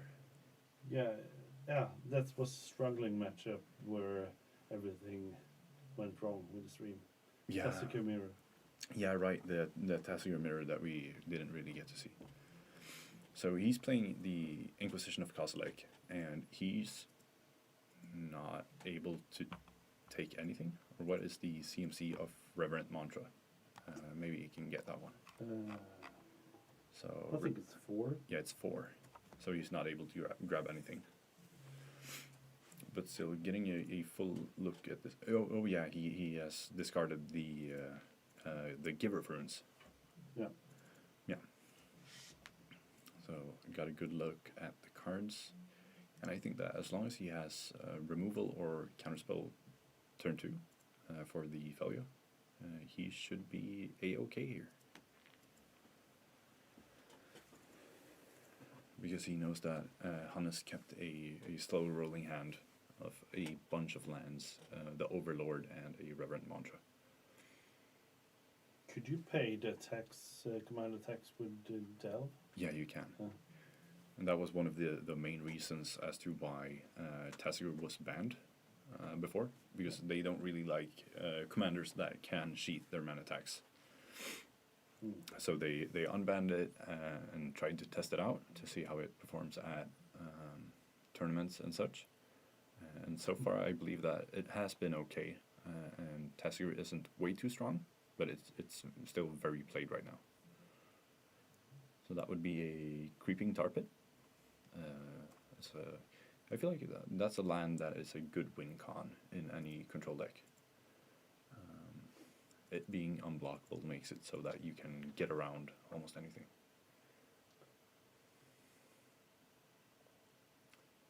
Which land was it? The Creeping Tar Pit. Oh. And also Cremate being played. There's a card that hasn't seen that much play in the format before. But I think that so far all of the Tessica players have been playing Cremate. And I think, I'm not sure if Pad had it in his Glarb deck as well. It's a good cantrip. Yeah, it really is. It's a good cantrip that is also graveyard hate, which I guess that just really goes to show how much graveyard things there are in the game currently. So here we see Crystal Vein being played and sacrificed for 2 mana in order to play the Overlord this turn. Seems like it has resolved. Yeah, I'm not. So then we're going to see a Fatal Push on the Felio. I assume we're going to see a Reverent Mantra in response. Yep.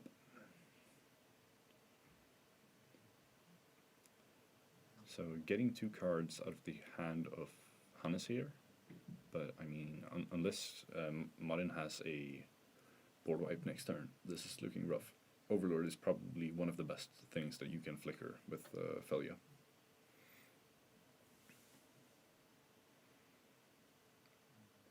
You just get so many bodies into play. So right here, when it comes back, he's going to have 4 flying. That's the Overlord. Yeah, the Overlord of the Mistmoors. He's going to have 4 flyers as well as the Overlord, still being able to be blanked and Felio growing. So if we don't see a board wipe here, it's going to be rough. But I believe he had Cryptic Command in his hand, so he can tap down all the creatures and at least buy himself 1 turn. But after that, it's going to be a struggle for Marin. And A lot of powers. yeah, that's a lot of power right now. That's but 11, right? yeah, 6 and 4. 2/1 flyers. Yeah, 2/1 flyers times 4, so that's 8. So you have 14, 15, 16, 17 damage right now. Okay. Yeah, so currently Yeah. it's lethal on He's a board. dude. Yeah. Yeah. Hi again. Hi. Had a short bathroom break. Yeah. Oh. That's So- weird. So it's the semifinals. Yeah, this is the Again? semifinals. Yeah, Hannes is ahead by 1 game, and has just had the most crazy curve I've seen so far. Of turn 2 playing Felia, turn 3 playing the Crystal Vein, sacrificing it for 2 mana, playing the Overlord, the White Overlord, and flickering it. So, Okay. So it's looking rough right now for Marin.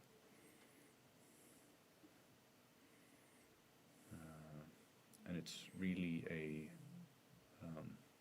do I have a board wipe or do I lose? 2, 4, 6, 8, 10, 11. Yeah. And I believe he should be way lower than 14 right now. They just haven't written it down or tracked it on the pad. He tapped the team and bounced the Overlord. Or... Oh, yeah, maybe he did.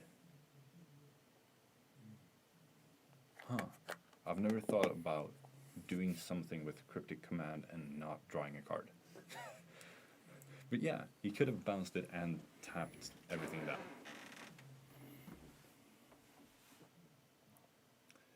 But still, I haven't seen those modes before either. no.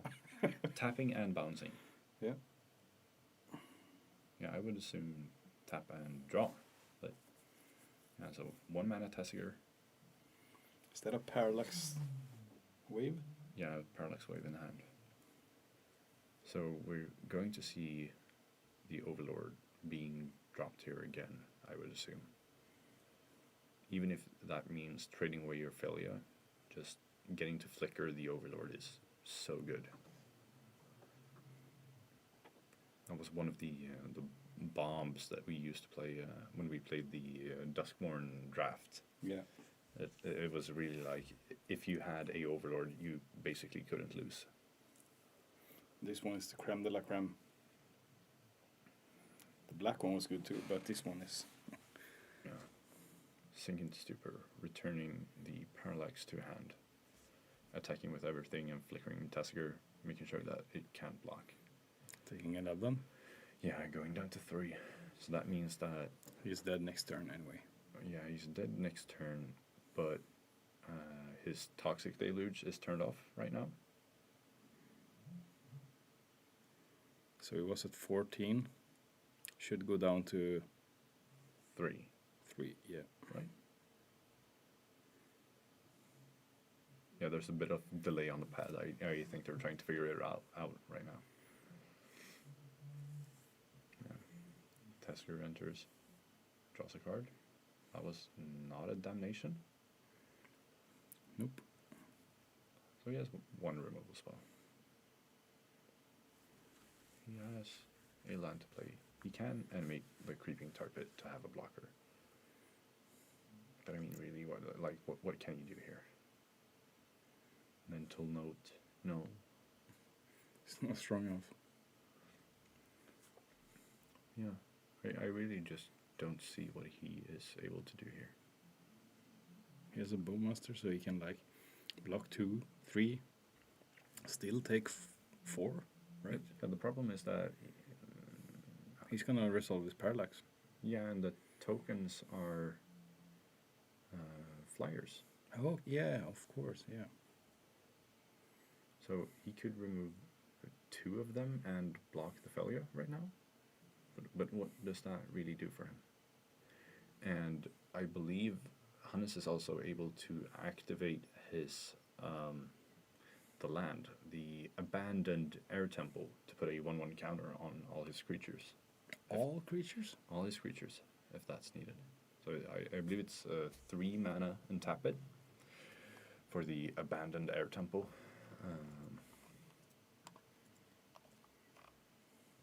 It's 4 mana and tap it. Yeah, so everything that he has.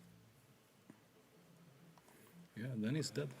Yeah, he should be. No matter what he can have right here. Flickering Tessier again. Drawn and locking one token. Yeah, realizing that he's dead. Right?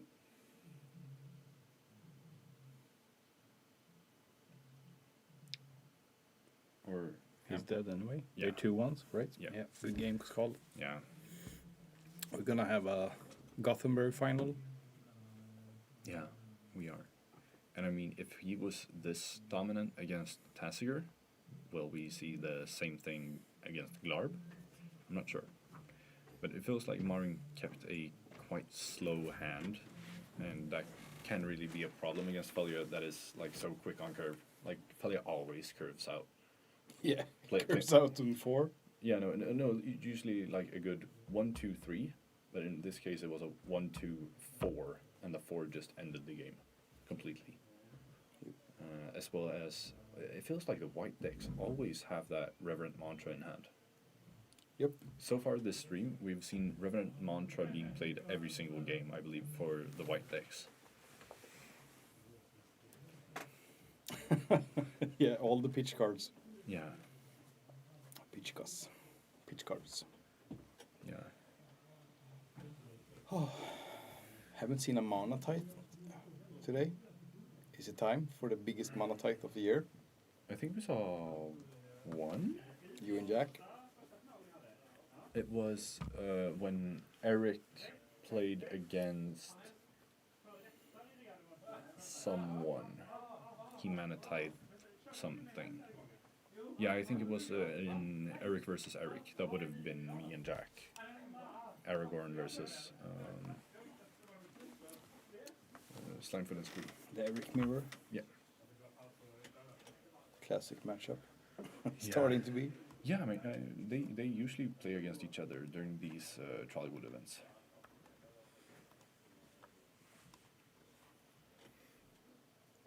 But I think the players are ready and just waiting to get to play this final.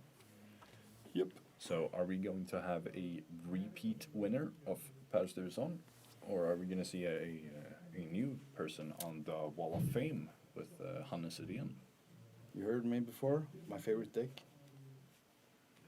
It was Felia. Yep. Yeah. So I don't think so. Yeah.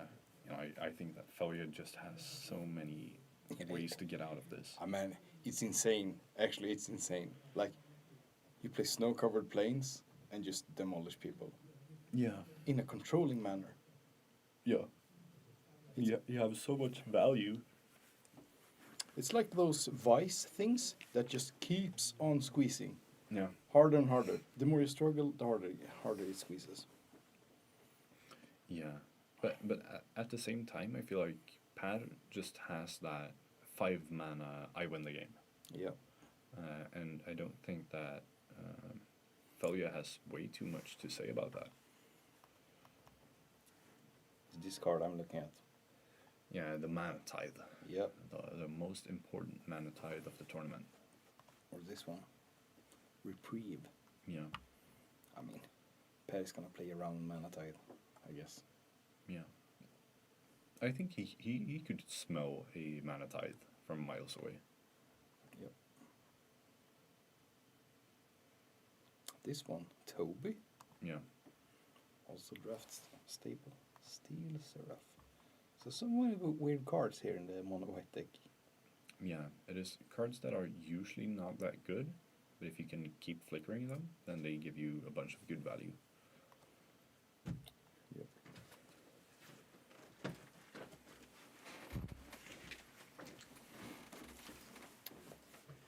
How do you say wandering trophy?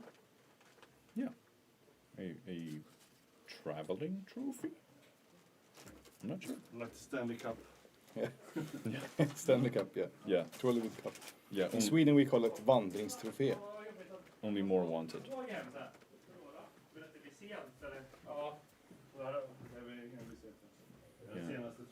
So they're moving in. Did you see that binder? Yep. I've already seen it. Yeah. The Bob Ross binder. Yeah. Foil binder. You know, I'm really in love with that line of products that Ultra Pro released with the Bob Ross collaboration. Yeah. There's no mistakes, only happy little accidents. That's right. So, what names do we got here on this trophy? Trollywood Legacy 1, Gustav Holmberg. Trollywood Modern 2, Kristoffer Kirk Johansson. Trollywood Legacy 3, Jonas Bade. Trollywood Dual Commander 4, Per Sturesson. Trollywood Modern 5, Oleksiy Pridorsko. Trollywood Legacy 6, Marin Jelika. Trollywood Modern 7, Kristoffer Lyngsa. Trollywood Duel 8, Viktor Alfredsson. Trollywood Modern 9, Oskar Månsson. So, The 10th is missing. the 10th is Gustav. Gustav Holmberg. So we already have two names, one name 2 times on this one. Yeah, Gustav Holmberg is Perhaps one more time. maybe. But you're rooting for the tiny white doggo. Rooting for, can't be biased here, but it seems strong. Yeah. Seems really strong. Yeah, it really does. And it's hard to compete against mono white value in blue, I guess. Yeah. And it's hard to raise. And it feels like there are just so many cards that keep on. They always replace themselves. So he's never down in card advantage. I saw one game, it was like, he's done everything, and he has 5 cards in hand. I haven't even used them. Yeah. Staff of the Storyteller game from before. Yeah. Yeah, so it's a really good deck. Yep. But finals coming up. Yeah. Nice. Per Sturesson, former champ, versus Hannes Udén. Yeah. So I mean, these are players that are recognized as some of the better players in Sweden, right? At least I know that Per is known in the dual commander circles, but he also dabbles in other. All the formats, I guess. Yeah. Even standard. Yeah. He just loves Magic, I guess. One fun thing is this is the repeat match from the first dual commander in Trollywood. Is it? Yeah. Except it was Tivit, right? Yeah. Yeah, it was Tivit versus. Yeah, by the players. Yeah. Yeah. Yeah. So, who is the starting player here? I think that Hannes should be the starting player. Yeah. Excuse me. Turn 1 giver. Yeah. So it seems like they are having a bunch of banter right now. These players know each other. He's gonna see what's up. And here we have that fantastic curve. Is that a steel seraph? Yeah, that's a steel seraph. So, yeah. Per needs to have an answer for that Felia, or both the steel seraph or the Toby could go really out of control here. Toby the Beast, Beastie Whisperer, or something like this. Yeah. But I feel like when you are playing against such a control-y deck here, do you just play Felia in your main phase? I have no idea, man. Like, I'm usually playing the blue deck here, and they always seem to find a way. Yeah, it's a... He did it. Yeah, main phase Felia, because you are safe to most counter spells, and You can protect it. You can protect it with Giver, right? So this feels difficult. DT, DT is a good start. looking for one piece, or does he look for sweeper? I would assume Sweeper right now to buy himself time. So there should be a Toxic Deluge, right? Yeah, to be able to play it next turn, because I think if you look for the Damnation, that's just going to be way too much time for Hannes. Yeah.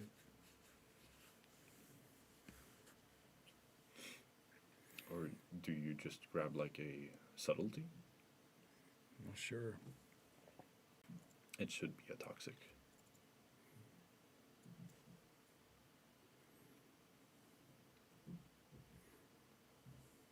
Could also have one of the pieces in hand and just go for one of the combo pieces. Yeah, he got himself a toxic. No, it's a demonic consultation. He got one of the compies, okay. So, But he has Cosmogoyf as well. yeah, that is a combo. That is a combo. But he still needs to get rid of the failure. Yeah. But it feels dangerous to go for the Cosmogoyf here. Yep. And I feel like Hannes right now needs to think about, did Pat grab a... Just attack him for 2? Yeah, like, did he grab a board wipe? And if so, how do I not play into it? And I'm not sure. Playing a land, attacking for 2 and passing? Yep. I think that's exactly what Pat would have wanted here. So, the flow state ain't live. The Spider-Man land. Yeah. That is, he already had a toxic. Seems like it.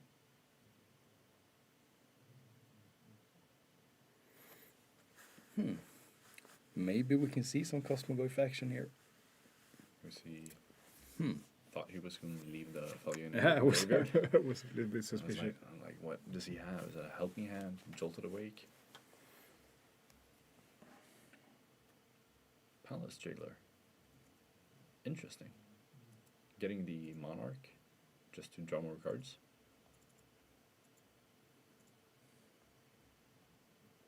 But I mean, if these players know each other, then they know the matchup as well and know what needs to be done here. And I'm unsure if Pad named Blue on the Multiversal Passage, he can't go for Cosmogoyf here. I mean, I'm little bit surprised that he doesn't have the winter Mishras. He's playing Snowlands. Yeah. So he should have the winter Mishras. Yeah. Also feels... I think he's trying to bait out the Swords to Plowshares here. Because Plow is really good at taking care of the Cosmogoyf.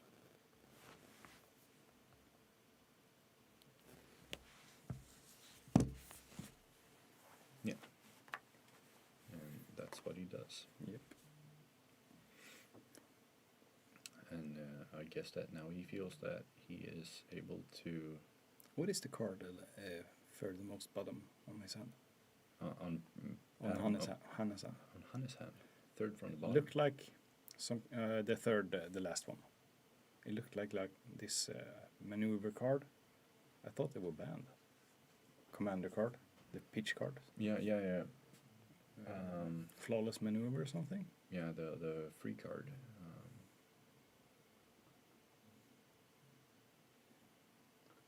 He's just. Oh no, that's Ghost Vacuum. Okay. So you had Ghost Vacuum, Benevolent Bodyguard, Ranger Captain of Eos, and then he just drew something. This is a tight situation. Yeah. Because, I mean, he's still building a board here that Pad needs to respect. Yep. Oh, is that the Flash Convoke creature? That we also drafted in Duskmourn? The Wanderer? Wandering Rescuer. It's a weird card. It might be. Yeah, I believe it's a alternate art. Yeah, I believe that's what it is. A Wandering Rescuer. Flash Convoke, double strike, other tapped creatures you control have hexproof. Seems strong. Yeah, it's a great card.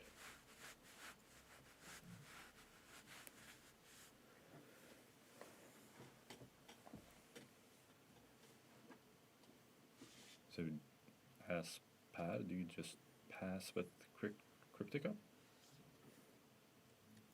Uh-oh. Oopsie. Whoopsie whoopsie. Yeah.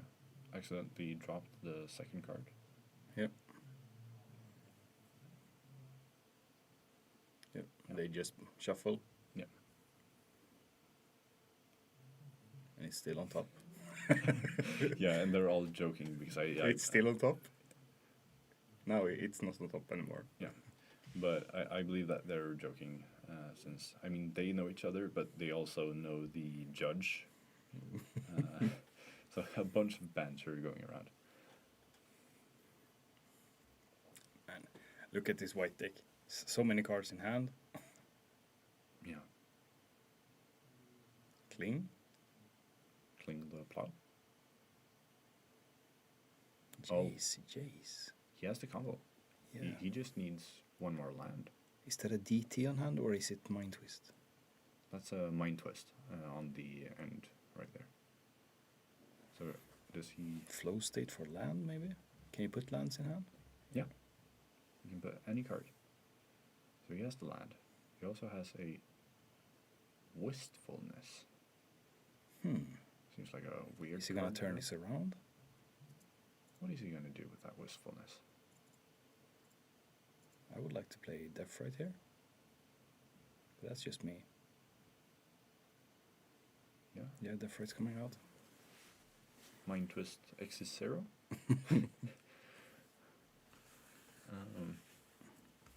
So next turn, 4, 5, 6 mana. Yeah, so he's currently presenting a win. Look at his body language. It changed. Pad? Yeah. Yeah. I think he knows that he has it, and that. We should be quiet so they won't hear us. Yeah, but Hannes can't break through here, and he has no response to the combo. Nope. Unless he goes Ranger into, but he can't have a 1-drop that does anything. He can go Ranger and sacrifice it. Upkeep. Yeah, he can. That is the only line here. Yeah, buy himself a turn. Isn't that enough? No, it's not. Yeah, it is. It might be. Because he has the land that can attack as well, right? And he's throwing out the Angel.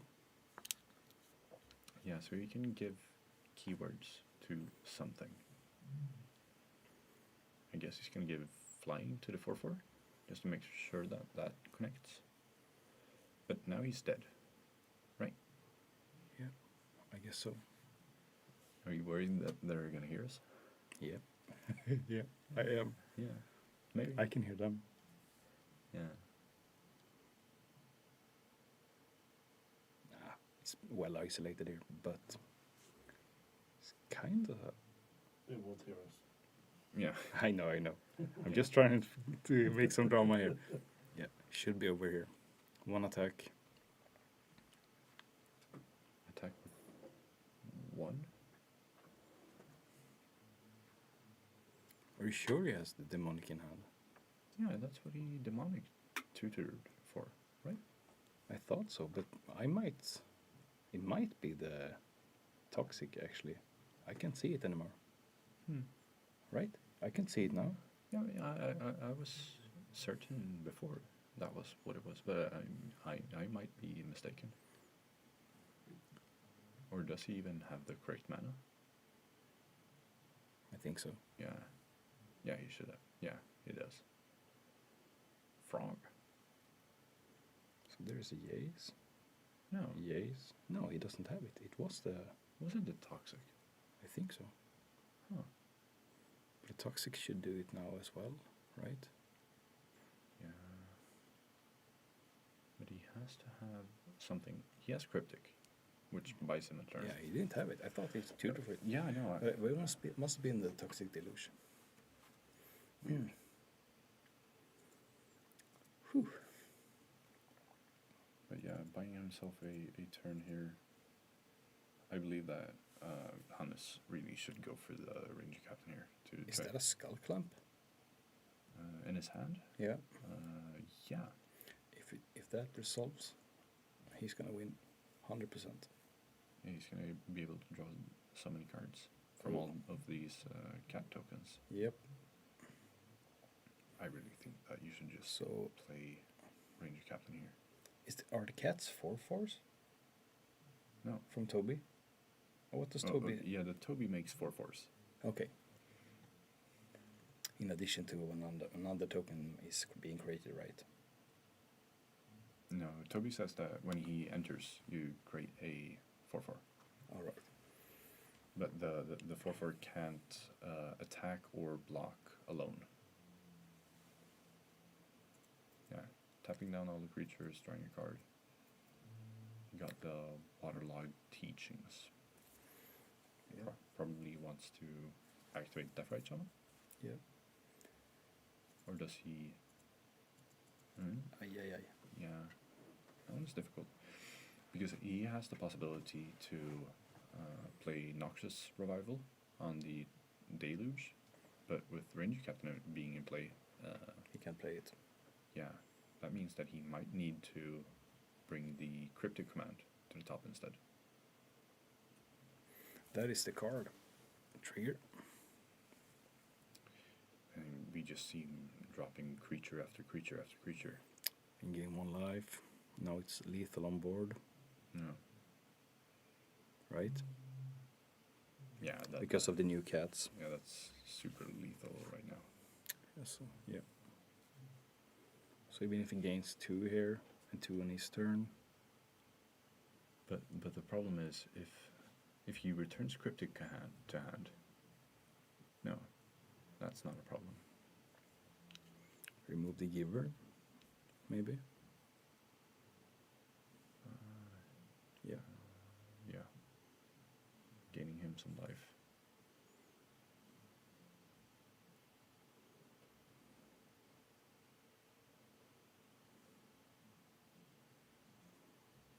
Two tap, two untap, gaining a bunch of energy. Yeah. Yeah, this is super lethal. He needs it now. Yeah, so Pat needs to do something. He needs to draw the consultation. Sacrifices that one right away. So I think you should play Noxious here, taking the Cryptic to the top. Yeah. He didn't. Because what are you going to do here otherwise? He can... what is that? Yeah, Is it the wistfulness? Yeah, the Wistfulness. So he's going to draw 2, discard a card, which is going to flip the Tameo. Plussing the Tameo is strong here, but is it enough? Makes him take 1, 2, 3, 4, 5, 6 at least, right? Yeah. And he can plus 1. Yeah, and he can gain life from the Death Right. And plus 2 life, yeah. Yeah. So that might buy him another turn. Or it looks like it right now, but Hannes is going to be able to play that Wandering Rescuer that we talked about before. Yep. And What does that accomplish? That's just overkill, right? that's a 3/4 that he can put 2 counters on with the Giver. So Yeah, but he has lethal in 2 turns, right? Anyway. yeah, but he can get lethal in 1 as of now. Frog time. So now he has a blocker for if he gets anything flying. Flying blocker, yep. Yeah. It's very close. Yeah, buying time. I love Tamio. Yeah. Very balanced. So if he attacks with his land, is it lethal? Clamp. Clamping a cat? Yeah, now he's going to draw a bunch of cards.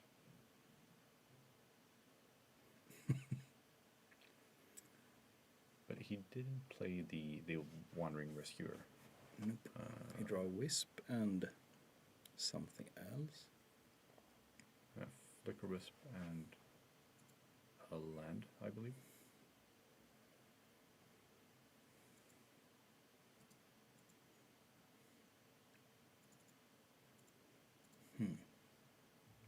I think he's trying to figure out lethal, and I'm not sure how he's going to do it.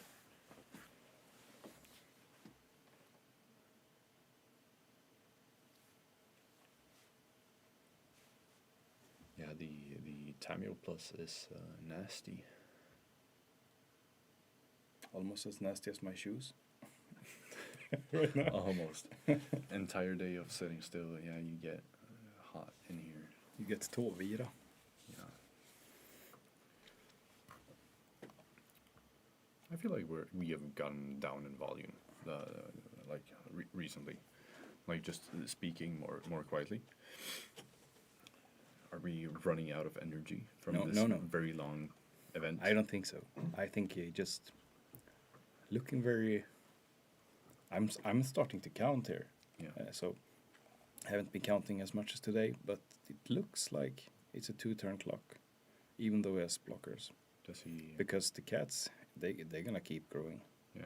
Is he gonna play Flicker Wisp and remove the Psychic Frog for 1 turn? Yeah. Could that? And then he can get. lethal?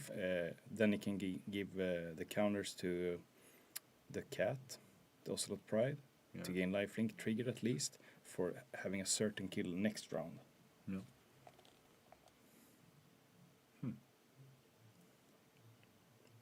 Weird. He can also Flicker Wisp this big angel. He's giving it. He's attacking Tamio. Yeah. I believe so. I'm not sure what keyword he has given out with the Seraph. Probably flying? Maybe lifelink?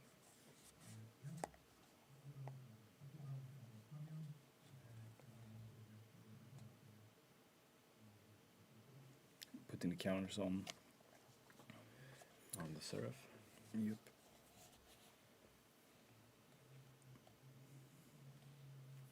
Seraph. Steel Angel.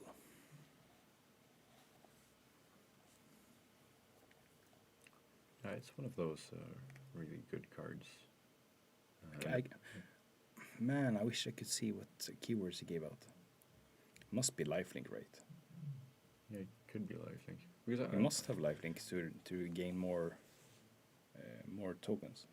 Yeah, but otherwise, if he just plays a creature, he gets the guide trigger and gains life. Yeah.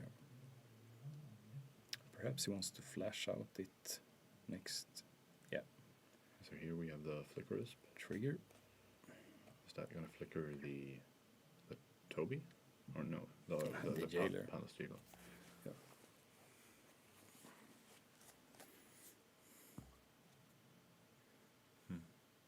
Plays the... Spänningen är olidlig. Like Peter Harrison said in Swedish show, så ska det låta. Yeah, so he's... Pat is fetching now. Is this gonna be the Noxious Revival? I don't think he's gonna do it. I think he needs to just... I mean, he could go Cryptic one more time. Tap draw. Yeah. He's pretty strong. But he's gonna go as deep as last time. Right? He's gonna go as deep as if he just draw there. He's force spiking it. Yeah, so Yeah, the Ghost Vacuum. yeah, so he wants to keep his cards in graveyard. But now Hannes has a flyer. Yeah, and the frog is probably going to be removed here with the jailer. Yep. And he got 1 energy as well. If he will announce it. Yeah. He will get 2. Because he hasn't ticked up his life. He hasn't put in a die on the energy, but maybe he remembers it now. Yeah. He should, because it's very important here. Yeah, getting a bunch more cats. He doesn't. He forgot the life gain. Yeah. Oh no.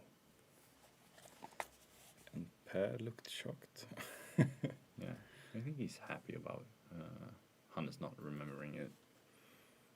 There's a lot of things out in the battlefield. Yeah, I mean he has a... We have perfect view here as well. Yeah. He has a creeping tar pit. If he wants to get the... Yeah, so this is the upkeep Noxious.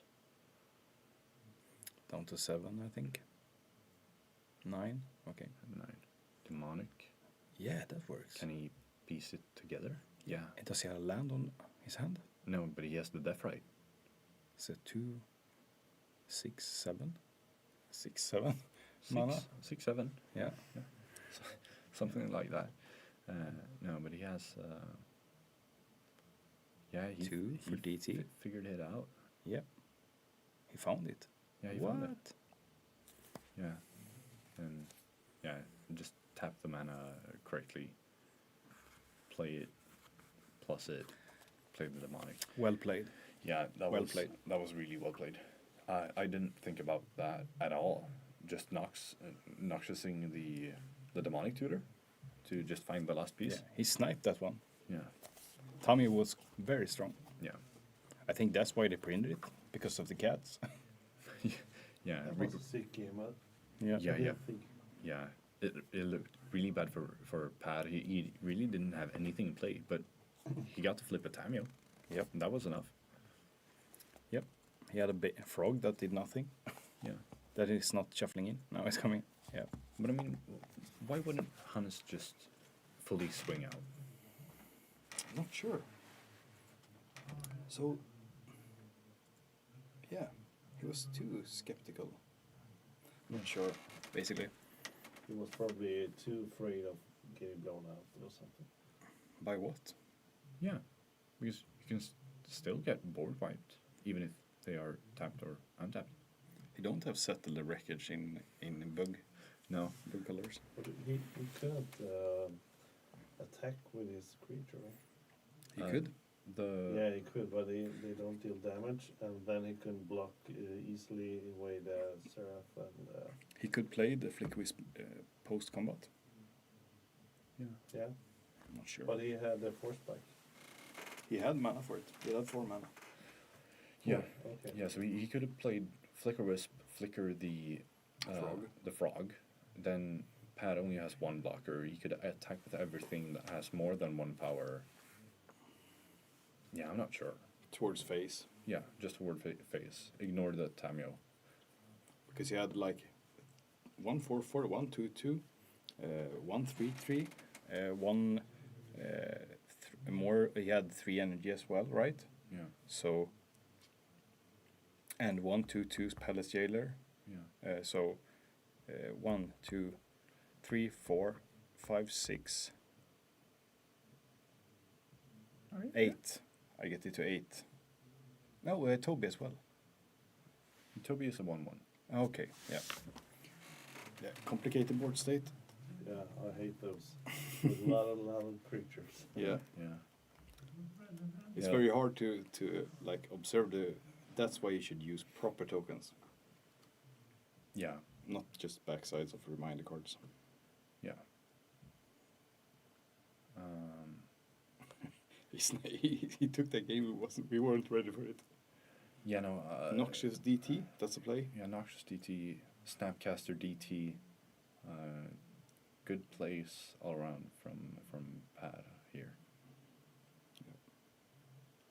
But I mean that I feel like that's one of the plays that he did there, where looking at it from here, it seems so smart. But I feel like if you are down in his position, figuring it out is a lot more difficult than it seems. He has 1 piece assembled on his hand already. He has the Jace. Yeah. I mean, he knows. And he has this answer to failure as well. Yeah, the perfect spell snare. Nice. So Top line, probably saying blue as per usual. that is a priest.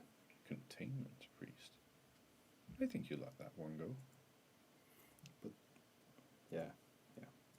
Or not. Or not. We don't like it. Yeah. He's too strong with like parallax wave and stuff like this. Yeah. And here we see Toby again. I mean that is 3 mana for 5 power.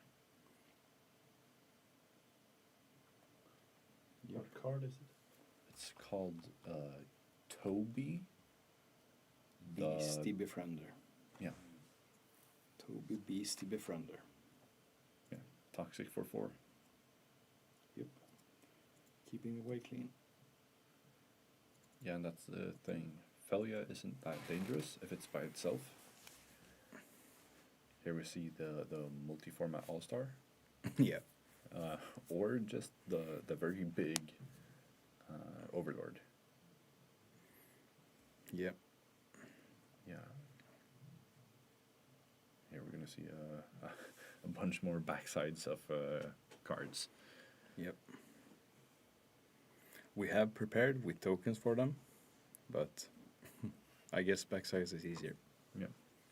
But you get an invite to Friday Night Magic, so that's very nice of Hannes Yep. to walk around with.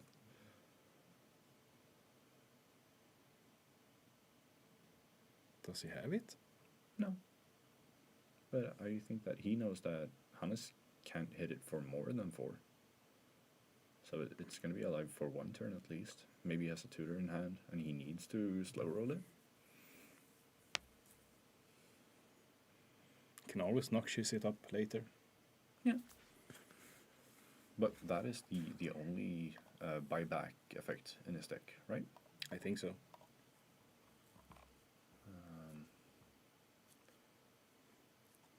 He plays intuition, so he can do these noxious piles. Yeah. Yeah, like grabbing Tainted Pact, Demonic Consultation, and Noxious. Yep. Just making sure that he has it. I know that should be the only one, the Noxious Revival. Thought Lash. Yeah, That is a card. Thought Lash is great.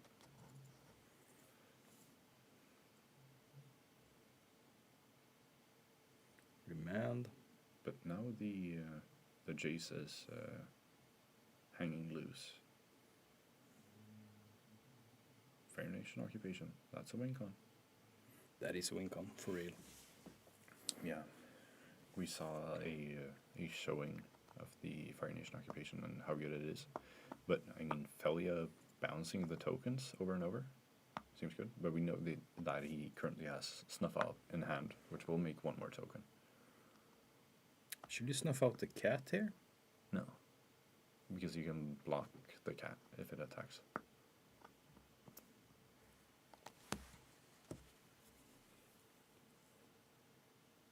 So, yeah, just hoping that that Hannes doesn't have any sort of protection in hand. But he could also just go to combat, attack down the Jace, and keep value up. What card? The black card. Fire Nation Occupation.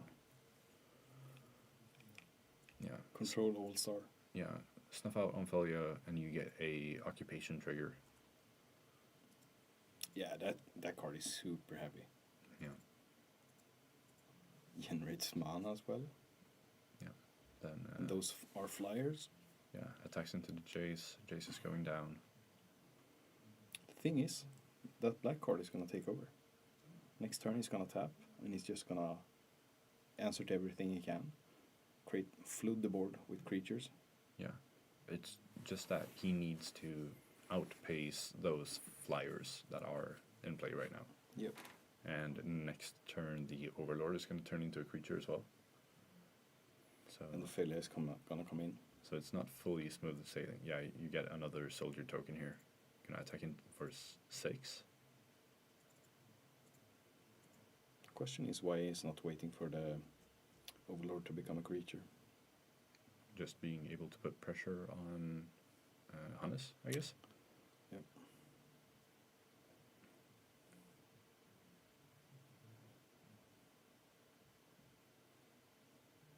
So what do you do now? You play Larb? Yeah. Does it have Death Touch? It does have Death Touch. Oh, right. Swing for 6. Ophelia is coming down. Remand it, right? Yeah, Just to... probably. Yep. Attacking for 6, going down to 14. Ophelia is coming down, I believe. Yeah, I would assume. And he's gonna remand it up to his hand. Draw a card. So unfortunate that he doesn't get another Fire Nation trigger. but I don't think he can leave the Felly in play. Oh, on thin ice. Yep. Good old expression. Now you're out on thin ice. In Swedish. Yeah. So he's probably gonna target the Glarb here. Yep. Yep.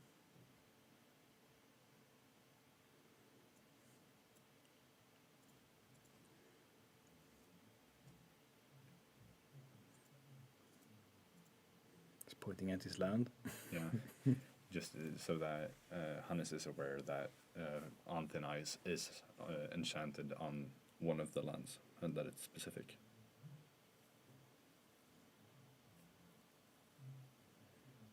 Yeah, I'm getting, it was nothing. I got a message that our volume was way too low, but then he changed his mind and said that everything was fine. Yeah. They have a volume on their computer as well. they can like floss it up. Raise it a bit. How many dots?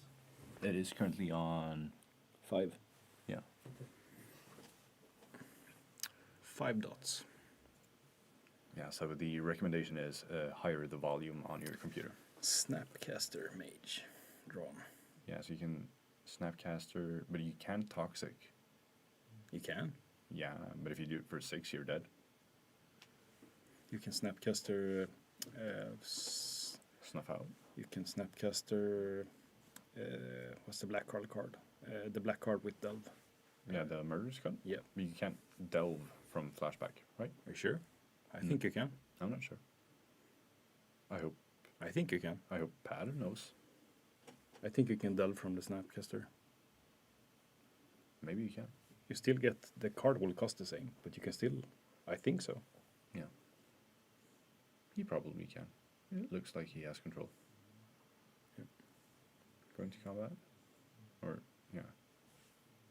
Passing the turn. Is that upkeep Snapcaster? Yeah, you can get trigger, get a soldier.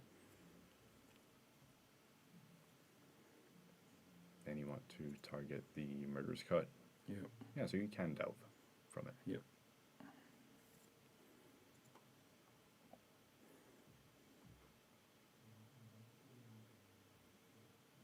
And you get another token. Yep.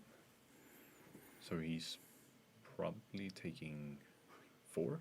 That Pyromancer is cracked, actually. Yeah, the Fire Nation occupation. Just creating so many creatures here.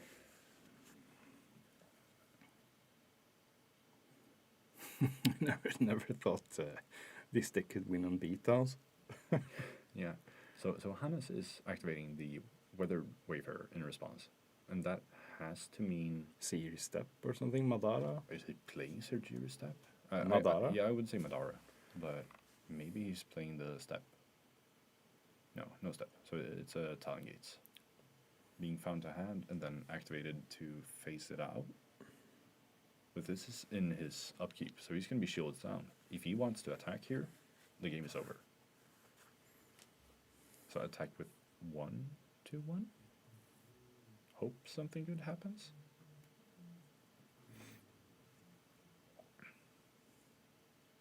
Because Pat currently has 10 power in play.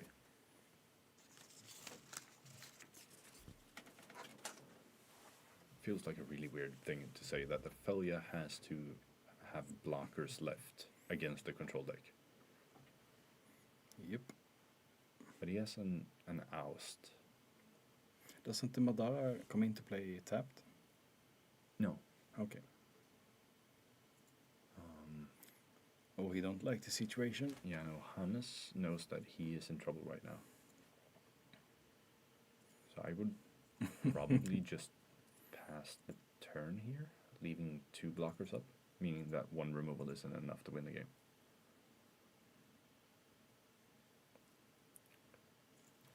Pat looks rather calm. Yeah, he has done the math here, I think. Attacking with 1 creature. That means that he's leaving himself open to 1 removal being enough for Pat to win the game.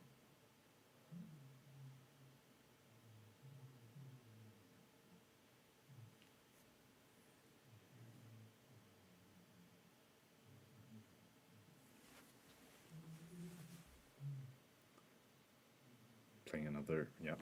Yep. He has enough. That is a spell. Good games. Yeah, the Fire Nation Occupation here being Yeah. such a good card. I think, honestly, best card in the tournament. I think so. It's the best card in Yeah, the tournament. yeah, either that Every or, time I've seen it, it has performed. Yeah, so the Fire Nation Occupation or the Jace is probably the top winner of this tournament. I think you should have an interview with the winner. Yeah. Yep. So we're just, I'm gonna read. yeah, we're gonna be back in a while. Yep.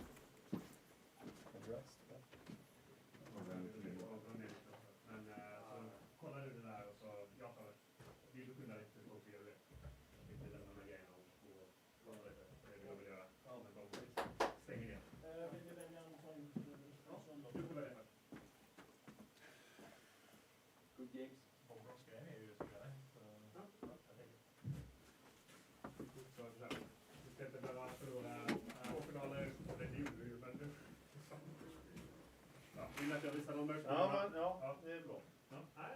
Jag frågar. Men tack.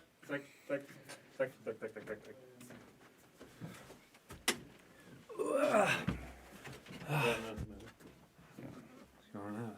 Boom. Bam. Så. Okej. City. All right. All right, so we're back here with the winner. Congratulations. It has, Thank you. yeah. It seems like the deck has performed really well for you today. Oh yeah, I've had some help for sure with some fast Jace wins without too much setup. Yeah. In games where like getting a board state would have been quite difficult or like, would have been a slog. So some free wins, so to say. Yeah. You take those. Because I mean that's one of the things that we thought about is that the Felia deck is quick, but you also have just 5 mana I win the game that he can't really interact to. Yeah, it's like I can be on a very as we saw like a very losing position on board, and that's fine because Jace doesn't care. Yeah, we said that about game 1. You had basically nothing in play. You flipped a Tameo that was enough to buy you 1 turn. Yeah. And then you found the line through the Noxious, which I didn't see at all. Yeah. So really well played. Yeah. It was also, I mean, getting to flip Tameo and actually have a really decent turn when he has sacrificed the Ranger Captain is very weird. It's like having a creature that draws 2. Not that common. Yeah. To find that setup. Yeah, but because I was also very skeptical about you picking the Wistfulness from was it a flow state or something? It was probably a flow state. I don't quite remember what I saw. I didn't see any lands that I knew that. Yeah. So maybe it was like a Stern Scolding and the Wistfulness maybe. Yeah. I don't remember. But yeah, really well played. Congratulations again. Thank you. So, second time. Yeah, second time. So you are our second repeat winner. Yeah. And we spoke about you have a lot of reps with this deck, don't you? Yes. I played it not on Nationals, but I played it in Toulouse on Relic Fest, the big French, like the biggest French DC tournament or biggest DC tournament anywhere. Yeah. And I played it a fair bit on Magic Online as well. Yeah. So yeah. But is Tivit still your most played deck? I don't know at this point. It might still be like Elminster from when the format had started. Yeah. So because I played that deck for so long before I swapped into something else. Yeah. So I'm not sure. Probably Elminster or Tivit at this point. Yeah. All right. Between the two. So one last question before you go. What is the reasoning for playing Glarb instead of Tassier? I like it. Reason 1. I think Glarb is a way better Jace combo deck. Yeah. You get to utilize Thought Lash in a very strong way. It's like the craziest card in the deck. Yeah. Just getting to, like, you can respond with things on the stack when you like, okay, if I play a salty this turn, I win the game. Yeah. So I just exile till I find, like, you have Tainted Pact every turn, sort of. Yeah. And it's very strong. Hard to play with because, like, you need to make a judgment call every time. Is it worth exiling or trying to dig for something? Yeah. But yeah, that is maybe the big part. But I mean, Tassiger is very strong as well, but probably like a better control deck, but a bit worse on the like mid-range / combo part of the game. Yeah, absolutely. I mean, this event has dragged on for a very long time. We had some Yes. some interruptions, so I'm gonna let you go and yeah, celebrate your victory somewhere else where you Thank need you. to be. Yeah, we're gonna catch a train. Just Show me your trophy. show the trophy. Yeah, this. Well, gonna guess my name a second time here somewhere. Yeah. And some cool merch from Ultra Pro. Yay. Yeah. So yeah, congratulations again. And Yeah, I think we're pretty much done for today. Yeah. All Both set. mentally and physically. Yeah. And thanks to Alara for a great tournament. Keep it up. We'll keep coming. Yeah. Yeah. Okay. Yeah. I think that's time for wrap up. Yeah. So thank you for everyone watching. Thank you for coming and playing, and I hope you all have a great rest of the evening and see you another time. Yep. Bye. Bye bye.